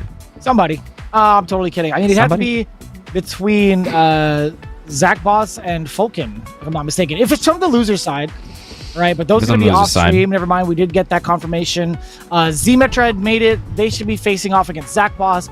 Enzo versus Noah the Prodigy should also be another winner's semifinal match, which is also kind of funny because I think I still haven't actually got the confirmation. There's been word around that they're like cousins. They're actually like related, but I actually need to know if that's true. Wait, Zach and Enzo? Yeah. No, Enzo. That would be good. Enzo and Noah. Oh. Enzo and Noah. Sorry. Oh, Enzo and Noah. No. Okay. Yeah, I don't know. It's always so funny when people in the FGC are just like secretly related and like you kind of don't like. I'll be real with you. I didn't know Lex was JB's brother for a long time until it was told to me, and then until I was at Evo and I saw them next to each other, and I was like, "What's going on here?" I'm starting to think something here. I'm not sure. Dude, it's actually kind of wild. Like seeing. I'm seeing a little bit more from the chat too, like from Death Battle. I'm like, no way. Like this is actually been a long time coming. I feel like I want to see them more like active in the FGC. We've been literally talking to them about that since like what 2017 or 18. There was like a long time ago where we were all going to work together on something, and it was like, yo, I had no idea you were these guys, and they're like pretty damn cool to talk to and like very talented voice actors actually. So super freaking cool. It's surreal to see Death Battle live in a Twitch chat in 2025. It's so funny because you like click on their Twitch name and you just see like Darth Vader and Goku looking at each other, and it's like that's the vibes, dude. That's what it's about. That's what I'm trying to. That's the energy I'm trying to bring. Like, how many more Death Battles can you actually like try to conjure up? I feel like they've done almost like all the infamous ones, like every single thing that you could think of that'll really just like, oh, you know, I wonder who would actually win in a battle. I feel like they've already covered it. You know what I'm saying? Like, how much further can you go? You know what's funny though? I feel like the landscape has changed in 2025 for that stuff because power scalers have actually become extremely annoying. I think it takes a really delicate hand to approach that kind of stuff and still keep it fun without people being like, actually, I don't know if you've read Bleach, but there's a character, and it's just like, dude, shut up. I don't care. I didn't ask. They probably have. They'd be like, well, actually, I did, good sir, and this is where we got the reference pulled from this chapter. That's how you have to respond. That's so damn cool. If anyone ever hits you with the good old like, actually, you just have to turn back at them and be like, actually. That's kind of crazy. Like I feel like the ones that are trying to like initiate that conversation of like, well, actually, they're just like bitter to a certain degree, right? They just want to like try to prove something wrong. Sorry about that, by the way. I believe we're going to a quick break while we are running some losers matches off stream, and then we are going to be back in 5. I do believe. Am I correct on that? In 3 minutes, we'll be back. So we will catch you all in 3 minutes. Don't go nowhere.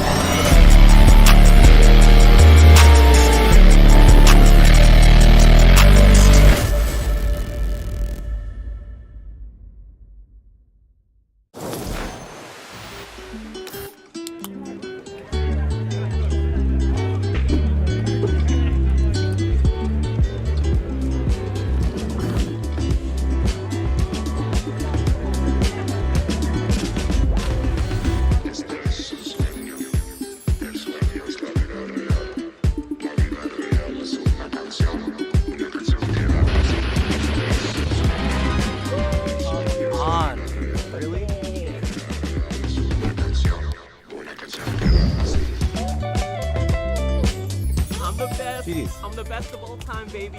Let's Okay, hear no, it. you're so good. How are you so good? I love you, Jake. Do this.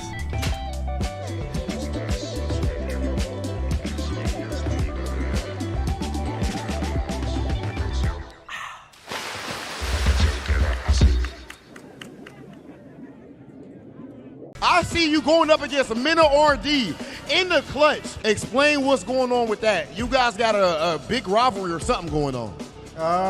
It's no real rivalry. My rivalry is with the Dominican community, and I want all of them to know that they're very quiet right now, and now they know who's the best in the world, and they ain't gonna say nothing to me no more. Y'all mans is dead. I slayed him. He's done. I'm the GOAT. I don't want to hear nothing from the Dominican community no more, bro. Y'all come in my chat, y'all better worship me on Twitch. That's all I want to know. I don't hear none of y'all in this arena talking, none of that. Okay. My goodness. Punk the God. Wow. For new players, I would probably recommend Braum for how easy it is to just swing and attack. If you like just being like a big, reliable like support or like tank type of player, I think Braum does that for you. I also think that his moves are pretty big, pretty swingy, can hit from pretty far away. So you don't have to worry too much about movement. That's like the big thing with Braum. You know, just get in there and just hit them and just protect your friend. And we are back! Welcome back, everybody, once again to FlyQuest Done Quick, where you're trying to race to beat the server maintenance that is ever quickly encroaching. I am Solid Bones, joined here by the one and only Viscous. How are you doing? Real sticky icky. I'll tell you what, man. It's getting real hot. It's getting real sweaty, but it's not because of the weather, but it's because of the matches also. If I happen to misspeak, it was actually going to be Rookie versus Zmetra that are going to be duking it out first in the second round of losers, just in case. Then it'll be followed up by Enzo the Hokage and Noah the Prodigy. So again, we are speed running through some of these matches because that maintenance is happening in about just under an hour and a half. But, you know, if anything else, maybe we could pull them into casual matches and have them queue against each other at the perfect time. You know, that's not ideal. Can you imagine? I cannot. You have to like switch their... They have to switch their match settings to be like global for some of them, maybe. I don't know if it's like too short range by default. Have to like get it all together. If that actually could happen, like shout outs to the TO for being a boss of like setting up the parameters. Like this is, you live here, your opponent lives there. These are the exact parameters you need to get like a casual match going within like 3 to 5 checks or something. You know, that'd be kind of godlike. That's just when you got to pony up and be like, all right, y'all ever heard of log me and Hamachi? Okay, here's how this works. We're gonna tunnel your computer into the other one. Y'all ever hear of a parsec? We can get it going. I was waiting for you to do like that would be too much into like the bucket or something as you were speaking. Okay, here we go. Bottom one, Marissa versus Lucas. Yep. two bottom players, huh? They're lying at this point. I really hate that you said that. What, dude? Zmetra says bottom one Marissa, and then they're fighting off against a rookie. Oh god. Oh god. In the name, dude, we started from the bottom and we still here. Ow. That was 50% into a safe jump, Playboy. And then it's just overhead that did like an extra 10. That was so much damage. All right, here we go. Rookie keeping the momentum up. How come Marissa didn't get a out here sandblasting? Because of bad people, Vicious. It's because there are people out there who don't respect Marissa. They don't think she deserves a swimsuit outfit. We got to stop them. I would love to see Marissa in a swimsuit outfit. That'd be pretty cool. Genuinely, I think, you know, Eternal Galaxy had it right. Like second wave, surely. I think every single character should have a swimsuit outfit. Blanca especially. Speedo? Uh-oh. Oh, I can't believe that went under. I thought that would go just high enough to hit Rookie for sure. You know, I think your swimsuit outfit should be, I think it should be like, oh! We fight? The people in the background are still moving. Uh-oh.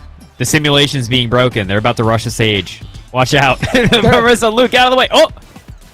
Are you back? They're adding this okay. As we speak. I think we're in there. I think Marissa's swimsuit outfit should be like, you know, those old-timey, like, strongmen swimsuits? Yeah! With, like, the shirt. I'm not against it. She should have that. With, like, one of those swimming caps? Yeah, right? What would y'all think of that? Would y'all think that was good? I know it's not what the gamers want, but damn it, it's what the gamers need.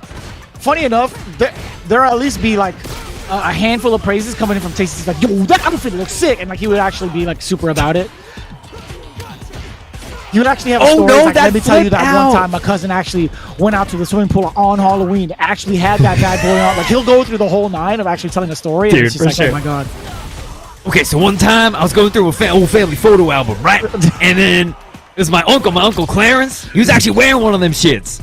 It was crazy. That'd be the Steve story. He actually matched this one girl at the swimming pool and they ended up getting married. It was a whole thing.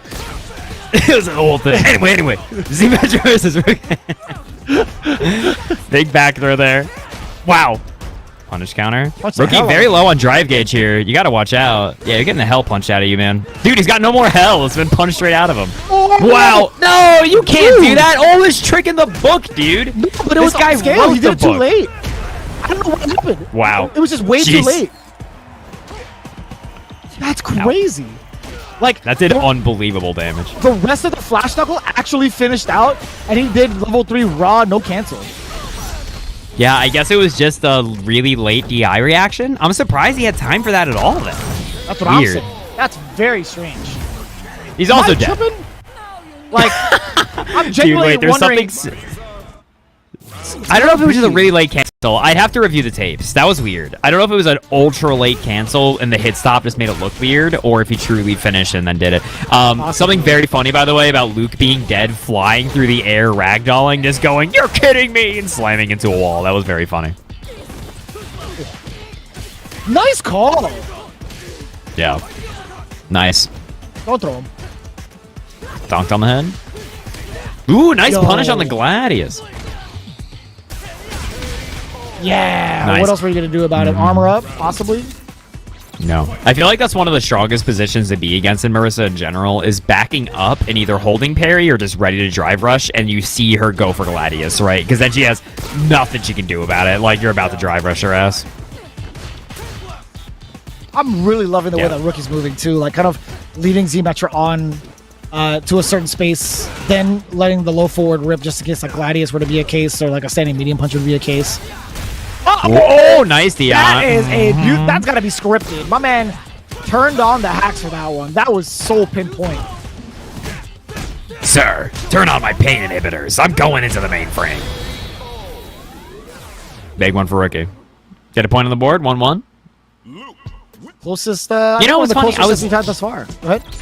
I was just thinking about playing Cyberpunk again. That's funny that you mentioned hacking into the mainframe. Because, I don't know. Should I? Is it a good game, Vicious? So from what I've heard, everybody and their moms are like, you need to play it like at least the updated version, or at least where it's at right now, because it is a tremendously gorgeous game, extremely deep. Baywatch goated? Dude, I don't think anyone in Baywatch looked like they ate the Baywatch. Like, Luke looks like he ate like the whole can of sardines, man. Possibly. He's a cylinder. That guy has like a volume. And it's all the way up. I'll tell you what. I know what you meant by volume. I just wanted to do a little play on words. That hit forward fierce. I like being so down on your own joke that you immediately feel the need to explain. Like, I'm so sorry, everybody. That's called a joke. Oh my god! Wow, didn't get the throw. I thought they wouldn't be able to react to that. Fireman. What's a commentary? Oh, Big overhead. Lord. Bam! And the burnout. Yeah, huge money. Wow. That. Oh Lord, that was it. No super. No super. What? No No super? way, dude. Oh my god. The no level 3 on that scared me so bad. I can't believe Zmetra was clutched up enough to do that jump jab. That's quite solid. Very active on the defensive end. We like to see that 2-1 from Zmetra. Zmetra. Oh Lord, that's gotta be exposed? from like Feisty's group, I'd imagine. She also has like Z Feisty on her name. A lot of her, maybe I don't know. Maybe it's just the letter Z. You know, maybe there's not much behind it. You know, maybe you're right.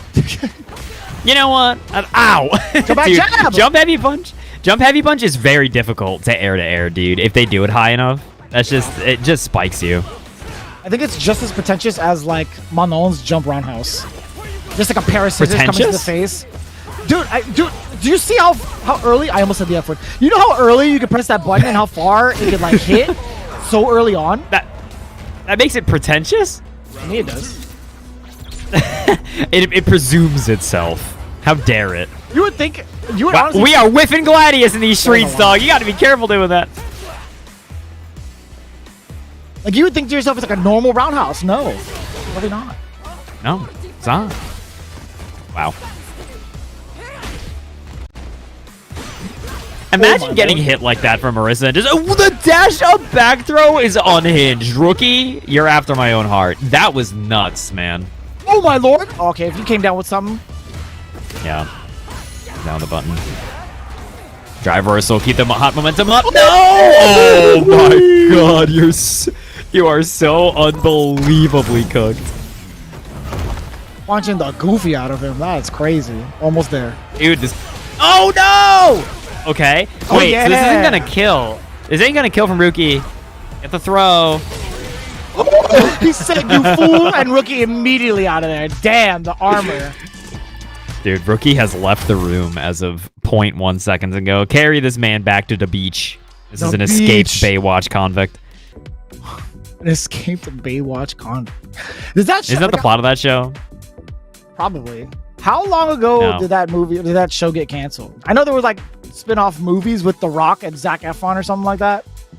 Dude, all I know... Oh, I heard it was horrible. All I know is that when I was younger, I was at, like, a family barbecue, and they had, like, a nice finished basement, like one of them shits, and they had, like, Baywatch on the TV, and I walked down there, like, age 11, and my mom, like, grabbed me and was like, no, you can't see it. It was like, she like whipped me out of the room. And so I always had that association as a kid that was like not something to be watched. It was like South Park when I was younger, where it was like only bad people watch that. I've never watched a single episode of Baywatch in my life. I don't think it's good. I just think it had jubblies. I could be wrong on that front. Maybe it was a Kino show. I don't know. Did Baywatch win any awards? It was storyline driven, that is for sure. Dude, I don't know if it had the... Zmetra couldn't get the GGs back. I appreciate you, Zmetra. You're killing it. Zmetra, Vicious wants to know if the Z is a reference to the streamer Feisty. Don't answer now. Let Vicious know. Oh. Uh-oh. Did I get summoned to the principal's office by death battle? Am I in trouble? You're getting summoned to the death battle? Death battle. Vicious versus who are we putting you? Vicious versus Tasty Steve. I'm gonna get smoked. He's gonna rip me in half just based off of his voice alone. I'm not gonna lie to you. He gets the beads around your neck and it's over, man. You gotta watch out. Those things, they like lash out like a snake. Dude, the Spidoro animation of him doing like the punches to the screen and the beads just flying towards like Yipes and Justin's face. That was really cool. I was really sad. I was like, man, I didn't get like a cool animation. I mean, like in terms of like an extra animation, but I looked pretty cool. But I was like, man, you did look cool. Yipes had the best one. Him busting out of the bathroom, giving the look. I don't even think he washed his hands. And then immediately demoning Justin. I love that. Ooh, big Harvey Berry. By the way, we got Enzo on the Sagat. Go on, I guess, know the Prodigy. Do you like Sagat as a character, Vicious? Yes, I genuinely do. Guy? Yeah, I think he's always been like a really, really fun character to kind of fight against, in my opinion. I think he brought out the most like challenging matchups for like any character you played because he always had a specific playstyle to like really annoy everybody, every single character in the cast. And like if you misstep once, you would die for it, just like this. Oh no! Oh, that is a disaster for Noah. A lot of damage. Yeah, I've always liked Sagat. I kind of feel like Sagat has been paying for his crimes since CVS2. There was a couple characters who were in the CVS2 jail. Like, it felt like Vega was in jail for his crimes for, like, a long time there. I feel like Sagat was and Blanco were, too. And it's like, now they're finally allowed to be characters. I think Vega did his time in 4, to be honest. Like, with the exception of Toss-Up Ultra 1. Like, there was... In the end, he had a lot of, like, towards, like, Ultra, he had a lot of setups that actually allowed him to do that. Oh my god, forward roundhouse into the standing roundhouse, give me the double knees of the Nexus. But even as early as Super Street Fighter 4, Sagat was always a weird character. Like, he had a lot of strengths, but he wasn't like top 5, right? Like in any version of that game, I think, after Vanilla. Ooh, nice. Uzis. His forward drive rush looks so funny. He's just like swoosing at you. Yeah, the giant like knee hop. Yeah, that's a big hop, dude. That's so sick. It's actually insanely cool looking. Yeah. To be clear, I know Sagat was busted in vanilla, but like after vanilla Street Fighter 4, Sagat it was never that good. And then Street Fighter 5, he had a weird lifespan. He was just kind of there. I feel like. There were some players who kind of made him work, but it was just way too difficult, man. With all he the also stuff just had that some everybody else horrific had. matchups. Yeah, I did. I didn't see like Manat really ate him Sagat. alive. Oh my god, that matchup was so awful. Horrendous. Yeah, Oh, Springin is like the only Sagat. Oh, wait, does that work? Okay. 100%. Ooh, wait. That's one of the Wait, biggest does things his I do level 3 like. have the? Does it have his does it have the 1 frame startup thing like Akuma's? Because that looked like instant. I want to say possibly. I will check it out for you in just a bit. I don't know if like FAT has been updated, but like I feel like as long as you're within the cancelable frames of the uppercut, your level 3 will land. From what I've tested. Because like Akuma's does that too, because it comes out in 1 frame if you cancel into it for some reason, which is, it's weird that they wouldn't go back and make the other uppercut characters, old level 3s work like that, you know? It says only 2 frame startup when canceled into from Tiger Uppercut. Gotcha, yeah, that's what I thought. So close, very close. Yeah, that's what I'm saying, must be nice. It's like, why not give that to, like, why can't Ryu do that, like, ever? Ryu does that and he dies. Like, he gets smited. Good. Just kidding. Ooh. That crouching medium punch could have been everything for Sagat, too, at that moment. Man, high Tiger Shot is a crazy fireball, dog. You see that? Sorry, I was very entranced by that confirm from Enzo, going into the full shebang of the back roundhouse, or the forward roundhouse and the standing roundhouse. What was your question? It's gone. Alrighty. Sorry, that was a long time ago, man. Let's move on, Vicious. Come on, let's not say it sucks with the past. What were you saying? I'm totally kidding. Damn! Wow, dude, the CVS2 button, it's finally back. Crosscut. I always thought it would be rather difficult to crosscut with Sagat because of his tall stature. But no, I feel like it feels just fine.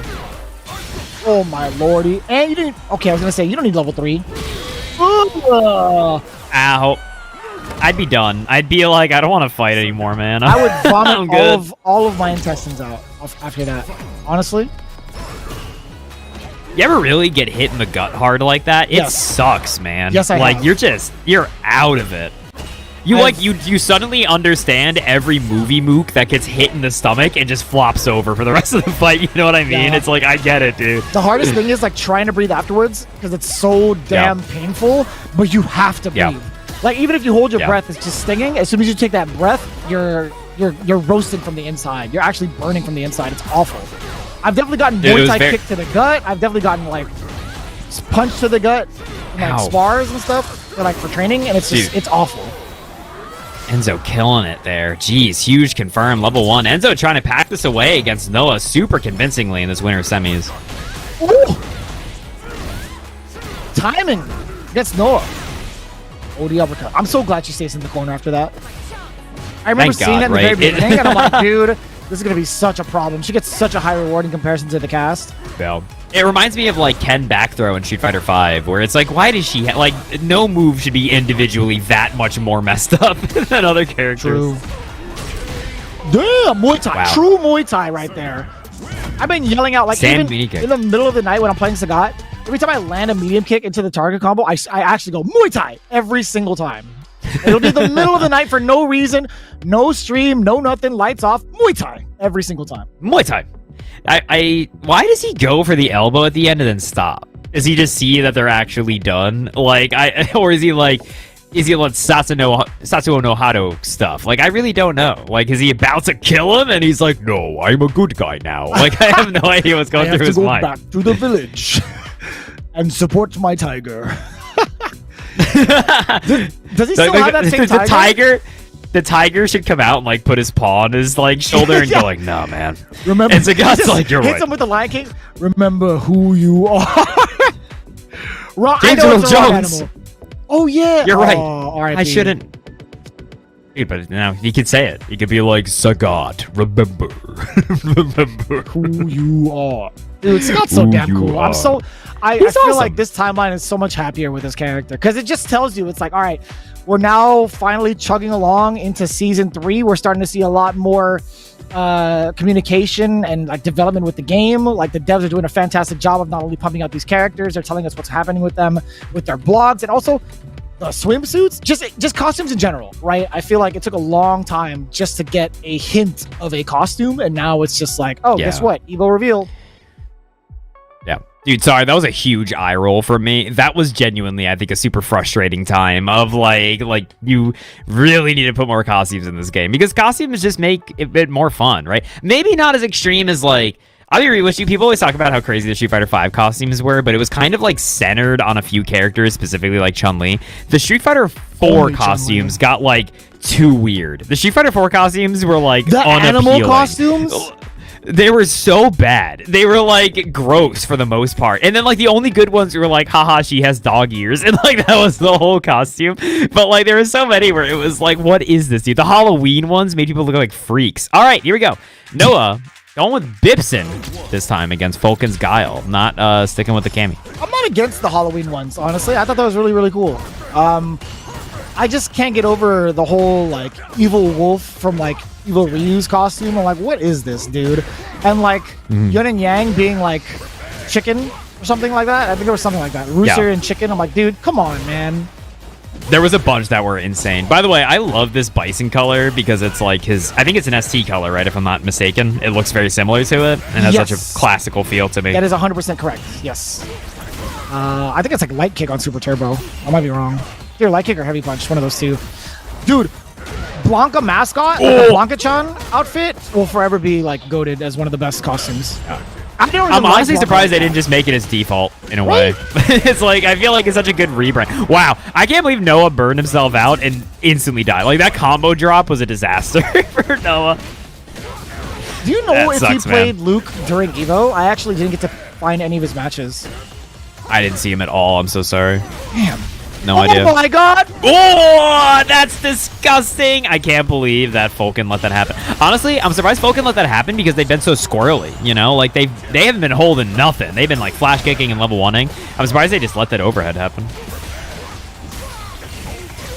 And, nope, no spend. They're getting greedy. Okay, you gotta be careful with stuff like that, man. That's, you start getting a little bit of the Wario mustache when you do it. I think that's, like, totally solicited, though. Like, 3 bars to your name. You're sitting at a perfect. You have corner control. Is solicited the right word there? I feel like that action is going door to door. That action is asking me if I've installed solar panels recently. Yeah. Yes. Oh my god. I'm gonna say yes. Survey says. We'll find out. Survey says. Why not? A little bit of meter here on the side of Noah, looking like Gandalf the Grey yet again. Jesus H, wow. Dude. They confirm. Oh no! Ooh, they could have died for that. That could have been it. That could have been scissor But kicking Fulcan obviously. Fulcan is a massive hill to climb here. Level 2 on Wake Up. Tell me more. I would like to learn more, Fulcan. I was unfamiliar with your game previously. Please elaborate. You could have done so much more. You dropped the roundhouse, whatever it was. Oh lordy. You like that one, huh? I'm gonna need both of you to clean it up. Hit the showers. I'll see y'all in 5. What the hell was that? Oh lord. Oh my god. Last frame. You know what I miss? I miss being able to get like, you know when you drive impact somebody, you get the punish counter, they get the little stagger, and then when they hit their knees, they're airborne. Can Guile still do like air backdrop, like air back throw for like the backbreaker? I genuinely miss that. Oh, I don't know if they can air throw that low to the ground. That's a good question. Boo. Yeah, that was very funny. Wow. Did we have more than one Sagat over in the East Coast other than Punk? No, I think we just had Enzo. I'm pretty sure. No, for the East Coast. For the East Coast. Oh, Punk was on Sagat. I don't know if anyone else was. I think one more person was on Sagat. I can't remember. I think Riddles was dabbling with Sagat as well. Riddles has been known to dabble. Maybe a dabbling. Oh! They confirm. Ooh! blocking the overhead. You know what's funny? I feel like in a weird way, you almost see that setup a lot less nowadays. Like the very obvious set bomb, go for drive rush overhead. I feel like that was kind of going extinct for a little bit because it was like so obvious that people would just do the counterplay all the time. I'm kind of surprised Noah's just going for it each time. Maybe showing that they've played relatively little Bison, you know? Oh my lord! That angle was actually mad funky. I didn't think it was a hit. Yeah, nice and easy. Level 3.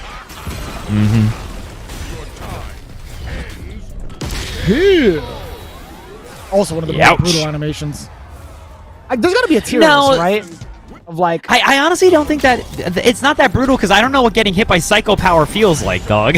You know, like he grabs you by the neck, like back the behind of your neck, lifts you over his head, and using that momentum to slam you into the ground head first. But again, that's when it gets so fantastical that I cannot fathom what that feels like anymore. You know what I'm saying? Like, I don't know. There's some supers that it's like, that could happen to me. Somebody could do that to me and it would really suck. And like Sagat's level 3 is like that. Yeah, I think the consensus on Sagat right now that I've heard is that he's definitely going to take a while to maturate, right? Like, I'm not sure where he's going to wind up. I don't think he's like a Mai, where he's just going to become this plug-and-play dude that is everywhere. Dude, did you see him thread his way towards like the perfect detonation timing? No, that was sick. With the crouching jab at the end. That was so beautifully done. Yep. That was really good adaptation to just be like, I'm going to hell attack at some point, probably? Or, yeah. Oh my lord. I love Bison's voice actor, by the way. He kills it. I wish he actually said word towards the end of his critical art rather than worm. Word. Dude, add that. I'm saying they got to start adding cosmetics that I can purchase. So, like, buy the bundle. And give me the Bison says word. Damn, 3-0 straight. Jeez. Holy moly. See, I don't know what that feels like. Can anyone tell me what it would feel like for Bison to by the face. Psycho Crusher me across the floor? He grabs in the you torso. by the face, too. Then he runs you over with his horse? That's messed up. Nah, he runs around you. He's polite. He's a good boy. He's all right. So has anybody ever, like, added on to, like, really put the details into the storyline of, like, who the horse or what the hell the horse actually is? Is that, like, a Psycho Power horse? We get to see the invite? Look at us go. I like How's that. it going? Zmetra. Get Zmetra in here. Now I want to see him. Now we can see both of us looking at the invite. Right on. Are they playing a ranked match? Good job, Zmetra. Stay on the grind. Stay hungry. It says offline. That's what we like to see. That's what we like to see. You only have an hour and 10 to do it. We gotta go. Zmetra, get in. You guys gotta whip ass tonight. If any of y'all block, you're against it. TBH. Dang, I was hoping the robot wasn't ready. When Noah put in exclamation mark bracket, I was just like, you're winning. That's what's happening. I enjoy the energy of exclamation mark bracket. You know what's so funny? Like, what's such a funny dynamic is as a commentator for a lot of games, you don't really, like, a lot of players don't watch the streams. So, like, they don't see you as much as you, like, see them in a weird way. Sure. So it can lead to this, like, one-way, like, relationship where, like, you've commentated this person 700 times and they have, like, never looked at you. You know what I mean? And it's, it mounted in, I was talking to Jack, the Strive player, last Evo, and he was like, I was like, oh, dude, Jack, like, how's it going? Like, I'm Bones. I commentate you all the time. And he's like, Bones, I'm not going to lie. I'm sure you have. I've never watched a stream that I played on, ever. Like, I do not know any commentators. And I thought that was so funny. Not the first time I've heard about that, honestly. It's at least a weird dynamic. It's why I really like to find players and say hi at events, because it's, like, one of the only times you really, like, see them, you know? But here we go. Going into the next one. Oh, trickery. I like that. No. I think this is... No. We're letting something wrong. I'm totally kidding. This is the second time this happened. Enzo, I wonder... listen, man. I don't know what you're trying to do. Quit it, son. Totally kidding. Enzo, we got deadlines to meet, Enzo. They're gonna be on my ass. And by they, I mean Capcom. They're gonna come for me. It's Vicious. Vicious will be on my ass. I already got the phone dialed up and ready. Hold on, let me I have Papa Capcom on my phone right now. Hello, Father Capcom. Yes, I'll be at the service tomorrow. Thank you very much. What's that? You got to go faster, you say? Roger that, Father Capcom. All right, players, run it. Come on. Father Capcom. Yes, I'm going to put them on speed dial. I was like, yes, I do believe the character was, or the player was Enzo, the Hokage. Yeah, I got you. You imagine Jack looked like Happy Chaos? No, the funniest reveal of all time was we all saw Jack's face, and Jack is just some guy from the Midwest. That was the funniest reveal of all time. It's like, yep, that's exactly what I expected him to look like. Here we go, folks. Winners finals. It's going to be Zmetra versus Enzo in the speedrun ass bracket that we're trying to do. Oh, yeah. And so, very similar to the Sagat matchup, too, when you talk about the low Tiger shots blowing up, like, armor, right? Like, Marissa definitely susceptible from, like, the waist down. If any hitbox during Gladius, it just gets rid of it. How does Superman Punch react or interact with High Tiger Shot? I feel like High Tiger Shot recovers so fast that Sagat can, like, DP her for trying. It takes very strict timing to catch it, and also distancing too. I've definitely seen her jump over it before. Imagine if she couldn't. Like, that just really changes the scale of the matchup, like, significantly. Like, I don't even know what people would presume that matchup would be like, but if that were an actual factor, it would easily be like 7-3. Oh! She was crouching. Sick. Big whiff, but picked it up from Enzo. Yeah. That's something you have to keep in mind. Forward roundhouse whiffs on crouchers. Easily the most Street Fighter thing you could ever, like, see in that exact interaction. That forward roundhouse just whiffing the opponent completely. Like, you just gotta be used to that. Yep. I think it's actually more of like a 3D game interaction. Is there stuff that whiffs on crouchers in ST? That's yes. I don't know. A lot. I guess some Sagat stuff. A lot of things that like shouldn't whiff on crouchers. There's literally a gang of normals that just whiff crouchers for no reason. In fact, there's normals where both characters are crouching and the normal would whiff point blank. That's good. Wait, okay, never mind. This game is based. Like Vega crouching medium punch, point blank against a character, against another crouching opponent, just goes right through their body. Okay, well that's that's not whiffs on crouchers. That whiffs. Period. I think on standing it works. Yeah, I don't remember. That's why I was like, huh? Like, why does this work? Oh lord. Ooh, just trading to level 3, gonna burn out Zmetra. Ow. Oh my lord, did you see the waves? A real intimate look right before the uppercut like launches itself. You see that? That's like the, 3 steps to giving a proper hug. Make hard eye contact, break in knee, Tiger Genocide. Break in knee. Hey, it's Tiger Suppressor now. He's stealing Luke's move names. Wait, what's the name of the big one? The CA is different, right? I don't know. It's Critical Art Tiger Suppressor? I don't know. No, he says something. It's like Tiger, like Obliteration or something. It's something very silly. I'll take a look. Let's see. Tiger, that was a Tiger Vanquisher. Nasty whiff on.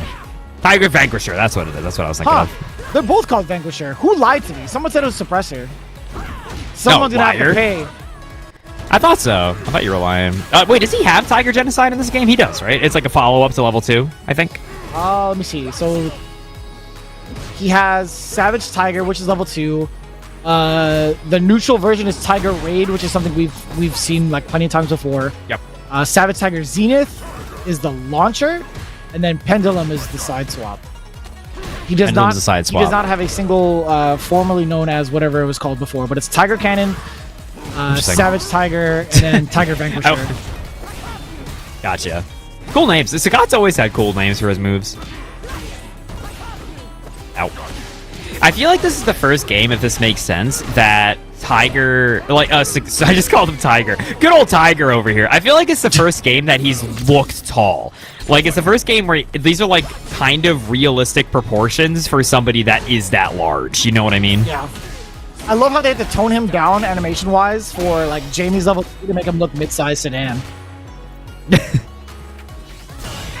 It's part of the, how it gets a cinematic vignette. It's like they're shooting, like in Lord of the Rings. It's, there's, dang it, what's it called? Where they shot to make the hobbits look small. It's that style of shooting. They had to shoot to make Sagat look tiny. Ooh, big opening here. Enzo's obviously got a lot of work to do, but they've got CA. See what happens. That's such a long battle to, oh my god, to fight again. Damn! Tiger. Force perspective. Thank you, Mistopheles. I knew somebody would be enough of a dork to know. Nice. Nerd! Nerd. That's a good bit. You ask for help, like, yo, what's that called? And somebody knows, and you just go nerd. I need to get that as a soundbite. Classic Homer Simpson pulls up with Marge in the car in the parking lot. Nerd. I'm a movie nerd. I'm like a modest movie nerd. I like movies. I know a lot about like shots and shot composition, but I'm not like overly right so. there. I think. Saw the Yeah, example. see, breaks the armor. Low tiger shot. It's crazy. Uppies. Oh, maximum uppies. Jesus. That should be the name of that move. That sequence is definitely Maximum uppies. Maximum. If Sagat says it, it would be so much better, dude. I'd be pretty intimidated. If Capcom ever lets me redo lines for certain moves, I'm definitely saying maximum uppies. The word uppies, I think maybe should be banned from the internet. I'm starting to hate it. People you say it, and I'm just like, get over it, dog. Come on, man. Uppies is cool. Uppies is cool? That's Uppies the is- word you're using? Dude, uppies is dude, uppies necessary. are based. I freaking love uppies, dog. Yeah, you never had uppies before? Oh, Jesus. Dude, the other day I was out with the boys. We got some uppies, you know? Shut up, Bones. Man, Enzo just kind of, with the corner pressure. That was weird corner pressure. It was just like stand heavy, punch, crouch, medium kick. Yeah, the timing is pretty beast from Enzo, too. Just complete lockdown. I like using that low medium kick for that exact control, too. Mad far, by the way. Nothing like crazy like JP's, but despite it not being cancelable, it's such a great starter tool. Or sorry, keep away tool, but also great starter tool for drive rush. Yeah. I feel like Sagat's always had a weird relationship with his crouch medium kick. Like, because they don't want to... It's like he's obviously so damn big that his crouch medium kick would be like a god button in a lot of scenarios. So they always have to, like, think really hard about what they're giving him. Tiger uppy. Do not say tiger uppy cut, dude. Tiger I'm not uppy having this. I'm losing it. I thought the His way drive Broad rush is Chance so kids funny. say Tiger uppercut was the cutest, they'd be like, Tiger up. I'm like, that's the cutest thing I've ever heard on the planet. That's how we said it. Everybody I knew in Staten Island always just said tiger up your butt. That's literally what I thought the move was called for years, because that's what everyone in Staten Island said. Y'all need to get checked, man. Oh, I need to get checked. You're the one calling it freaking tiger uppy cut. Yeah, man. No, I'm reading it off the chat. I said maximum uppies. All right, excuses. Excuse you. I'm sophisticated. I said maximum uppies.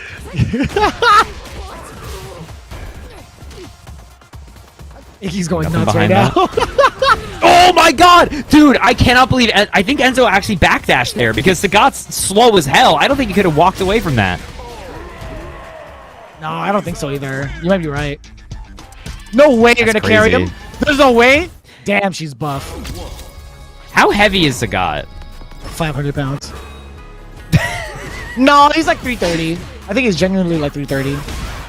Well, I know because Sajam was looking at like the Street Fighter weights recently and kind of exposed the fact that none of them make any goddamn sense. So I wonder what they have Sagat at. Hold on, Street Fighter 6 He's like 7'4", characters. right? 7'4", like almost 300. Let's see, he's on the website, right? All right, what are we seeing here? He is 7'5", 306 pounds. I was close. I was off by like. I feel like he'd be heavier than that. Am I crazy? With his muscle mass? Possibly. It's really hard to say. I mean, before Ryu used to be 5'8" at 180 pounds in Street Fighter 2. If you could believe that. Who was it in this cast who was making everybody just crack up with their body weight? I think Ryu is the biggest, honestly, makes no sense guy. He's 5'9", 187. Have you seen that guy, dude? That guy is not 187. Wait, who? Like, Ryu. Yeah, that's I was just saying that. Yeah. Yeah. No, I was just double checking to make sure. That makes no sense. What the? Oh my god, that was brave from Zmetra. No, Yao Ming was 7'6" at 311. I see. But I mean, if you were to really be this buff, like how much mass that Sagat actually has, he got to be like at least 330 to 350. Yeah, I think we'd have to add some, right? They got Terry at 6 foot 170. That is Hell so funny. no, Have have you seen Terry's arms, though? His arms alone are at least 100. Enzo, by the way, is on winner's finals point. Wake up, Tiger Cannon, gonna get blocked, and you are deader than dead, depending on what Zmetra spends here. Do you greed here? Yeah, we greed. Yeah, we've been known to greed. Is it solicited this time? Nice. That time it solicited. That time it did. It rang the doorbell. It hit the bell. It left a comment. It liked it. Zangief at 200 pounds? Get out of here. Ain't no way. There's no way. He's got to be like 380, right? What is he in 6? He's got to be like 400, man. Like, this thing's ridiculous. Where is old Gieferton? I love that drive reversal animation. Okay, whatever. Yeah, Gief is 7 feet, 399. In 6, 399. Yeah. Right on. Okay, that's appropriate. I think. I think that might make sense. I really don't know. Oh my Enzo god. Takage down a lot of life. Hold on, it's not GG's yet. Hold up. It's so close. Don't get too excited. No! Wow, what a check! No, you had to do more than that. Dude, you do not want to go. Oh, no. Oh, danger, danger. What? Doesn't reach. No way. No. Oh my god. I thought it wasn't going to reach. He just shoulder tackled. Set height. Right past the fireball. Dude, reality, if they instead did high tiger shot. I think high tiger shot, they would have been safe there. I agree with you. No, I don't know. That's actually pretty certain. Yeah, I think you're absolutely right. If I were to look at it, recovery frames like 30. If it does recover, fast as hell, barely, man. Yeah. In total, it's like 42 frames. So like barely. Yeah, I don't know. Hard to say, but there you go. Enzo gonna drop down to losers. We got good old Marissa hanging in grand finals. Can you believe that, Vicious? No, it's crazy. I genuinely cannot. I think that's a testament towards like Zmetra's prowess towards like the rest of the cast right now. I mean, he's been looking mad dominant, like right out the gate too, just very aggressive, like against was it Fulcan, just swinging it out the entire time. Pretty impressive. I'm genuinely a fan. The whole weight conversation reminds me, have you seen the Ada video where he calculates how many Pokemon can actually fly? And the answer is like not a lot of them. Like, it's like so funny. He starts having a mental breakdown over the fact that like none of these birds can fly. Like none of these birds are birds. Yeah. Like they all weigh way too much and don't have enough of like a wingspan. And there's no chance that like any of these Pokemon could perch up on Ash's arm, by the way. No. Like there's a couple of scenes where he's like a Pidgey or I think it was straight up a Pidgeotto on his arm, and that should have like broke him. But you know. I want to say Pikachu weighs a bizarrely high amount for what it's depicted as in the anime. Pikachu weighs 13.2 pounds. Can you imagine a 13-pound rat just jumping on your neck constantly? That would like put some real weight on you. Like, it would put some like strain on you. I don't like how they add the sound effects of like the springy step to make them sound really light. Yeah, boing, boing, that's boing. So deceptive too. Like there was a lot that just didn't really make sense in that whole universe, but you know, we love it for that reason. It's funny in the anime that they just kind of hand waved a lot of it, where they're just like they're bigger than it says in the Pokedex, dude. Like we're not having a short King Charizard here, dude. Like he's short. It's a big dragon. He's short, but he's shorter in the Pokedex. And I want to say he's like 4'11" or something. Yeah, he's a tiny like fella. It's like a bizarrely tiny fella. A lot of Pokemon are. There's like very few that are like shockingly tall. Yeah. Like most are very tiny. Like Nidoking's 4'7", dude. I could slap it. Get out of here, idiot. Like yeah, dude, get back at your damn ball, dude. Get back at your damn ball, moron. You ain't the Nidoking of shit, dude. I was thinking about, I think somebody was talking about like Kyogre not really being that massive for like a whale, like a legendary whale. I forgot what the comparison was. Kyogre and Groudon are actually, I mean, like, Groudon's always depicted as being way freaking bigger than it actually is, but, like, it's He's not, a little fella. like, it's 11 feet tall, which is pretty big, Groudon. But, like, it's not, in the anime, it's usually, like, this, like, gigantic nightmare thing. It's not that big, but it's not, he's much taller than, like, other dudes. I think we're just waiting for our next match. It's going to be our loser semis. It's going to be Noah and Ludy Lou. Again, folks, we are on a timer here because maintenance starts in like 53 minutes. We are racing John Capcom. We've called them. We've tried, but they've got AirPods in. They're not listening to us. They cannot turn back the ship now. And while we're loading up the matches again, big shout outs to Olipop, who has been a continuous sponsor for FlyQuest Fight Series here, as well as NZXT. Really had a pretty solid conversation prior to the match even starting, prior to the stream even starting. They hooked me up with like a case of Olipop after I mentioned, and I actually drank one of them on stream. Honestly, the flavors are pretty godlike. I know, I mean, like, it takes some time to get used to, but for me, it was like frame one. I was like, oh, that's not bad. It's great for your gut, and it's 20% off right now using FlyQuest 20. That's pretty godlike. Says it on the top of the screen. One time, USA only. I haven't used mine yet. You know what else is godlike? Hell yeah. You know what else is godlike? Green Zangief coming at you live. Going up here against the Purple Luke. Noah going up against Ludy Lou in our loser semis. Yeah, so someone else had mentioned, like, Noah the Prodigy had played against Shanghai with that Luke. It's cool to see it again, specifically for this matchup. So he's got, like, a really strong roster of characters. Uh-oh, but not right now. Dead. Dude, I'm not gonna lie. I was looking at the wrong health bar. I got so scared of that killed. My brain short-circuited. I thought that killed him from full health. Like Rainbow Edition. Oh, you still were at the right range to get the light flash knuckle? The perfect one at that? That was pretty cool. Oh, lordy. We did not bite on the shimmy, but bit on that. Big biting. One more hit'll do it. Bring back Zangief's throw animation where he grabbed and bit you multiple times. Like, what was that about? Whoa, that's a big spend from Ludy Lou. You're that confident in yourself? Noah's got 2 bars. Wow! What a timing there from Ludy Lou, man. Nice. The sloptimal. Death Battle said bring back Green Hand. No. No. Back up. Aw, dude, and now you spend $2 for nothing. A lot of money. My favorite thing about the bite, his bite grab, was the freaking noise it made. Yeah, it like tore through skin so much and the blood would splatter. Yeah, the paper tearing noise, like the dude. And what was that all about? Like the stomach squeeze? He just had his hand in your midsection, just what is that? What probably hurts. I don't know what he's doing, but it probably hurts. Wow, dude, burning out from that is so funny. He just punched the goo out of you. Not the goo. It's like if you have 0% body fat, like what are you actually grabbing? Don't answer that, chat. Yeah, please don't answer that. Not gonna kill, right? You go for the extension here.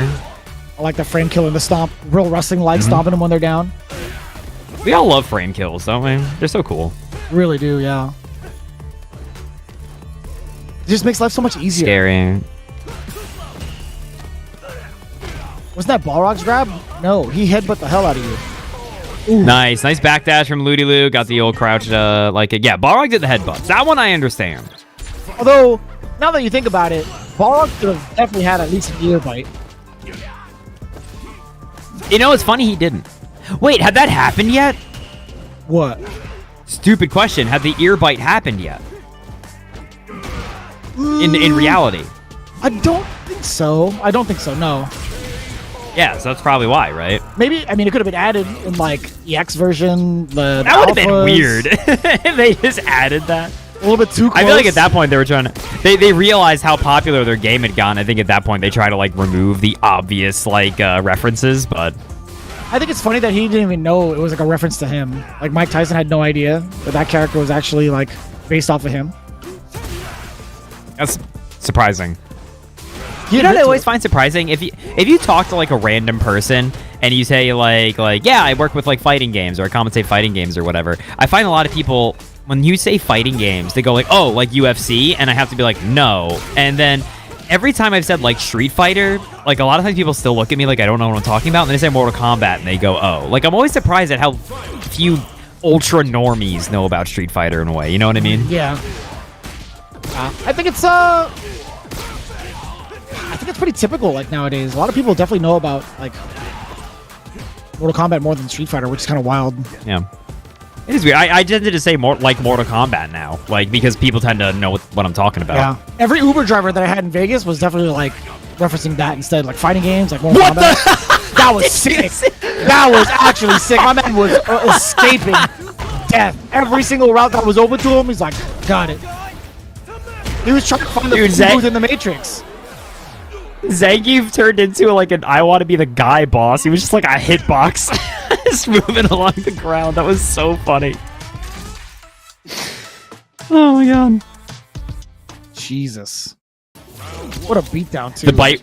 Alright, good lore. The bite that Mike Tyson did was in 97. Good to know. Yeah, it hadn't happened yet. Not by a long shot. I remember watching on TV. I'm like, wait, where's the rest of the fight? His ear's falling off, but who cares? Just keep going. Get back in there, Chief. Yeah, a lot of people were upset at that, paying for that pay-per-view, I'll tell you what. Like, ruined the party. Oh my god! Speaking of ruining the party, what happened to your life bar? Ludy Lou, help me! Dude. Ludy Lou's party's ruined. Can we get an ambulance for this party? I like that phrasing. Mike Tyson ruined the damn... Dude, the vibes are in shambles, Mike. Oh, it was, dude! You know how many bets were nullified after that? Like, people definitely thought Holyfield was going to win that fight. Yeah, but now look at him. I still can't You believe... tell him what's going on, but 1 year. I don't know if this is true or not. I know they made a commercial out of it. Did Holyfield ever actually get his ear back? Like, well, it was just a chunk of his ear, right? It wasn't the whole damn thing. no, it was just a chunk of it. But like, I mean, did he ever like get it back from the ring and get it like surgically attached? It probably just grew back for the most part. Also, that you're dead as hell. Your Noah ears is do not taking this grow 2-1. back, brother. I'll tell you No, what. dude, it wasn't enough of the ear that I wasn't gonna grow back. I'm pretty sure. No, I could be wrong. I don't think it was that much. Am I hella crazy? wrong. It was a pretty nasty chunk. I think it was enough that it would have been scarred. No, but, like, he I think it bit would it have cleaned off, son. Like that thing does I not. don't- He was a fully grown adult. He's not an Dude. X-Men. What the hell? What are you talking about? There's no way, man. What do Yeah, you dude. When I mean? was a kid, I constantly got my ears bit off. They just grew straight back. You know, because you have your baby ears. Your adult ears grow back Of course, in. like once you get your full adult span, your ears fall off eventually. You get new ones. Yeah, of course. Yeah, exactly. That's when you can't hear mosquito alarms anymore. Shut up, man. How are we even talking? Damn it! Match point. No, the prodigy. Loser says. God. I like how you say it's my fault. No, prodigy. 2-1. What are we doing now? What are we cooking with? We got some lariats up thick. Oh man, I'm not looking it up. Yeah, see, the missing piece of his ear was later found. Right on. Evander Wolverfield. See, look. Ow. the Well, X you're in Factor. burnout. What you gonna do, Ludy Lou? And Zangief obviously. Wow, he was so unbelievably plus off of that jump heavy kick that he could not throw there. That was so funny. Ooh. Wow, what a stand heavy punch. Wait, Ludy Lou, you're a genius. Ludy Lou. Ludy Lou, I want your autograph. Ludy Lou. Ludy Lou. He's alive. Oh. Medium punch. Oh, that was it. Nice. That was crazy, actually. End Okay, of the 20% of the corner of his ear. See, I'm telling, it wasn't like the whole ear, it was a chunk. I wasn't saying it was the whole ear, but I did say you can't grow it back, dude. Some of it does. That's You know, it mad closes funny. up. It closes up, yes. 100%. Oh my god. He's definitely growing it back, actually. Okay. How much, like 4% of the ear can we get back? What are we looking at here? No shot. Maybe like 0%? Like half of a percent. Probably. We'll take that driver reversal just to clear the space. I think it makes a lot of sense. Running the life lead, perfect. Do it parry again? Yeah, do it again. Dude, no, Prodigy has no, it's all gray life. Ooh! How God. do you know? No, not like this. Don't do it like this. Ooh! Block it. Woo! Oh my god, the crouch leg kick. Oh my god, the pressure worked out. Ludy Lou, despite it all, man. Hanging it out. Can't believe it's still alive. 2-2. Checking the walk back. Checking the walk in general. To be clear, I am aware that your ear would not grow back. I actually thought it was a pretty small bit. That's why I thought it would have like grown back over. I wasn't sure how much actually got ripped off there. Oh, what a check to the drive rush too. Sending like it just does it all. Oh please! That's so ambiguously like hard to tell. Like that's in that exact angle. You don't know if you want a lariat or not. Oh boy! Ouchie. That was massive uppies. I give the biggest uppies. Full shots of uppies. I think the biggest uppie is Siberian Blizzard. That's about as uppie as it gets, I Siberian uppies. Intercepted. Noah gonna be able to take this first round. We are once again on loser semi points. Not too shabby still from Ludy Lou though. Trying to hold his ground as much as possible. Holding down back. Ludy Lou is hanging in there. There we go. Wow, that's expensive though. That's like it's like good to do that, but that's like that hurts the soul. It was like as much as a drive rush cancel. Oh. Oh, and then the stun. Yeah, that sucks, man. That makes it sound like he still could have if he was good enough. Like I think for anybody, it's just such a difficult task, man. I am number one at uppies. That's the angle. Wow. No! Why? Oh my God. That's Dominican mind uppies right there. You've heard of Dirty DI. Have you heard of Dirty Level 3? That's crazy. That is so freaking funny, dude. Didn't even stop churning, by the way. After the SPD had whiffed, you bet your sweet bibbles he was still going to go for the rest of it. The motion was 360, 2 punches, 360, 360, 360, 2 punches. Input reader going ham on that one. Oh, that's so funny. That was like, remember how Street Fighter 5 used to lag like crazy if you just mashed inputs and people would do it to make people drop combos? Yeah. That's the kind of inputs you would do that. Yeah. For those of you who didn't know, that was a thing. Funny times that was, Street Fighter 5. Yep. I don't want to hear anything about revisionist history towards it. I thought it was such a silly thing that was happening. Walk up on in there. Frame kill for the last part of Lariat. Lariat. Nice. Uh-oh. I regret to inform you, I think you're dead.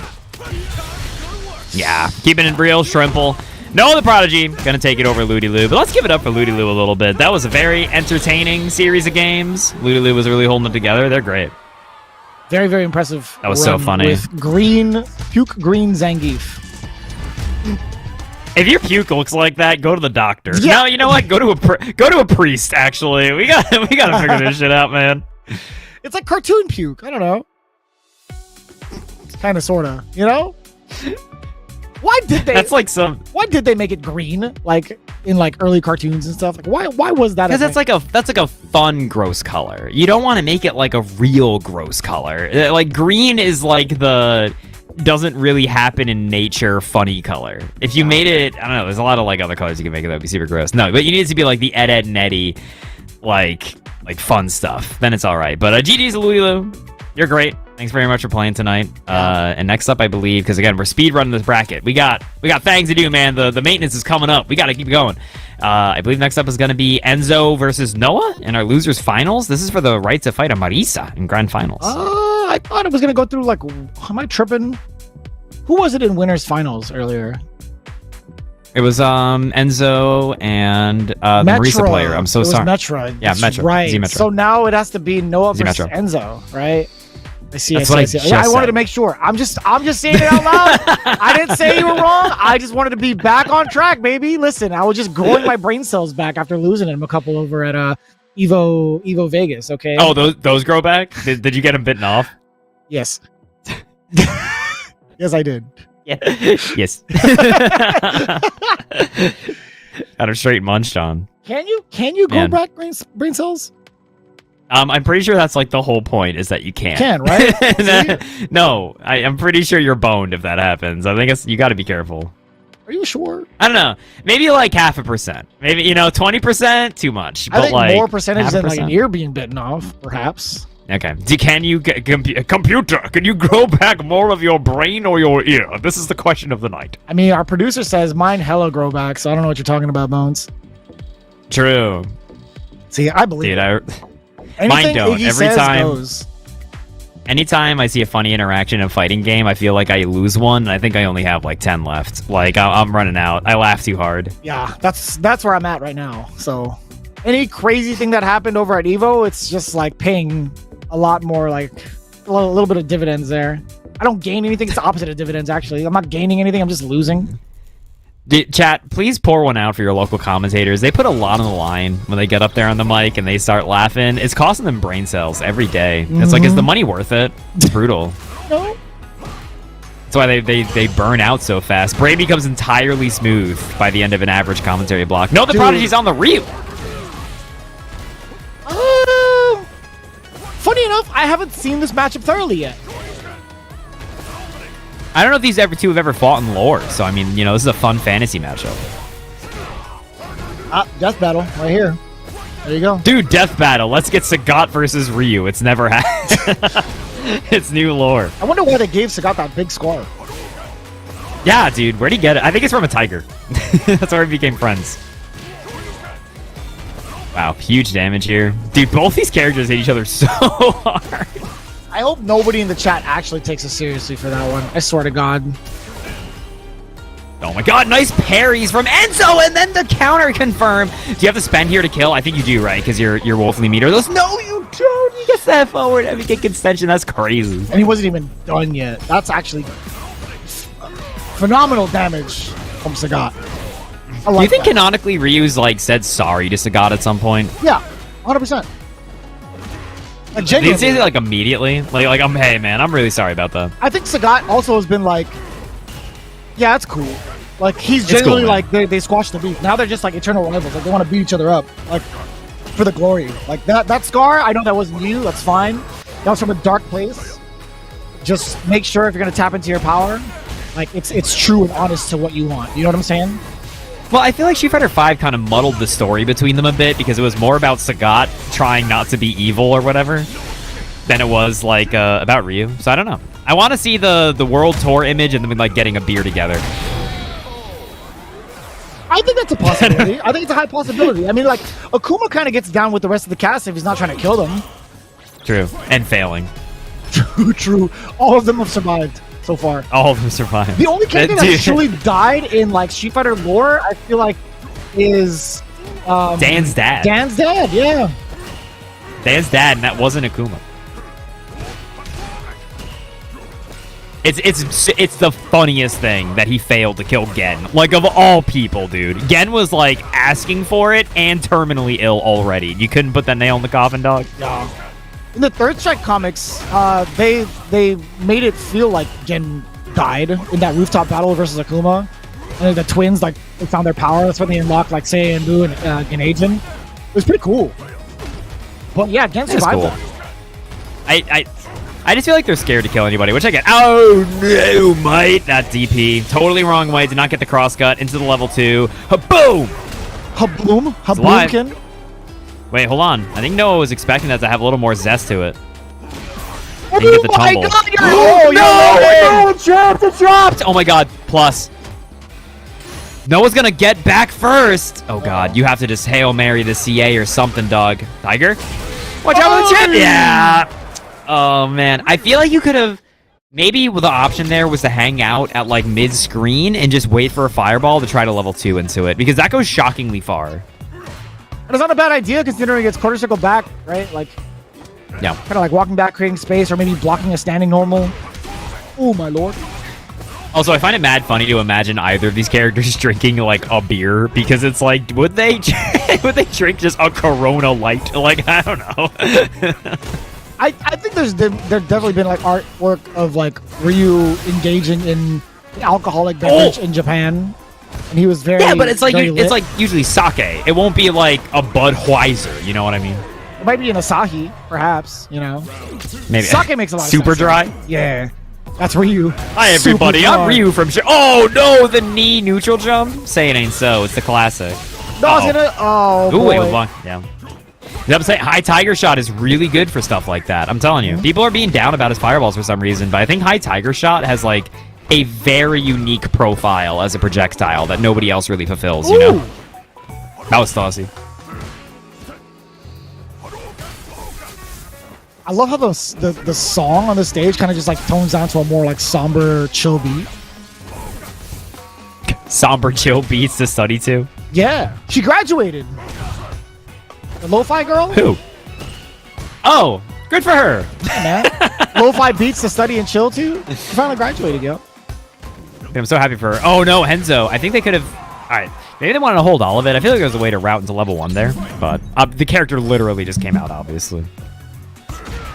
Oof. Yeah, Muay Thai. There it is. Muay Thai. I'm gonna start saying that. That's really funny. You have to. Muay Thai. Only when the full target combo comes out. The double kick. Lo-Fi beats the herd sheep too? Huh? Yeah, fully burnt out. No, I thought you said Lo-Fi shown. beats the hard sleep too. Just big honk shoe. Dude, I definitely Out my toe. need some hard sleep. Dude, I've been hard sleeping ever since I got back from Evo. Most people who work Evo, I feel like always get like 4 to 5 hours of sleep a night. And Yes. then it just adds up. Everybody, no matter what. And that's going to be a level 3 cash out. Should be enough. No, Ryu, it's okay, really. I'm not mad at you for leaving a big scar mention. It's fine, it's fine. Die, idiot. I'm just kidding. I'm still really mad. No, I'm not mad. All right, I'm good. We're good. How's your life? We're even. I can't even see my scar half of the time. But My pec's covered, you see. I've really, honestly, I'm gonna get like a outfit just like that. Just the pelt over of like the faux fur on me with like ropes tying to it. I'm gonna dress up like that in like a CPT event. Hell yeah. I feel like it actually wouldn't be too difficult. You just need to get like some sort of weird... Dude, here's what you do. You know those like fuzzy bathroom mats? Yes! Just right over you. I was thinking the same Easy. thing. Bathroom Sagat. Bathroom Sagat. We could. Oh, Lord.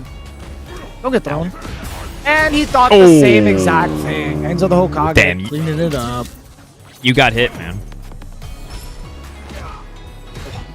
I wonder how hard it would be just like using an eye patch for like an entire CPT event, like just sticking to the bit. You know what's funny? I can't really see out of one of my eyes, so I could do it. I don't know about you. You're being binocular seems like a pain, to be honest. A little bit, sometimes, yeah. I don't even know how to answer that. I'm not gonna lie to you. Nexus. Well, that was meaty as hell. But you gotta confirm it, like standing medium punch. If you do get the hit raw, I think it's only +5.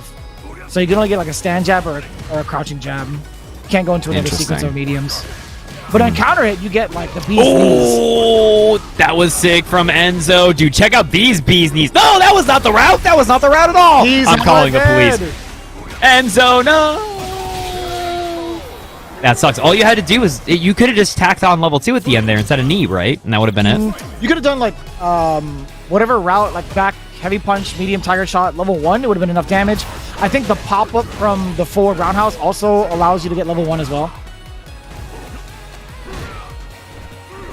But, I mean, dude, when you're... I feel like in Street Fighter 6, more so than other games, because it's not just, like, learn your one combo, you're Gucci. There's, like, so many things you have to keep in mind for, like, routing purposes. Dude. Really takes a long time. That's Sagat specifically, too. Like, if you get point-blank elbow, you're allowed to get, like, a tiger shot, drive rush forward, very deep back heavy punch elbow again into, like, a fat combo. But it's so hard to do.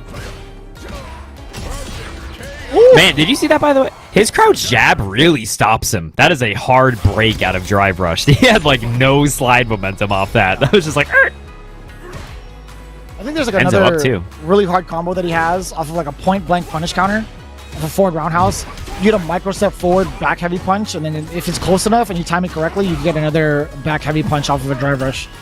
He's got insanely intricate routes for like super maximum optimization. I want to say optimization, but it's like some of it's not really that practical because it's so hard. So yeah, it always reminds me of in Street Fighter 5. Seth had the theoretical combo. It was like a one-frame link where you could do medium hands into light hands, and it was like absurdly difficult. And it was so funny that everyone still went for it in bracket and just did like it never worked. Ooh, big level 1 here from Noah. Hold on, fighting back. There was one season of Street Fighter League where every Seth player got it. And I'm like, dude, this is online. How the hell are you doing this? Match point now for Enzo. What a mighty uppercut. But yeah, like everybody and their moms went for that combo and it worked. And I'm like, dude, how are you guys doing this online? Same with the Dan Infinite. I think RB got the Dan Infinite during one of the qualifiers. Online, I'm like, you are insane. Well, it's like the Rashid extension in this game, right? And you can tell if like Dual Kevin's having a good day. Like if he's getting it or he's having a bad day and it's not happening. Yeah. Closest thing to that too would probably be Shin Dream, the single bounce. For sure. This doesn't kill, right? Uppercut? No, it didn't use it. Didn't even cash out. I mean, it makes sense, right? You've got a whole life ahead of you and you want to kill. Oh, no! Nice. No, no! Hit out of the Jinrai.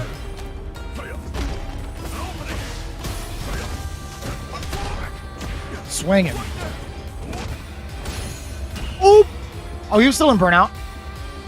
Guy was. Ooh, scary.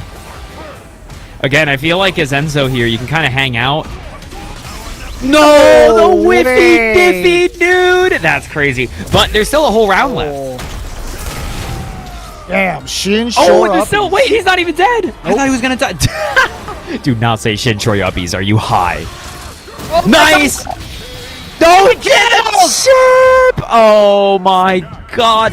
I was gonna say, oh no, that should have been level 2 instead of level 1. Because the God's level 1, it's kind of like Luke's, right? Where it's like, it can be a very good anti-fireball tool, but also at the same time, it could not be. Like, there's a lot of times where it's too slow, or like, the fireball's already in Sagat's face and just hits him during startup. But man, worked out there, got the chip.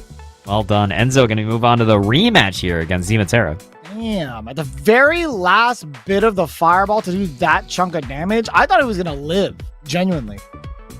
I was terrified. I think Tiger Cannon has always kind of been one of my favorite of like the generic-ish fireball supers because it looks really violent and how like fast the projectile is, and I'm really happy it is still very funny looking in this game. He really chucks that thing at you. Yeah, and I love that about him. Like, they keep his ferocity intact while also changing up his style to like as close to Muay Thai as possible, or at least adding some Muay Thai elements to it. He kind of had that coming for him in 5 with some of his normals, but they've really kind of fully embraced that in 6, and I really appreciate the hell out of that. It's so cool. A lot more elbows. He was very knee strikey before, but like now he has a lot more elbows, which I think helps it kind of feel a lot more Muay Thai-y, and he's got like the Muay Thai grapple and like a lot more of his stuff. It's really cool. Right on. Yeah, from level 2 also, and like regular throw, that whole thing, when I first saw it, I'm like, oh, you guys are really tapping in. Then I saw like I think there was like a blog they put out in Japan where they showed like some of the mocap stuff. I'm like, damn, like they actually brought in a real fighter, a real Muay Thai fighter for this. No, genuinely. I like the idea of just a real Muay Thai fighter in mocap gear just kicking the shit out of like one of the other mocap. They are. The guy's holding, just hitting him. He's holding like a bag, like a pillow, right? Or like a giant mat that they usually are supposed to. And like you could feel the impact of some of these hits, and the guy's like blown back. He's like, he has to take a break because he can't do the full set. Like the guy had to take breaks in between to be like, all right, hold on, I gotta breathe. Jeez. Is that funnier than the people who are mocapping like Rathalos? Because that was some of the funniest behind the scenes footage I've ever seen. Meanwhile, Enzo going right back in with the Sagat. As a reminder, Zmetra did beat Enzo previously in the winners final, so Enzo is now trying to get the salty run back. Well, they got 25 minutes to do it, to possibly reset the bracket. Can it happen? I'm actually banking on the reset just for funnies. You gotta go, man. That is we gotta speed run. Come on, Zmetra. I want to see your name at GDQ. Have you applied yet? Oh my god. Brother. The fact that he blocks with his knee up like that is super sick. I think Sagat might have my favorite drive rush animation. That's really funny. I would agree with that. Oh my god, you're dead. Ooh. You couldn't do anything about that either. Yeah. Maybe. Wait, can he get EXDP'd maybe? You could have EXDP'd or possibly level 1.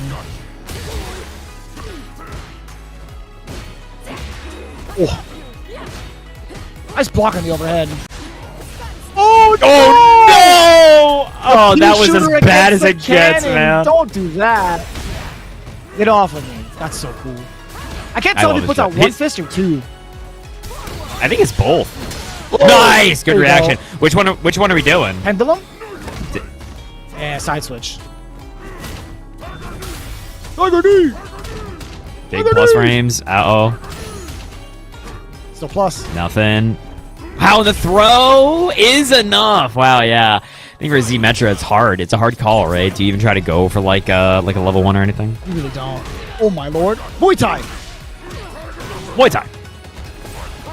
Dude, have you ever messed around with like some of the options like selects that Sagat has after like a whiff throw happens? If they jump, if you get back heavy punch, you could fully charge your uppercut into the full animated version with the knee bounce and Hilarious. everything. It's like 3,300 damage, like 3,200 damage. It's insane. Oh my god! That's really good and nice. Again, Enzo is waking up, dude. Eyes wide open. Oh! You punched Superman? This is going as bad as it possibly could for Metera. Or sorry, Metra. I saw a lot of Grand Blue last weekend. It's a good character. I love the way that she. Apparently, she got a lot better in the patch. Really? Ooh, big grab. Enzo gonna be able to put the first on the board here. Metera Their was salty run back. Mid forever, like forever and ever.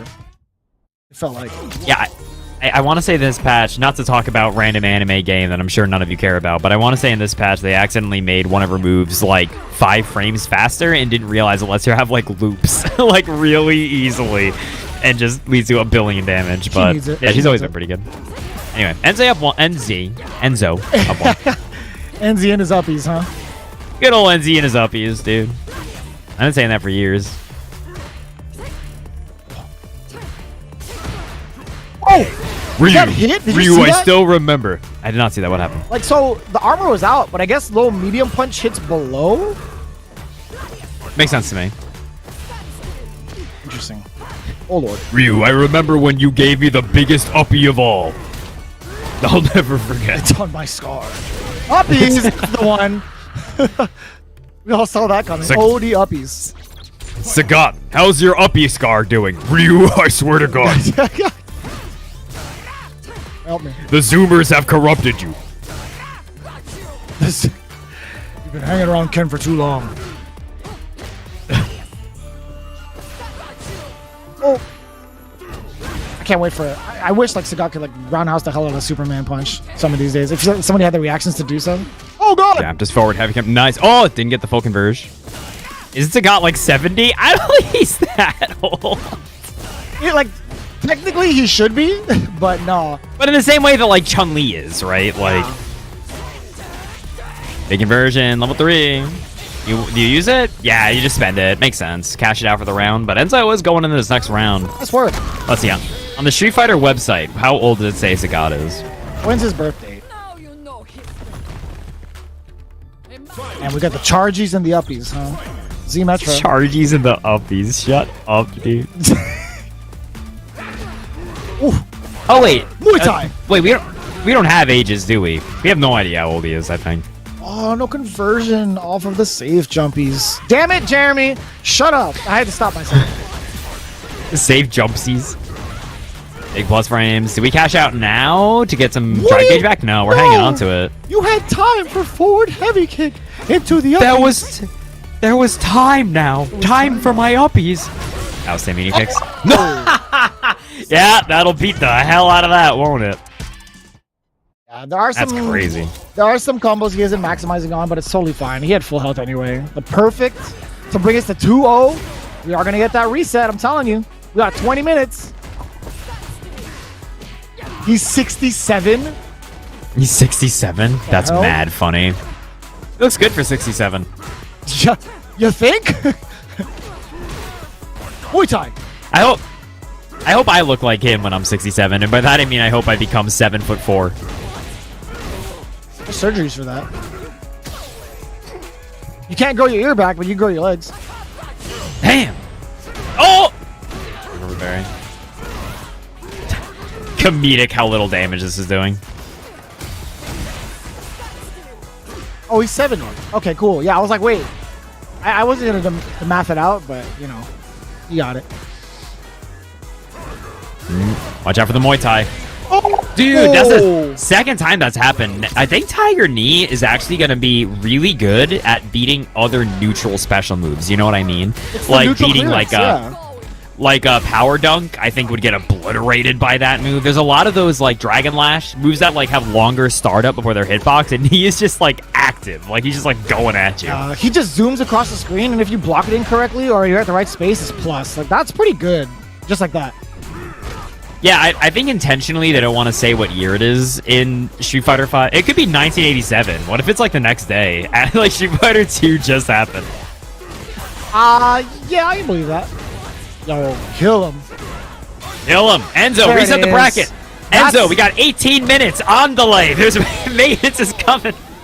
that's what we were looking for the last iteration that we saw in the corner. Off of that exact sequence, forward roundhouse was missing into like super. Damn, this character's sick. I'm so... He's cool. Yeah. I am in love with the way this character flows, genuinely. This is the first time I really wanted to boot up a DLC. Like, I would dabble just for like homework and stuff, playing the other DLCs, but never in depth like Sagat. There's just something about him. No, I'm feeling you. There's something about him, and the fact that he's like weird, it interests me more, you know, than like I get less interested. Like, I think Bison in this game looks really sick and cool, I agree. but like the relative straightforwardness of his game plan prevents me from being too interested. You know what I mean? Like, it's a little. My brain isn't as tickled because it's like, yes, he's obviously strong. Yeah. Whereas Sagat, it's like, he's weird. Every bit of his kit makes it feel like worth venturing into or even like trying to study up upon. Like Bison's, I had a nice little giggle and chuckle and a half with like scissor kicks. Abusing that with the spacing we've had in 4 and the way he was utilizing 4, I'm like, dude, this is gonna be a walk in the park. No, for sure, man. Woo! It's funny because scissor kicks. Ow. Enzo is still alive, but I mean, at this point, this is like garbage time, right? This doesn't really matter for the most part. Yeah. Yeah. Yep.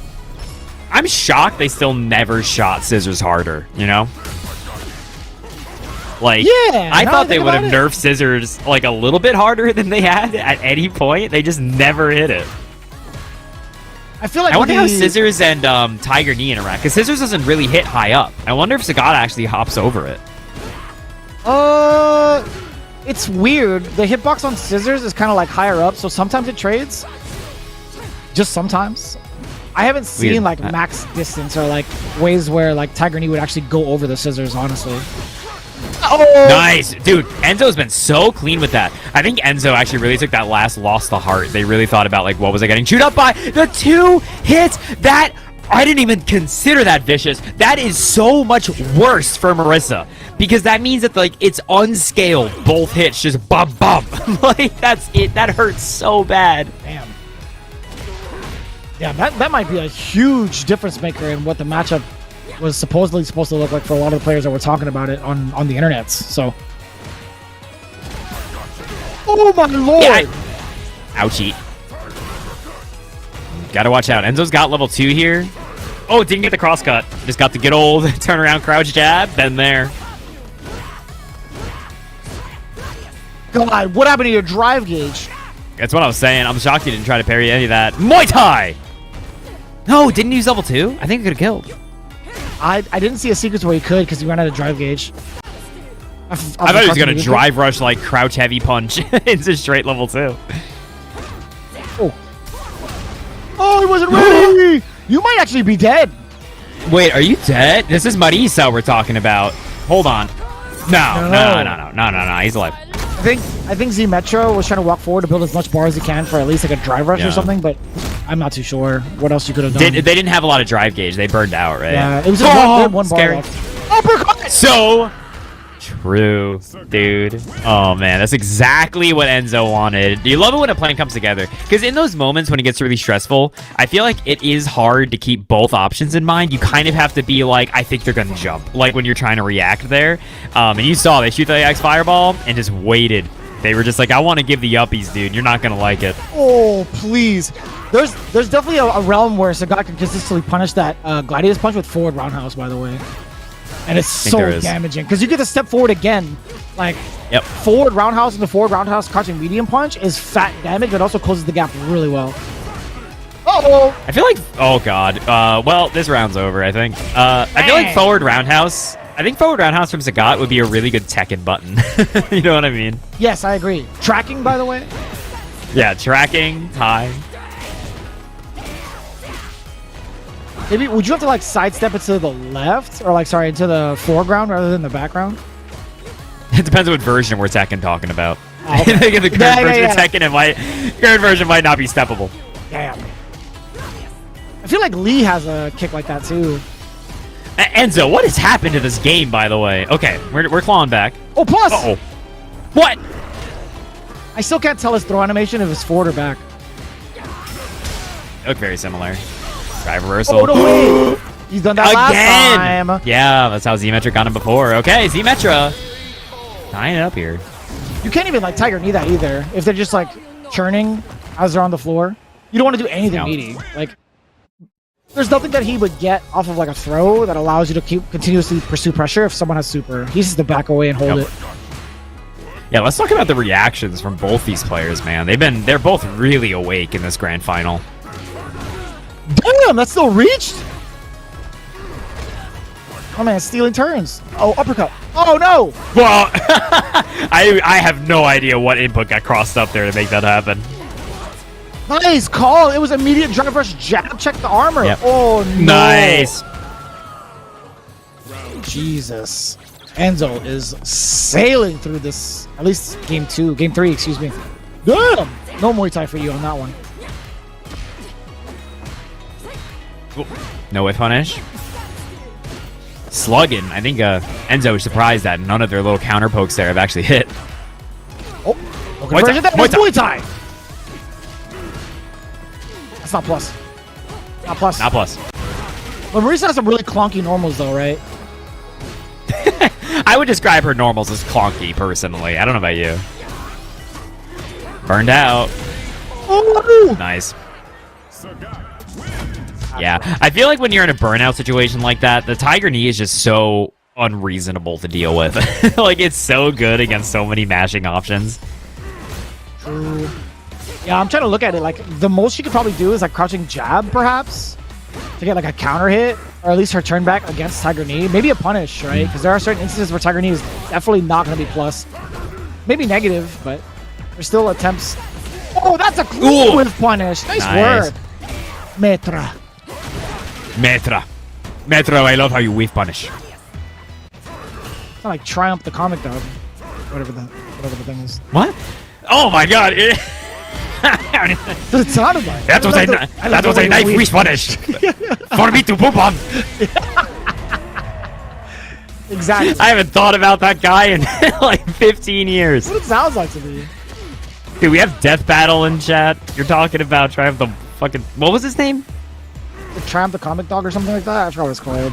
What the hell was the name of that dog? Nobody in chat knows what we're talking about, man. Y'all were born after the USSR.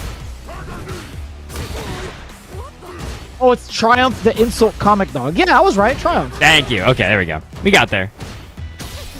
What a weird gimmick. That was a strange gimmick. That was such a different time. It got so far. Speaking of getting real far, Enzo with 2 games. Enzo was straight 2 games. That just got a round up. Nice. A drive impact at the stun. Dear Lord Almighty. All right. Potentially tournament point here for Enzo. Clawing this all the way back from Zmetra. You got 10 minutes till maintenance. That's conversion. Oh, help me. Ow, I've been headshot. Oh, no. Nice jabs. That's going to be straight level 3. That's burnout. I think he barely has meter left. I was looking through one eye. Oh, you're so right. Damn, your eyes. Oh, wait. Drive rush back. Forward roundhouse. Oh, no. Yeah. Oh, no. Better than dead. Enzo, the Hokage, is going to be your FlyQuest champion. 3-1 over Zmetra in the reset with Sagat. That means both brackets were won by Sagat, man. Sagat's song's looking crazy. No, wait. Idom won for the East. Somebody in chat said that, and I just believed them, and I watched that happen. No, you're right. Idom won. Never mind. Marissa's the best character in the whole game. Can you... Sorry, that's not her name. Manon. Manon is the best character in the whole game. Folks... I left my brain at Evo. I'm still waiting for it to grow back. I greatly apologize. Yes, you're right. He's at like 2% right now. I knew Idom won. Chat gaslit me earlier. Oh, Punk won with Sagat on TNS. That's right. That was yesterday. Dude, that was a banger of a set too. But like watching Punk versus Idom in this bracket over the East Coast, pretty god. Like we get that same exact treat with another Sagat through Enzo the Hokage against the Marissa. Marissa in grand finals, by the way. Yeah, what is happening? You love to see I love this. I actually love this time minus Street Fighter 6. You absolutely love to see it. Enzo, though, taking it back in the reset. Zmetra looking very, very strong throughout this whole bracket. Shout out to Noah the Prodigy and to Ludy Lou for rounding out our top 4. That means that those folks are in the money. That means Geef and Marissa in the money. Can you all imagine? Rookie and Fulcan backing him up there in 5th place. And then we got He's got Zach Boss and Irium games in the flash of the 7th. That was pretty good. I'm like hit by a pop as a toaster. We've got $200 for first for the record, $100 for second, and then 60 for third, and $40 for fourth. Thank you very much to FlyQuest for always hosting these FlyQuest Fight Series. Shoutouts against the NDXT and Olipop, big sponsors of FlyQuest in general, for helping put these on. I have been Solid Bones, and that over there has been Vicious. Thank you all very much for watching. Vicious, you got any last words you want to say to the chat? It's actually been really chill. Now we get to wind down, not be under pressure for the maintenance. It's been really, really good time. Honestly, with the way they both performed and actually making it within the time restraints, they should both get 150. Just split it down the middle. I was actually I'm telling you, man. They're not going to agree Thank you both for being paid actors. That was very, very nice of you. And thanks for everybody that's been in the chat. It's been really entertaining. I think this is like every single FlyQuest Fight series that we've put on, or at least we've been allowed to be a part of, has been really great and interactive. You guys are always such great responsive chatters, and it's been super, super cool. And also big shout outs to the production, pretty much one-man army as well. So yeah, really, really cool to see everybody throw it down and bring that consistency, especially with a new character. I'm loving how much of the meta gets developed even further as soon as DLC comes out. It just shows you guys are loving the game. And yeah, thanks for tuning in to everything Street Fighter 6 related. It's been quite a blast, and we've got so much more to come. I'm very excited for the future of 6. Heck yeah. Thank you all very much for watching, and we will catch you all next time.